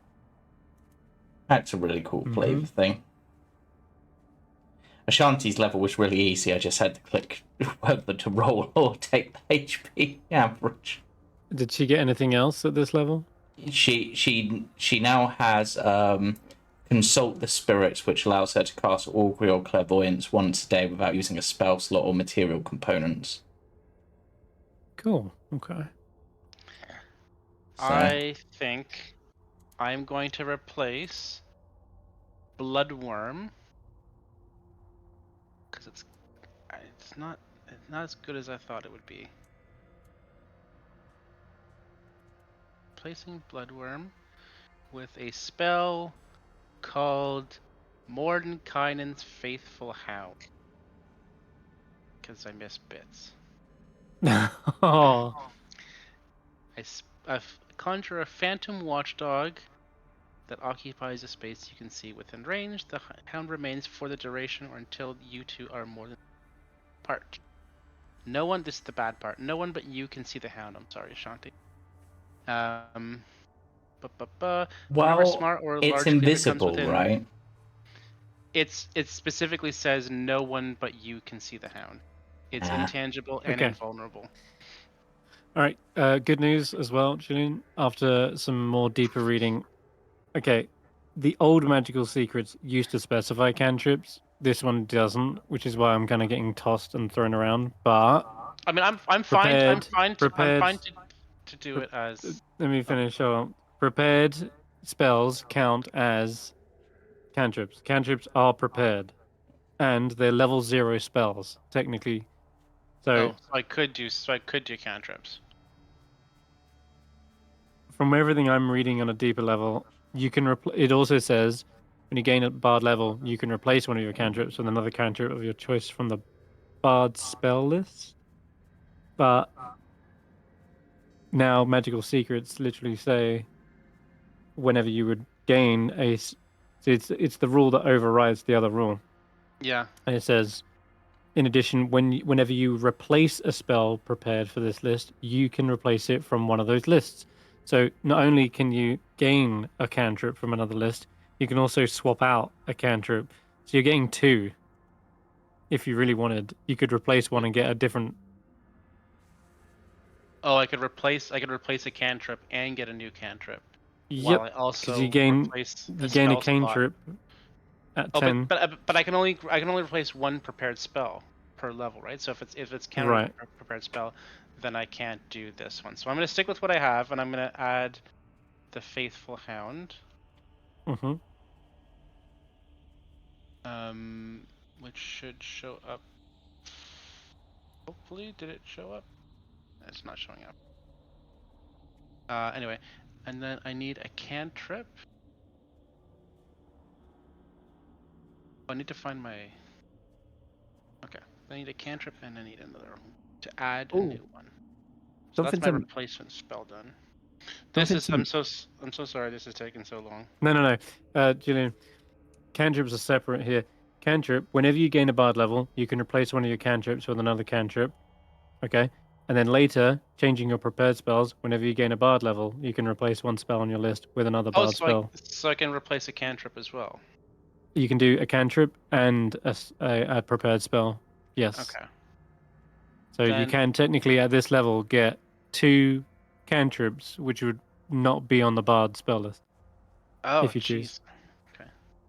This is a huge level for bards. This is a big level, yeah. Barry, did you take Chill Touch? I did, yeah. Okay.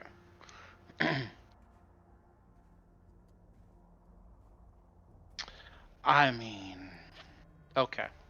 I know what I'm going to do with the cantrip. That one cantrip. Yeah, it's just the new wording is confusing. But the spellcasting chapter refers to all spells as prepared, so cantrips is covered by magical secrets.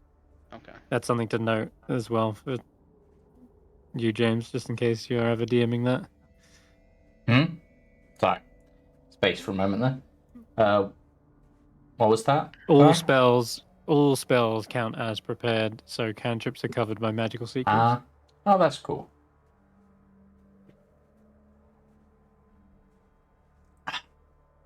Actually, I'm wondering.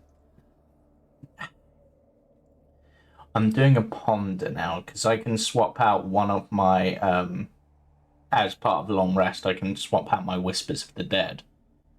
I'm wondering if, because I did have the poisonous kit, but I don't need that for, I'm not going to be making poisons anytime soon again, hopefully. So I'm wondering if I should. So I was thinking of swapping it back for investigation, so I get a minimum of 14 on investigation checks. But I'm also wondering, considering all the magic we're running into, if it might be worth doing it for Arcana instead. Could do. Well, you've got the Professor Orb and Berlin. Yeah. We have two So- Arcana people. I'll stick to investigation, I think. So hear me out. If we were going against Scry,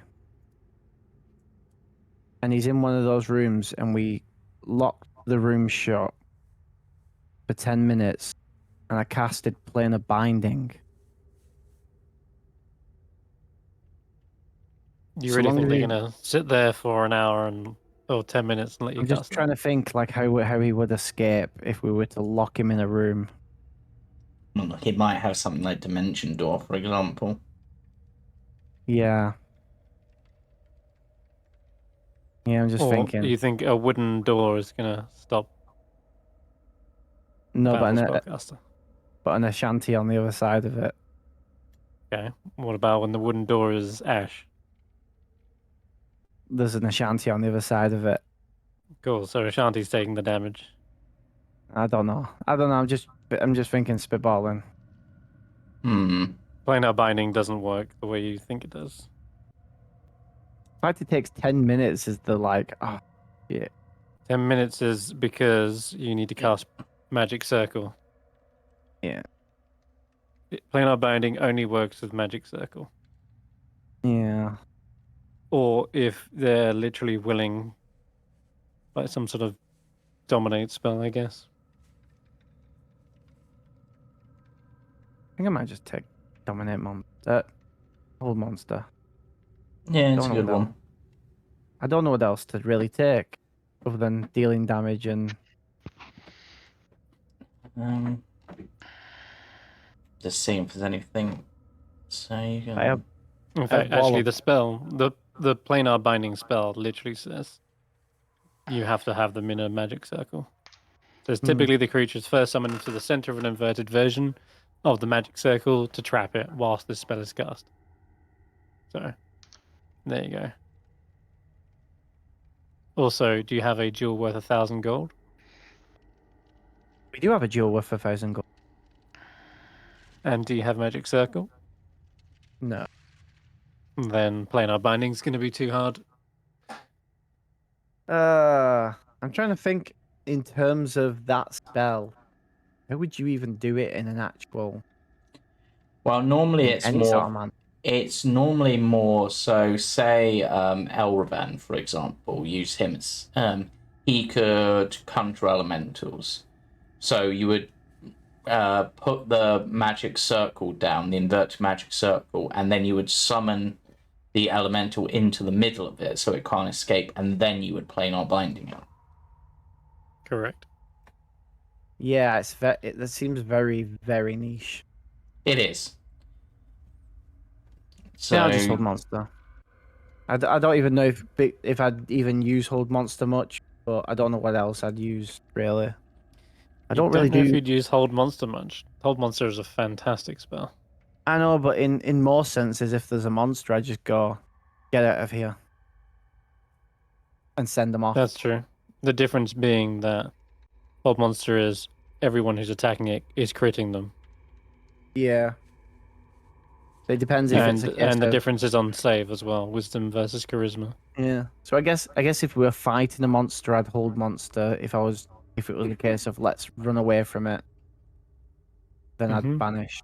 Yeah. Okay. But I also will say banish is effectively as good if you've got like two enemies, you're getting rid of one. They've got different uses, but they do feel the same similar niche. It's the same as what's it called? You can target one. No, but I'm at level 5. Banish is level 4, cast up to level 5. Yeah, I'll probably still end up using banish more, but I'll get hold monster as my spell. yeah, this level. hold monster's a good one, I think. But if something big hits me now, I can beguiling defense and deal half the damage back to them. If they fail a save. God. Okay. Good to know. As psychic damage. Okay, so my cantrips I am going to remove message because I never use it, and I'm replacing it with dancing lights. Wow, full circle. I know. I kind of miss having light magically. And I'm going to add as my new cantrip something called Druidcraft. Oh, that's an extra. Druidcraft's a fun spell. As a cantrip. Well, I'm trying to impress a tree here, so. Yeah. Hey, Makes sense. all right. Definitely growing some Getting it seeds for Riz there. purposes. Think about if I could have summoned like a rose or something during that play. It would have been so much. Oh, I have. Ooh. Also, to be honest, Oh, that God. the level 5 ability of that's really cool for like protecting people from the cold as well. For Druidcraft, I don't even know. Yeah, so with Chris's rules, at level 5, you gain a deeper control of the elements, allowing you to shield a 10-foot radius sphere centered on you from snow and rain for an hour. So that's kind of cool. And you can do some other fun things with it, but including removing any smell from a creature. Oh, Dance Macabre. I can take that one. Turn everybody into dancing skeletons. Maybe you do want to visit the music hall after all, since you know it's filled with skeletons. Oh man. But it only lasts a little while. I think you'll have to grab all the skeletons with you. I just realised none of us took control flames from that level up, which would be useful for the ritual. Thinking about it. But there's other ways to cast it. That was just the easiest way, I think.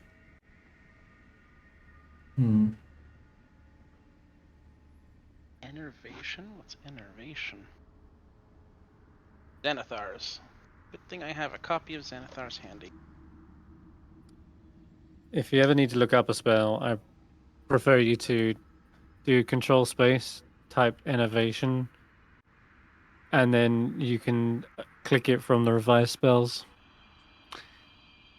And that will tell you the exact thing.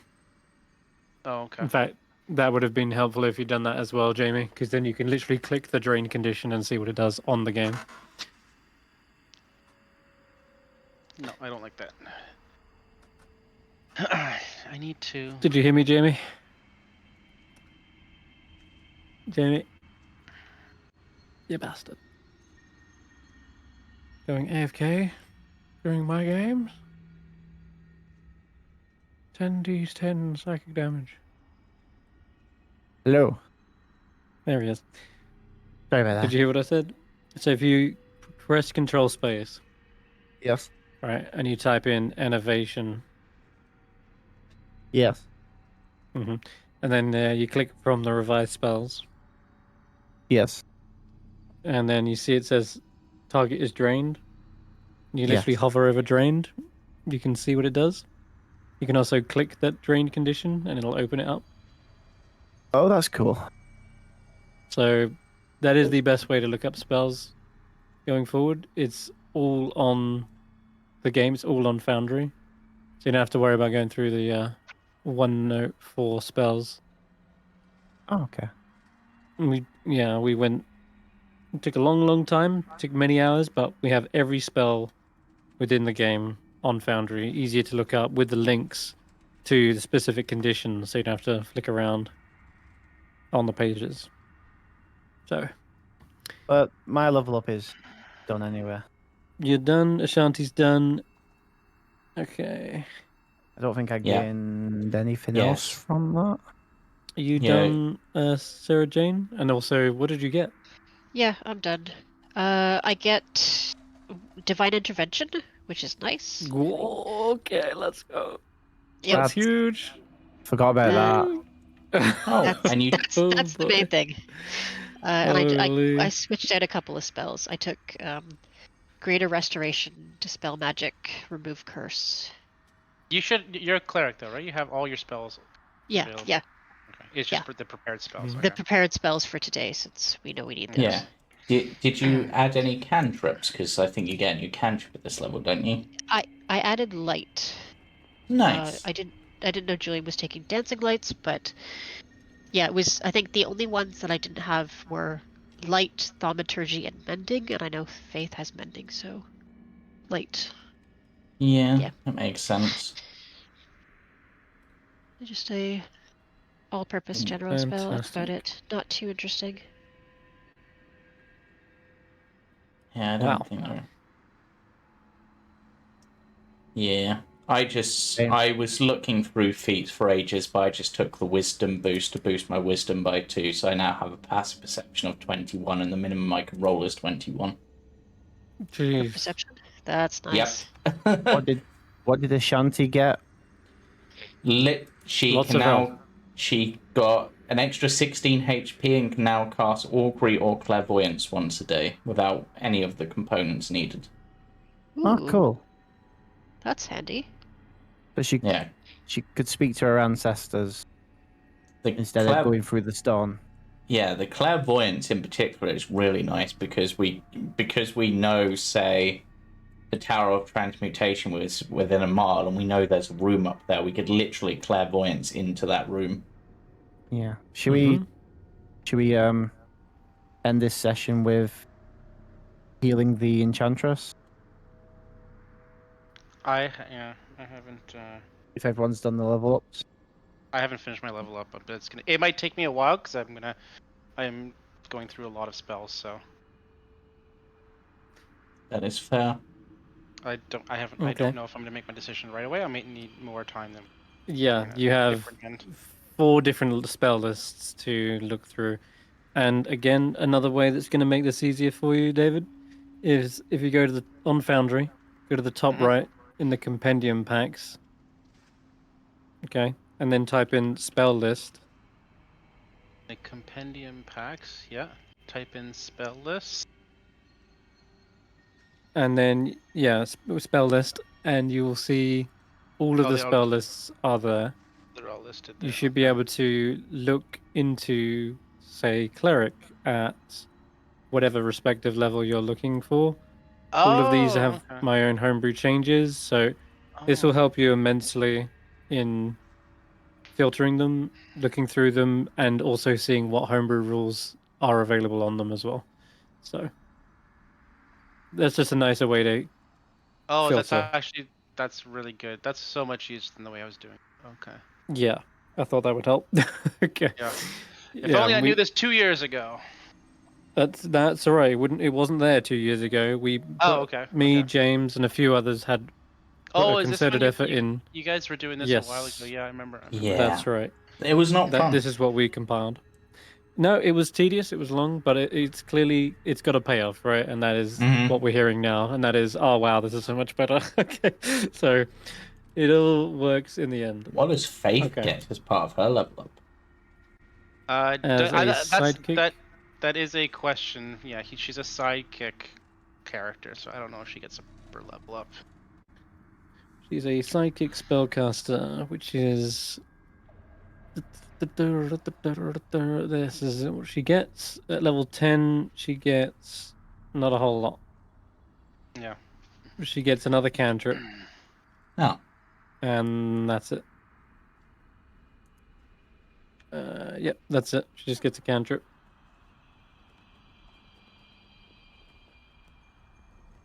She does have 3rd level spells. And at level 11, she'll get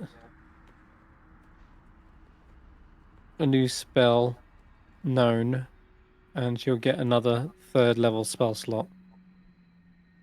But she won't get much more powerful this adventure. She'll get an ASI at 12, and then yeah, that's it. Yeah, I think when I hit 12, I'm thinking of taking, assuming we do actually get that far, I'm thinking of taking the Piercer feat for my next thing and just really leaning into the Archer. I was considering it at this level, but... I could take Cone of Cold. Does anybody have that one? Yes. Yes. 2 free castings. So I realized I should have had a spell through my archfey called Dominate Beast. Mm-hmm. And that would have been useful when the Winter Wolf came knocking. I think winter wolves don't count as beasts, do they? They count as monstrosities. They are monstrosities. Yep. Oh, did they? Okay. Mm-hmm. Because they Yeah. can talk and breathe cold. That's not a normal animal. Why is that not added it to my spell list? Oh, it's only 500 feet. Oh, dang. I don't know. Oh, that might help for in here. Though. Still not done it. Spell. Drag and drop it onto your sheet. That's what I'm doing. I've done it 3 times now. It's not doing it. Could be lag. Okay. There you go. I could take. Do I want to take Big B's hands so I can have Big B's hands against the Big B's hands? There it is. Big B's hand is a fun spell, though, to be honest. I know. Oh, I should have had greater invisibility as well. What? Cool. Drag that onto your sheet too. I missed all of my level 7 spells from the Archfey.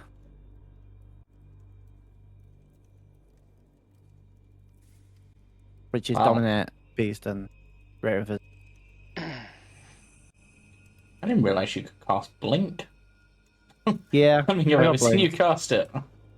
I have yet to cast it.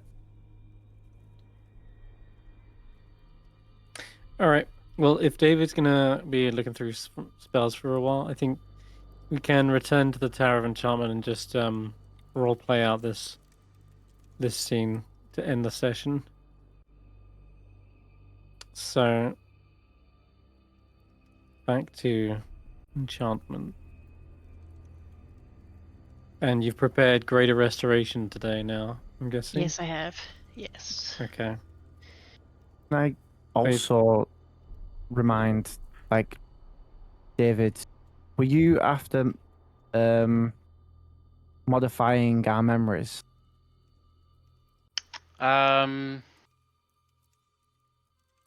I wasn't specifically looking for it, but I maybe could. I remember you mentioning it about where to make it so we went to a certain well, we found a book, and that's all that happened. No idea what you're talking about. Let me see if it's exactly. Hold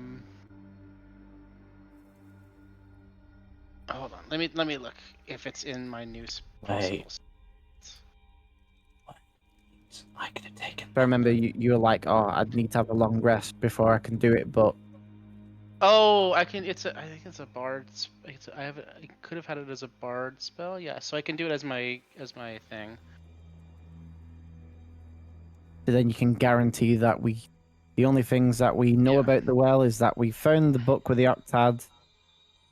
And yeah, I can do that as but it's only for like one person. Yeah, so you'd have to do it like one at a time. I'd have to do it one at a time. Yeah, I could do that. I could maybe take that as my. Well, I could. What level is it? It's a 5th level. I might do that as my skull spell. I'm still looking at a couple other things here for my actual spell, so I might do that. I don't know yet. There's so many options. Yeah, bards get loads. Anyway, it's okay. You can always decide between now and next session. So we finish the roleplay out of Enchantment Tower, and yes, it shouldn't require you to have that spell ready by the end of the session. So let's dive into that then. So you've woken up early. Faith, have you got any silver as a group? I have some silver arrows, I think. What about in that massive bag of holding you've got? Like hundreds of gold. Oh, I have the deck of illusions? Yes, we gave it to you because... an electrum piece. Oh, jeez. What does it do? I gotta read this. I don't even know what it does. Oh yeah, I have one The silver bag. arrow. Yeah, that's not gonna do it. Yeah. So Barry, you got like thousands of gold in your bag of holding, yeah?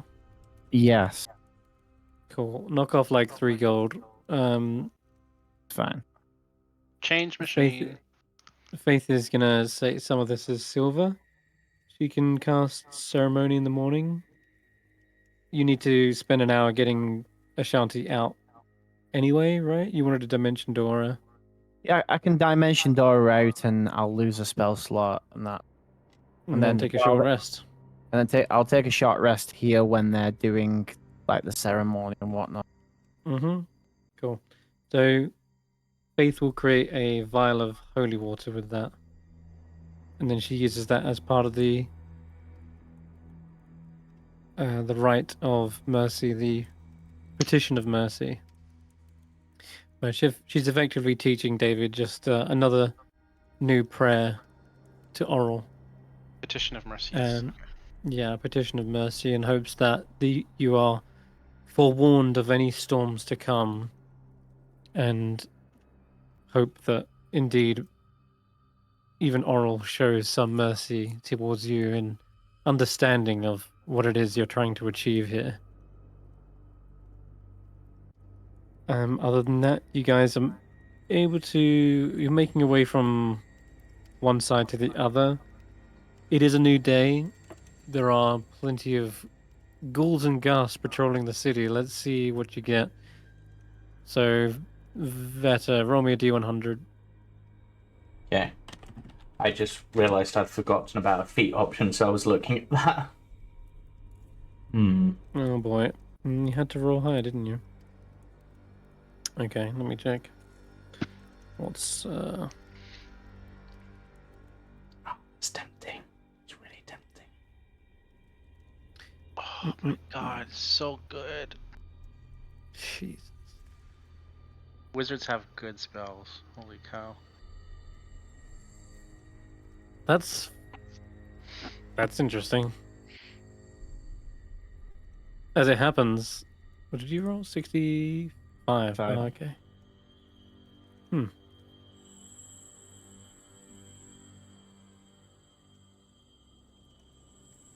That is interesting. It is actually a oral themed encounter, and you literally have just done the petition of mercy the very morning. There are some strange blue lights seen within the city that it seems Faith and David more so are privy to, since they can feel a cold presence entering the city, like a chill up their spine, warning them the Oral and her minions are here. Yeah, we know. It is us. We're the minions. Yeah, we're the minions of Oral. You didn't know that Oral herself may very well be here. But you sense it, David, Faith. There is an otherworldly cold that you've only ever felt when you actually were face to face with Oral yourselves. Back when Faith got kidnapped, Faith says, I feel her. I feel her presence. Oral is here in Yithrin. It seems her cold light walkers are too. We should be very cautious. Would they attack us, the Cold Light Walkers? Possibly. I think it's better to avoid them, though. But the petition of mercy, it seems like it's at least worked. I can feel the cold light walkers moving through the city. That warning of a storm to come, it's them. They are that storm. They are the storm. We need to take a wide berth towards the Tower of Enchantment. Let's make sure they're farther away.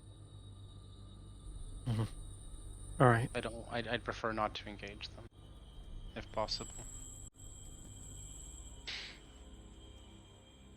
Okay.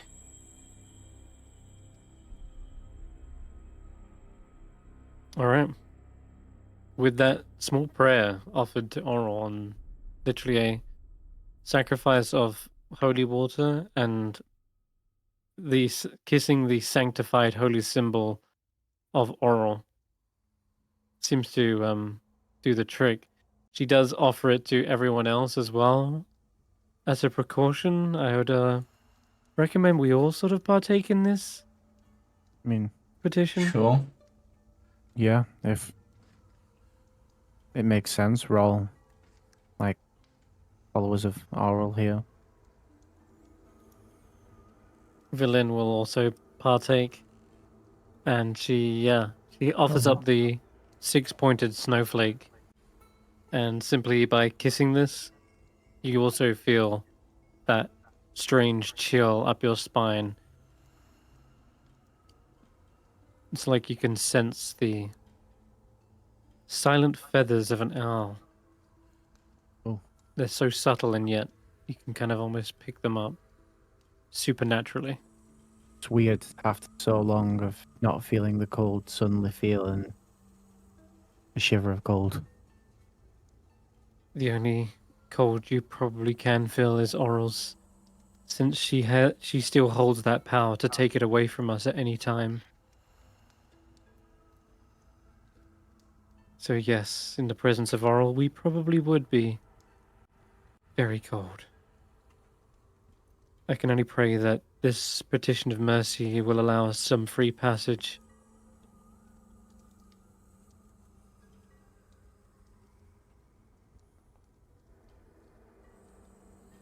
And she rolled pretty well on that wisdom check as part of that prayer. So I'm going to say that using Faith's helpful guidance, you're able to avoid this potential encounter with Cold Light Walkers, circumventing them as they seem to patrol through the city. They might not be looking for you, but you're not sure what they're up to. Either way, Faith gets you to the Tower of Enchantment, where you head back up into the chamber, and you're now again on the in the hidden room with the large glass windows overlooking the glacial wall. Kadavix greets you as you approach. Greetings. I take it you slept well. Yeah. Hmm. And we got one step closer to our goal, which is good. Very Our good. illusion was fun. That was fun. Is there any change to the Enchantress after a night? I'm afraid not. She remains unresponsive. I've had no luck. I call to her. I speak with her. Yet I fear she cannot hear me.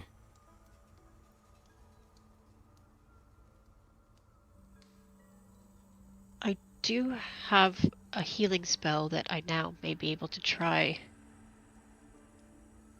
If that's okay with you. I can't guarantee anything, but it's worth a try. I would be grateful. Yes. Okay. So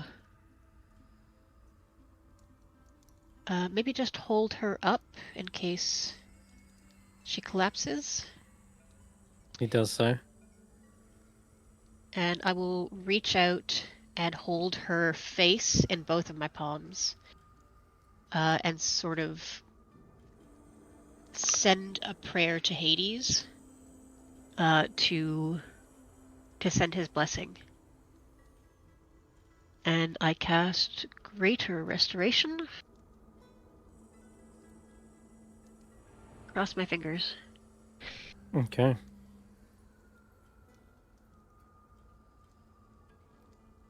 So, modify memory. is a spell that can be healed through Greater Restoration. And this is effectively what the Ublex has done to some degree. And yeah, you start to see a little bit of life kind of flicker forward to the forefront of their mind. You can see expression over their brow as they sort of begin looking confused. Their eyes begin to blink. They start to look around the room. Her mouth is still kind of slightly agape.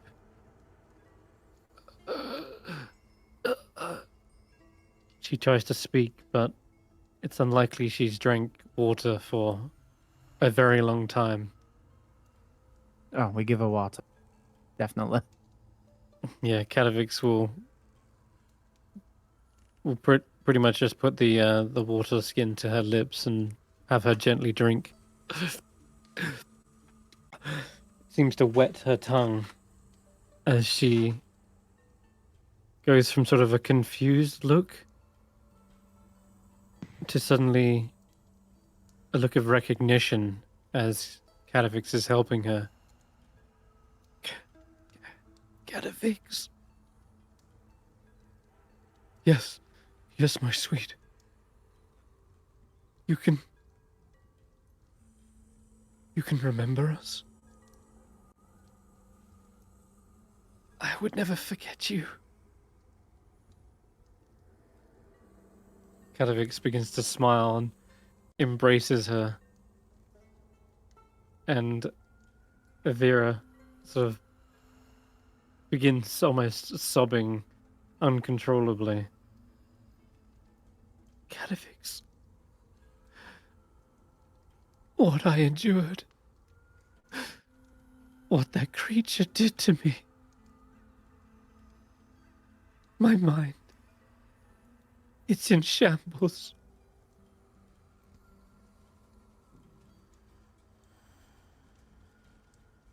Nearly 2,000 years. I've been at the mercy of that monster.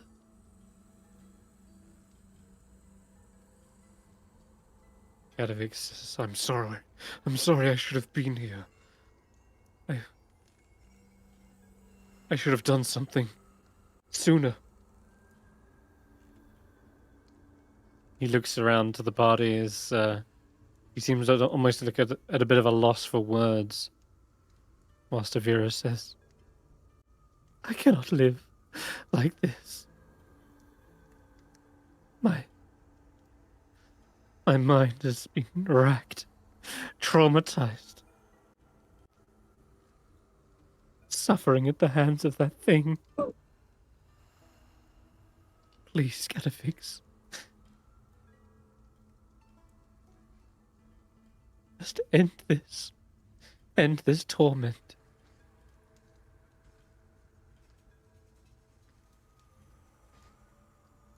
But we went to all this effort to bring you back. You can't leave now.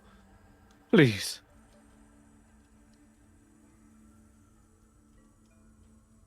Again, Katavix sort of looks towards you, the group. And he seems to try and perhaps copy some of the words you said, like, we could live out our last days. We could leave this place behind. Right?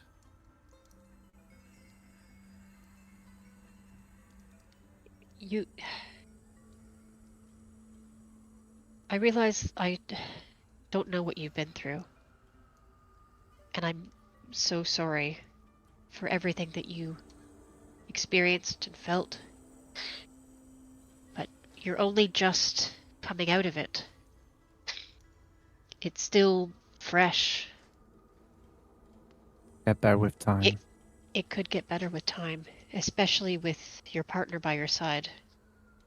Away from this cursed place. Give yourself a chance to heal before you throw it all away.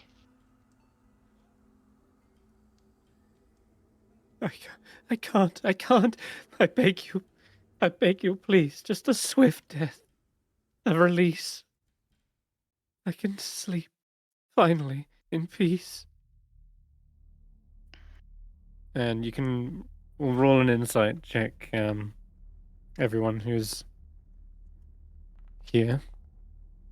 Oh my god, nat 20. Straight off the rip. That is something. 26, Hulla. Wow, I don't think anyone's going to get higher than that. I got 27. You... Oh, I'd the, better Oh, got 27? 27. the 27 is mind. higher, yeah. Damn. Yeah, you were... sorry, you were the one with the nat 20. Damn, okay, still.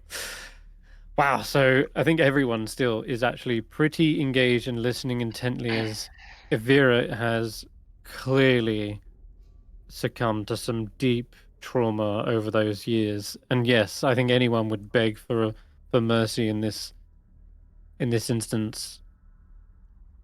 It's one thing to be alone, isolated for that long. It's another to be mentally tortured throughout that as well. Hulla, you can tell that some of these memories are painful ones, but you initially saw Avira's look when she looked at Kadavix. There was perhaps a look of joy, even sobbing with tears of relief and love that he's alive as well. So there's not all bad memories locked away in there that are coming back. And you're right, maybe pushing through this is a potential avenue, but it will take a great deal of, well, therapy in order to do so. And you previously had an idea as to what that would entail.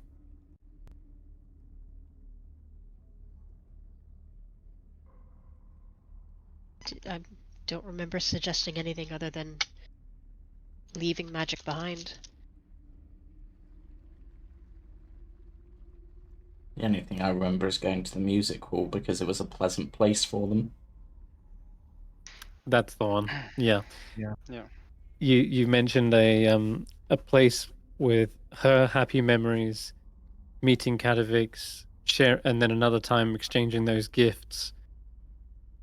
It's likely a place where she can maybe put her mind at ease if perhaps she could still hear the orchestra play one last time. Evira and Kadavix. Yes. One more thing we might want to do. If we... to allow you to be together more completely. Would you want to get married? Faith can do a ceremony to bind you in that way. The bad memories might not be forgotten, but maybe you can make more good memories to help overcome the bad. You make me a persuasion check,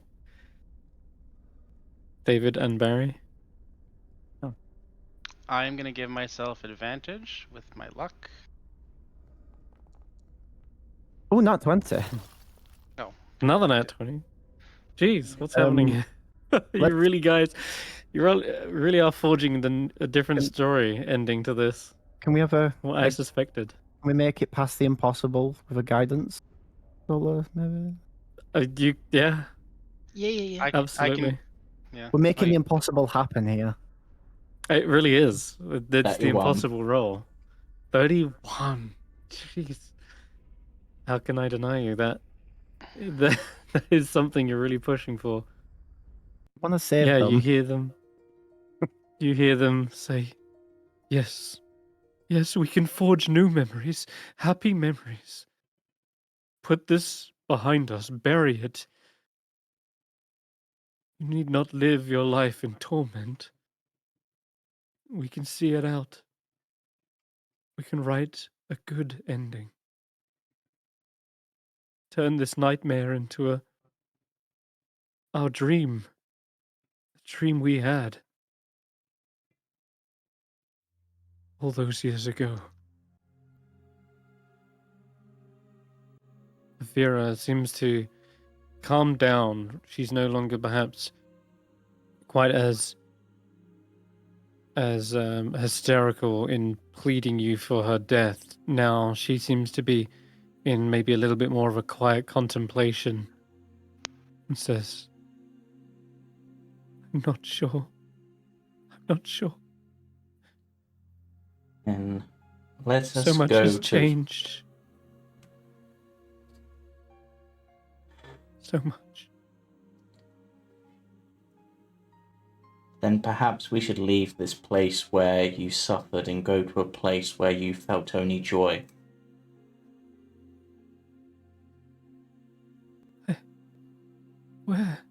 Where is there any joy left in this? The music hall holds special memories for the pair of you, does it not?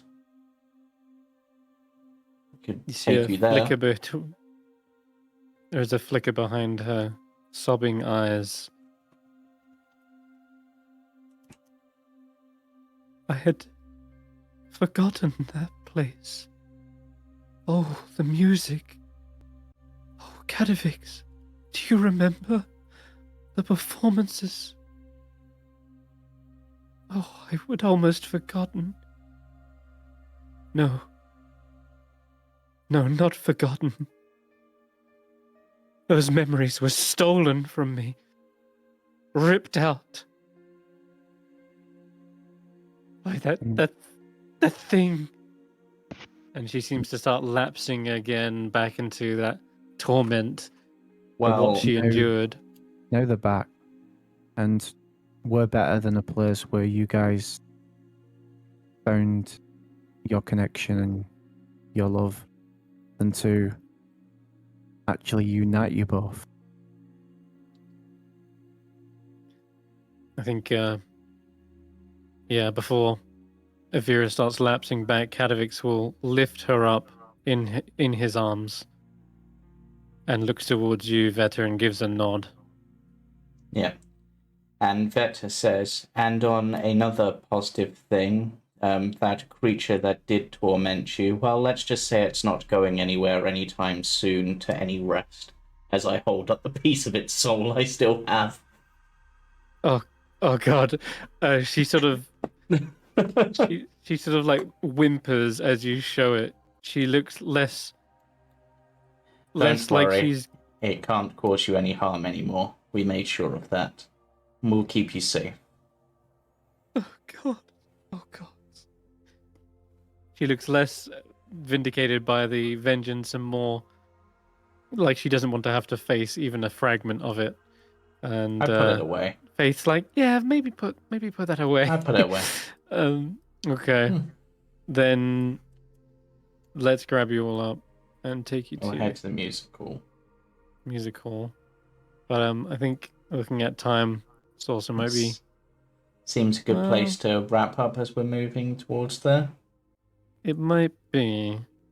Depends. Yeah, this could be an encounter. It might not be. Depends.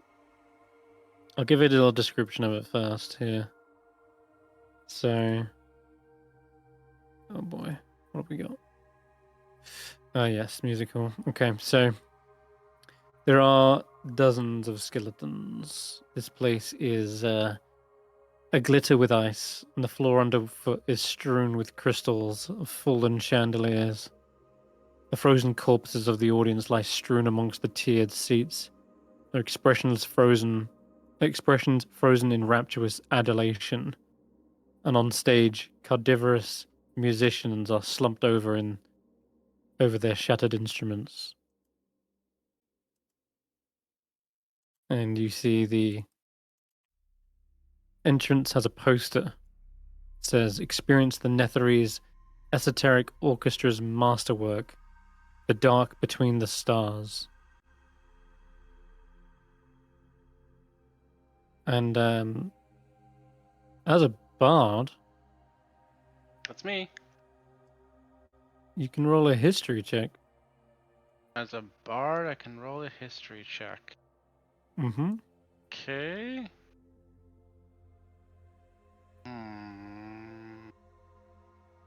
I'll just do this one normal, but I am gonna boost it. With my knowledge life to make that a 16. That's a success. You have heard and know this legendary piece of music as it happens. So that is very fortunate. This is a piece that has transcended those centuries, those millennia even, perhaps, that has been passed on through time. And yeah, you can see as you look over the instruments, these are all the pieces that you would need to be able to play such a piece.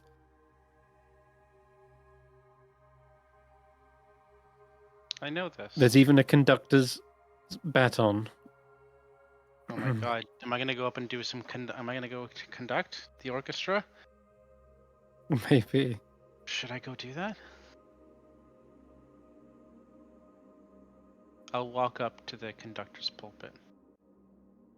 All right. Kadavix will walk up with you and places Avira, who's still a little bit catatonic, and places them in the front row seat. Okay, there we go. Yeah, you can head round the stairs, or you can just hop up there. Oh, I'm gonna use my cloak of many fashions, because it's an orchestra performance. I gotta change into your concert black. Or an orchestra. So I'm gonna change so I look like a proper conductor, all black, still with a bit of a cape because it's gotta have a bit of a flair, but all black and just nice, crisp, ironed, like just looking super professional. The lectern actually holds a book that miraculously stayed in place during the crash, and it looks as though there is the book is like half open. It appears as though the orchestra was midway through their crowning performance when Yithrin fell from the sky. They never got to finish that masterpiece. Deprived of the opportunity to complete their grand finale.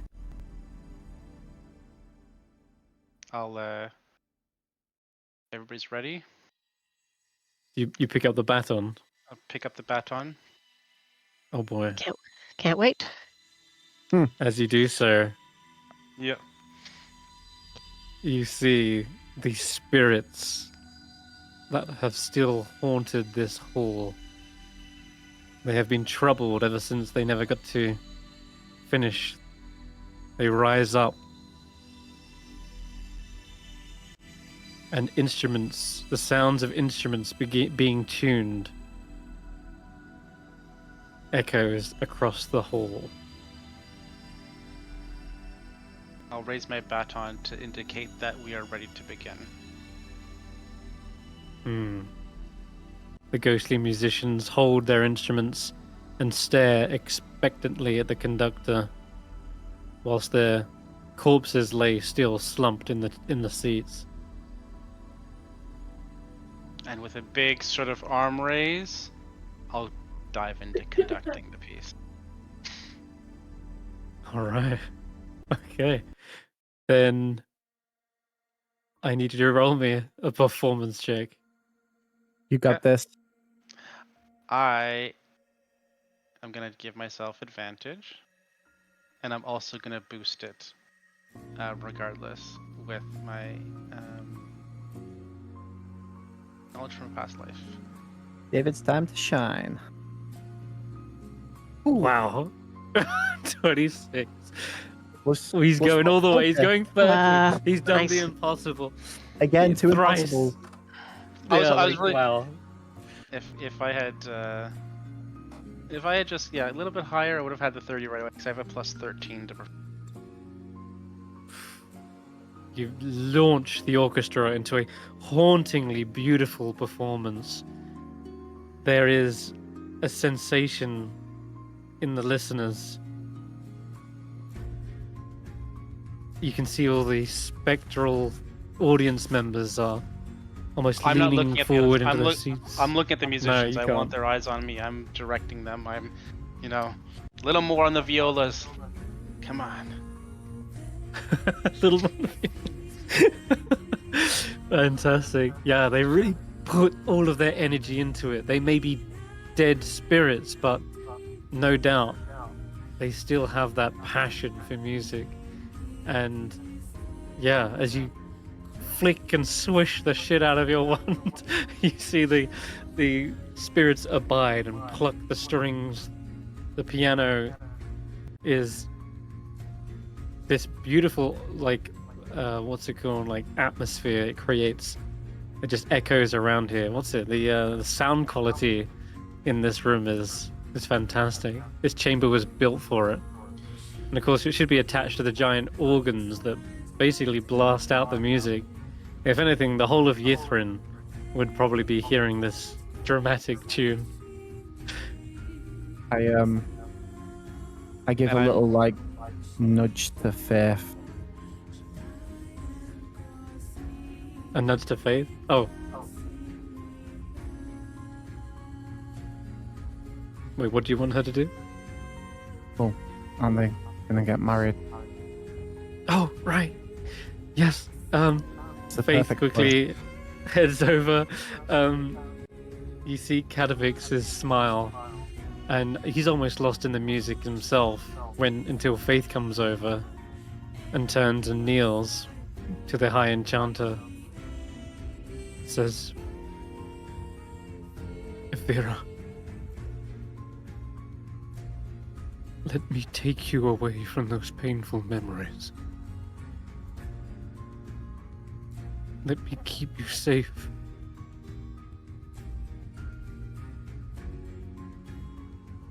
Let me share my love with you. At least until our true end, our time elapses. We've been given a second chance.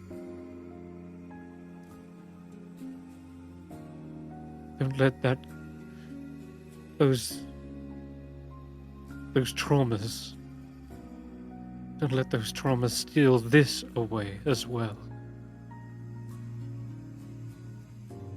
Will you marry me? Vera is now there's a soft expression on her face.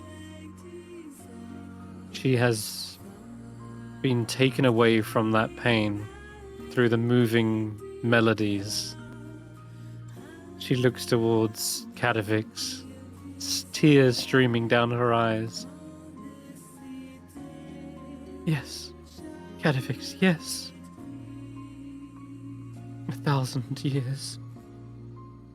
I've been wanting to say yes.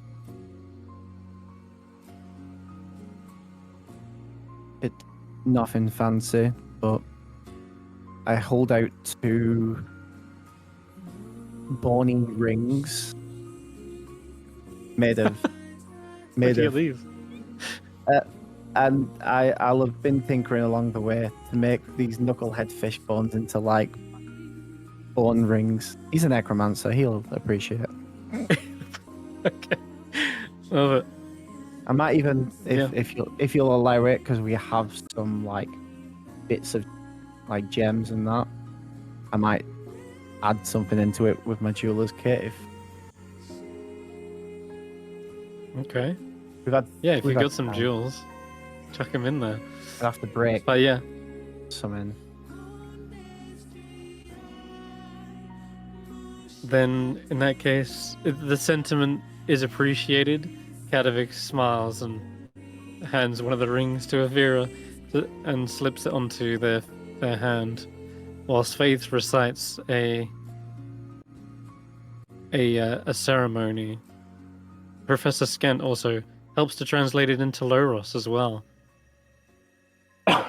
This is like at the culmination of the song, at which all the audience members are both standing and applauding the song and seem to be cheering for the matrimony of Avira and Kadavix. They get a +2 to their AC for the next 7 days. Thank you. I appreciate the reminder. As long as they're within 30 feet of each other. You see the audience members, as they're rising from their seat, they seem to also begin hovering up. It's almost like they are being pulled into the organ itself. And one by one, you sort of see them beginning to vanish with the adulation. There's a sort of a wailing cheer. It's both haunting and sort of moving at the same time. Meanwhile, the as that's happening, the instruments, what's it called? The orchestra themselves. Yes, the musicians. Thank you. They also begin to rise up from their seats, and they take the deepest of bows. And it's as they are doing this, you see their spirits sort of slowly fading away as well. I will continue conducting the song as long as there's musicians that are playing it to the very end. All right. Because I'm assuming this is happening as the song is taking place, as the song's going on, but as its musicians are disappearing one by one, I keep conducting for those that remain until either they're all gone or we reach them. Yeah, there's like a harpist that's perhaps left, the pianist, and the violins, the strings of they've all gone and passed on. But Hulla, if there's anything you wish to add to this, as you see a great number of spirits being put to rest, this is your forte as well. I don't think they need my help on this one. Being able to play out their last piece to the end seems like sufficient. So I will be just sort of lightly clapping, like as an audience member, as they go up. Give them their last bow. You say you don't need to do much, and you're precisely right. But just hearing your claps from the real, like, physical hands in the audience, it resonates with these last instruments, these last musicians, as they too begin to take a bow. Hearing the real applause seems to send them on their way one by one. So it is only a small gesture, and yet it seems to go a long way for these final musicians. And with that, the sounds of the instruments go quiet. Enchanter Avira seems enchanted with Kadavix. They've embraced and again shared a long, passionate kiss as she's agreed to this matrimony. Faith completes the ceremony, and yeah, it's done then. I can pronounce you husband and wife. And yeah, you can kiss the bride again if you want. That was the quickest engagement period I've ever seen, Faith says. With that, she kind of steps away, and Avira actually stands of her own will this time and looks around to the rest of the party. She's still frail, still emaciated and exhausted, it seems, but she says, that music, truly one of the purest and greatest forms of therapy that I have strived all my life to achieve. And it did not take magic or monsters, but someone with the skill, the talent and knowledge. I thank you for finishing that piece. She looks up to you, David, and she also gives her own applause. I give a gentle bow. Just to think acknowledge. it has been so long, and yet that music, it has endured. The city here, it's but crumbling ruins. But the sound of it, the sound carries on. Maybe I should be thinking much the same. I am a voice of Yithrin as well. I should carry that sound on. Together with you, Kadavix.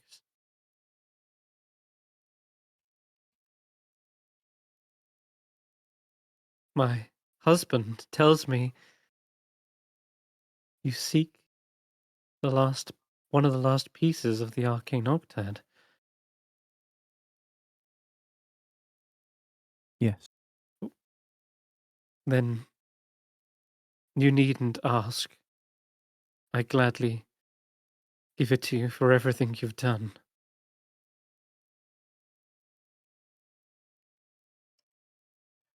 And it's my voice that you need in order to receive it. Fourth, coax a secret from another.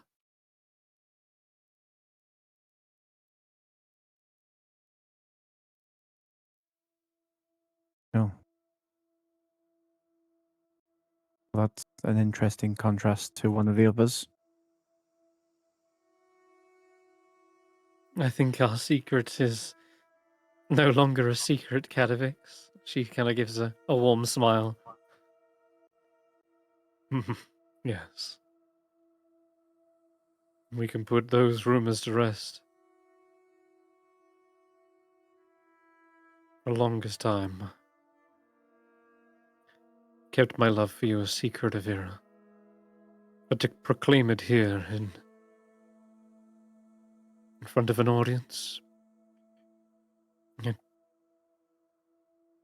it feels good getting that secret off my chest. But I doubt we'd be able to use it anymore for the rite. We will have to use a separate secret. I hope you still have some left.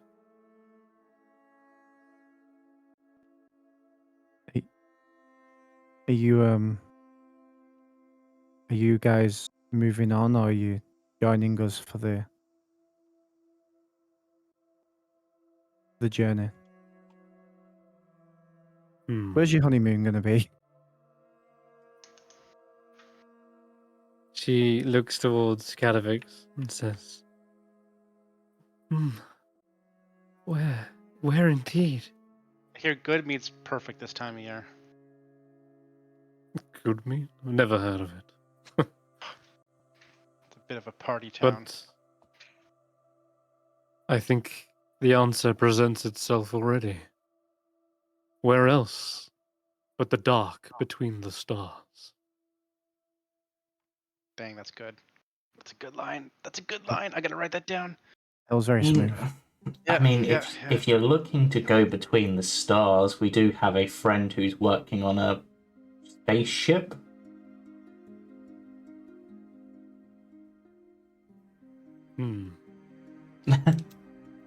Perhaps. I mean, I will have to take you up on that offer. But first, there is perhaps a way we can achieve that ourselves. See, he kind of looks up and around at Yithrin. Maybe. Yes. Yes, you've given me newfound hope. Together with my new wife, I think we will forge a way. I will need to gather my research, some notes. Come, Avira. Our destination is skybound. are we on about flying the city? Is that what's going to happen? No, I You think see, there's something else. Well, Okay. Barry looks at you and gives you a flash of. There's like a flash of something between his eyes, like a magic. To you, it almost looked like a sort of a wink. Inside check. Go ahead. Okay.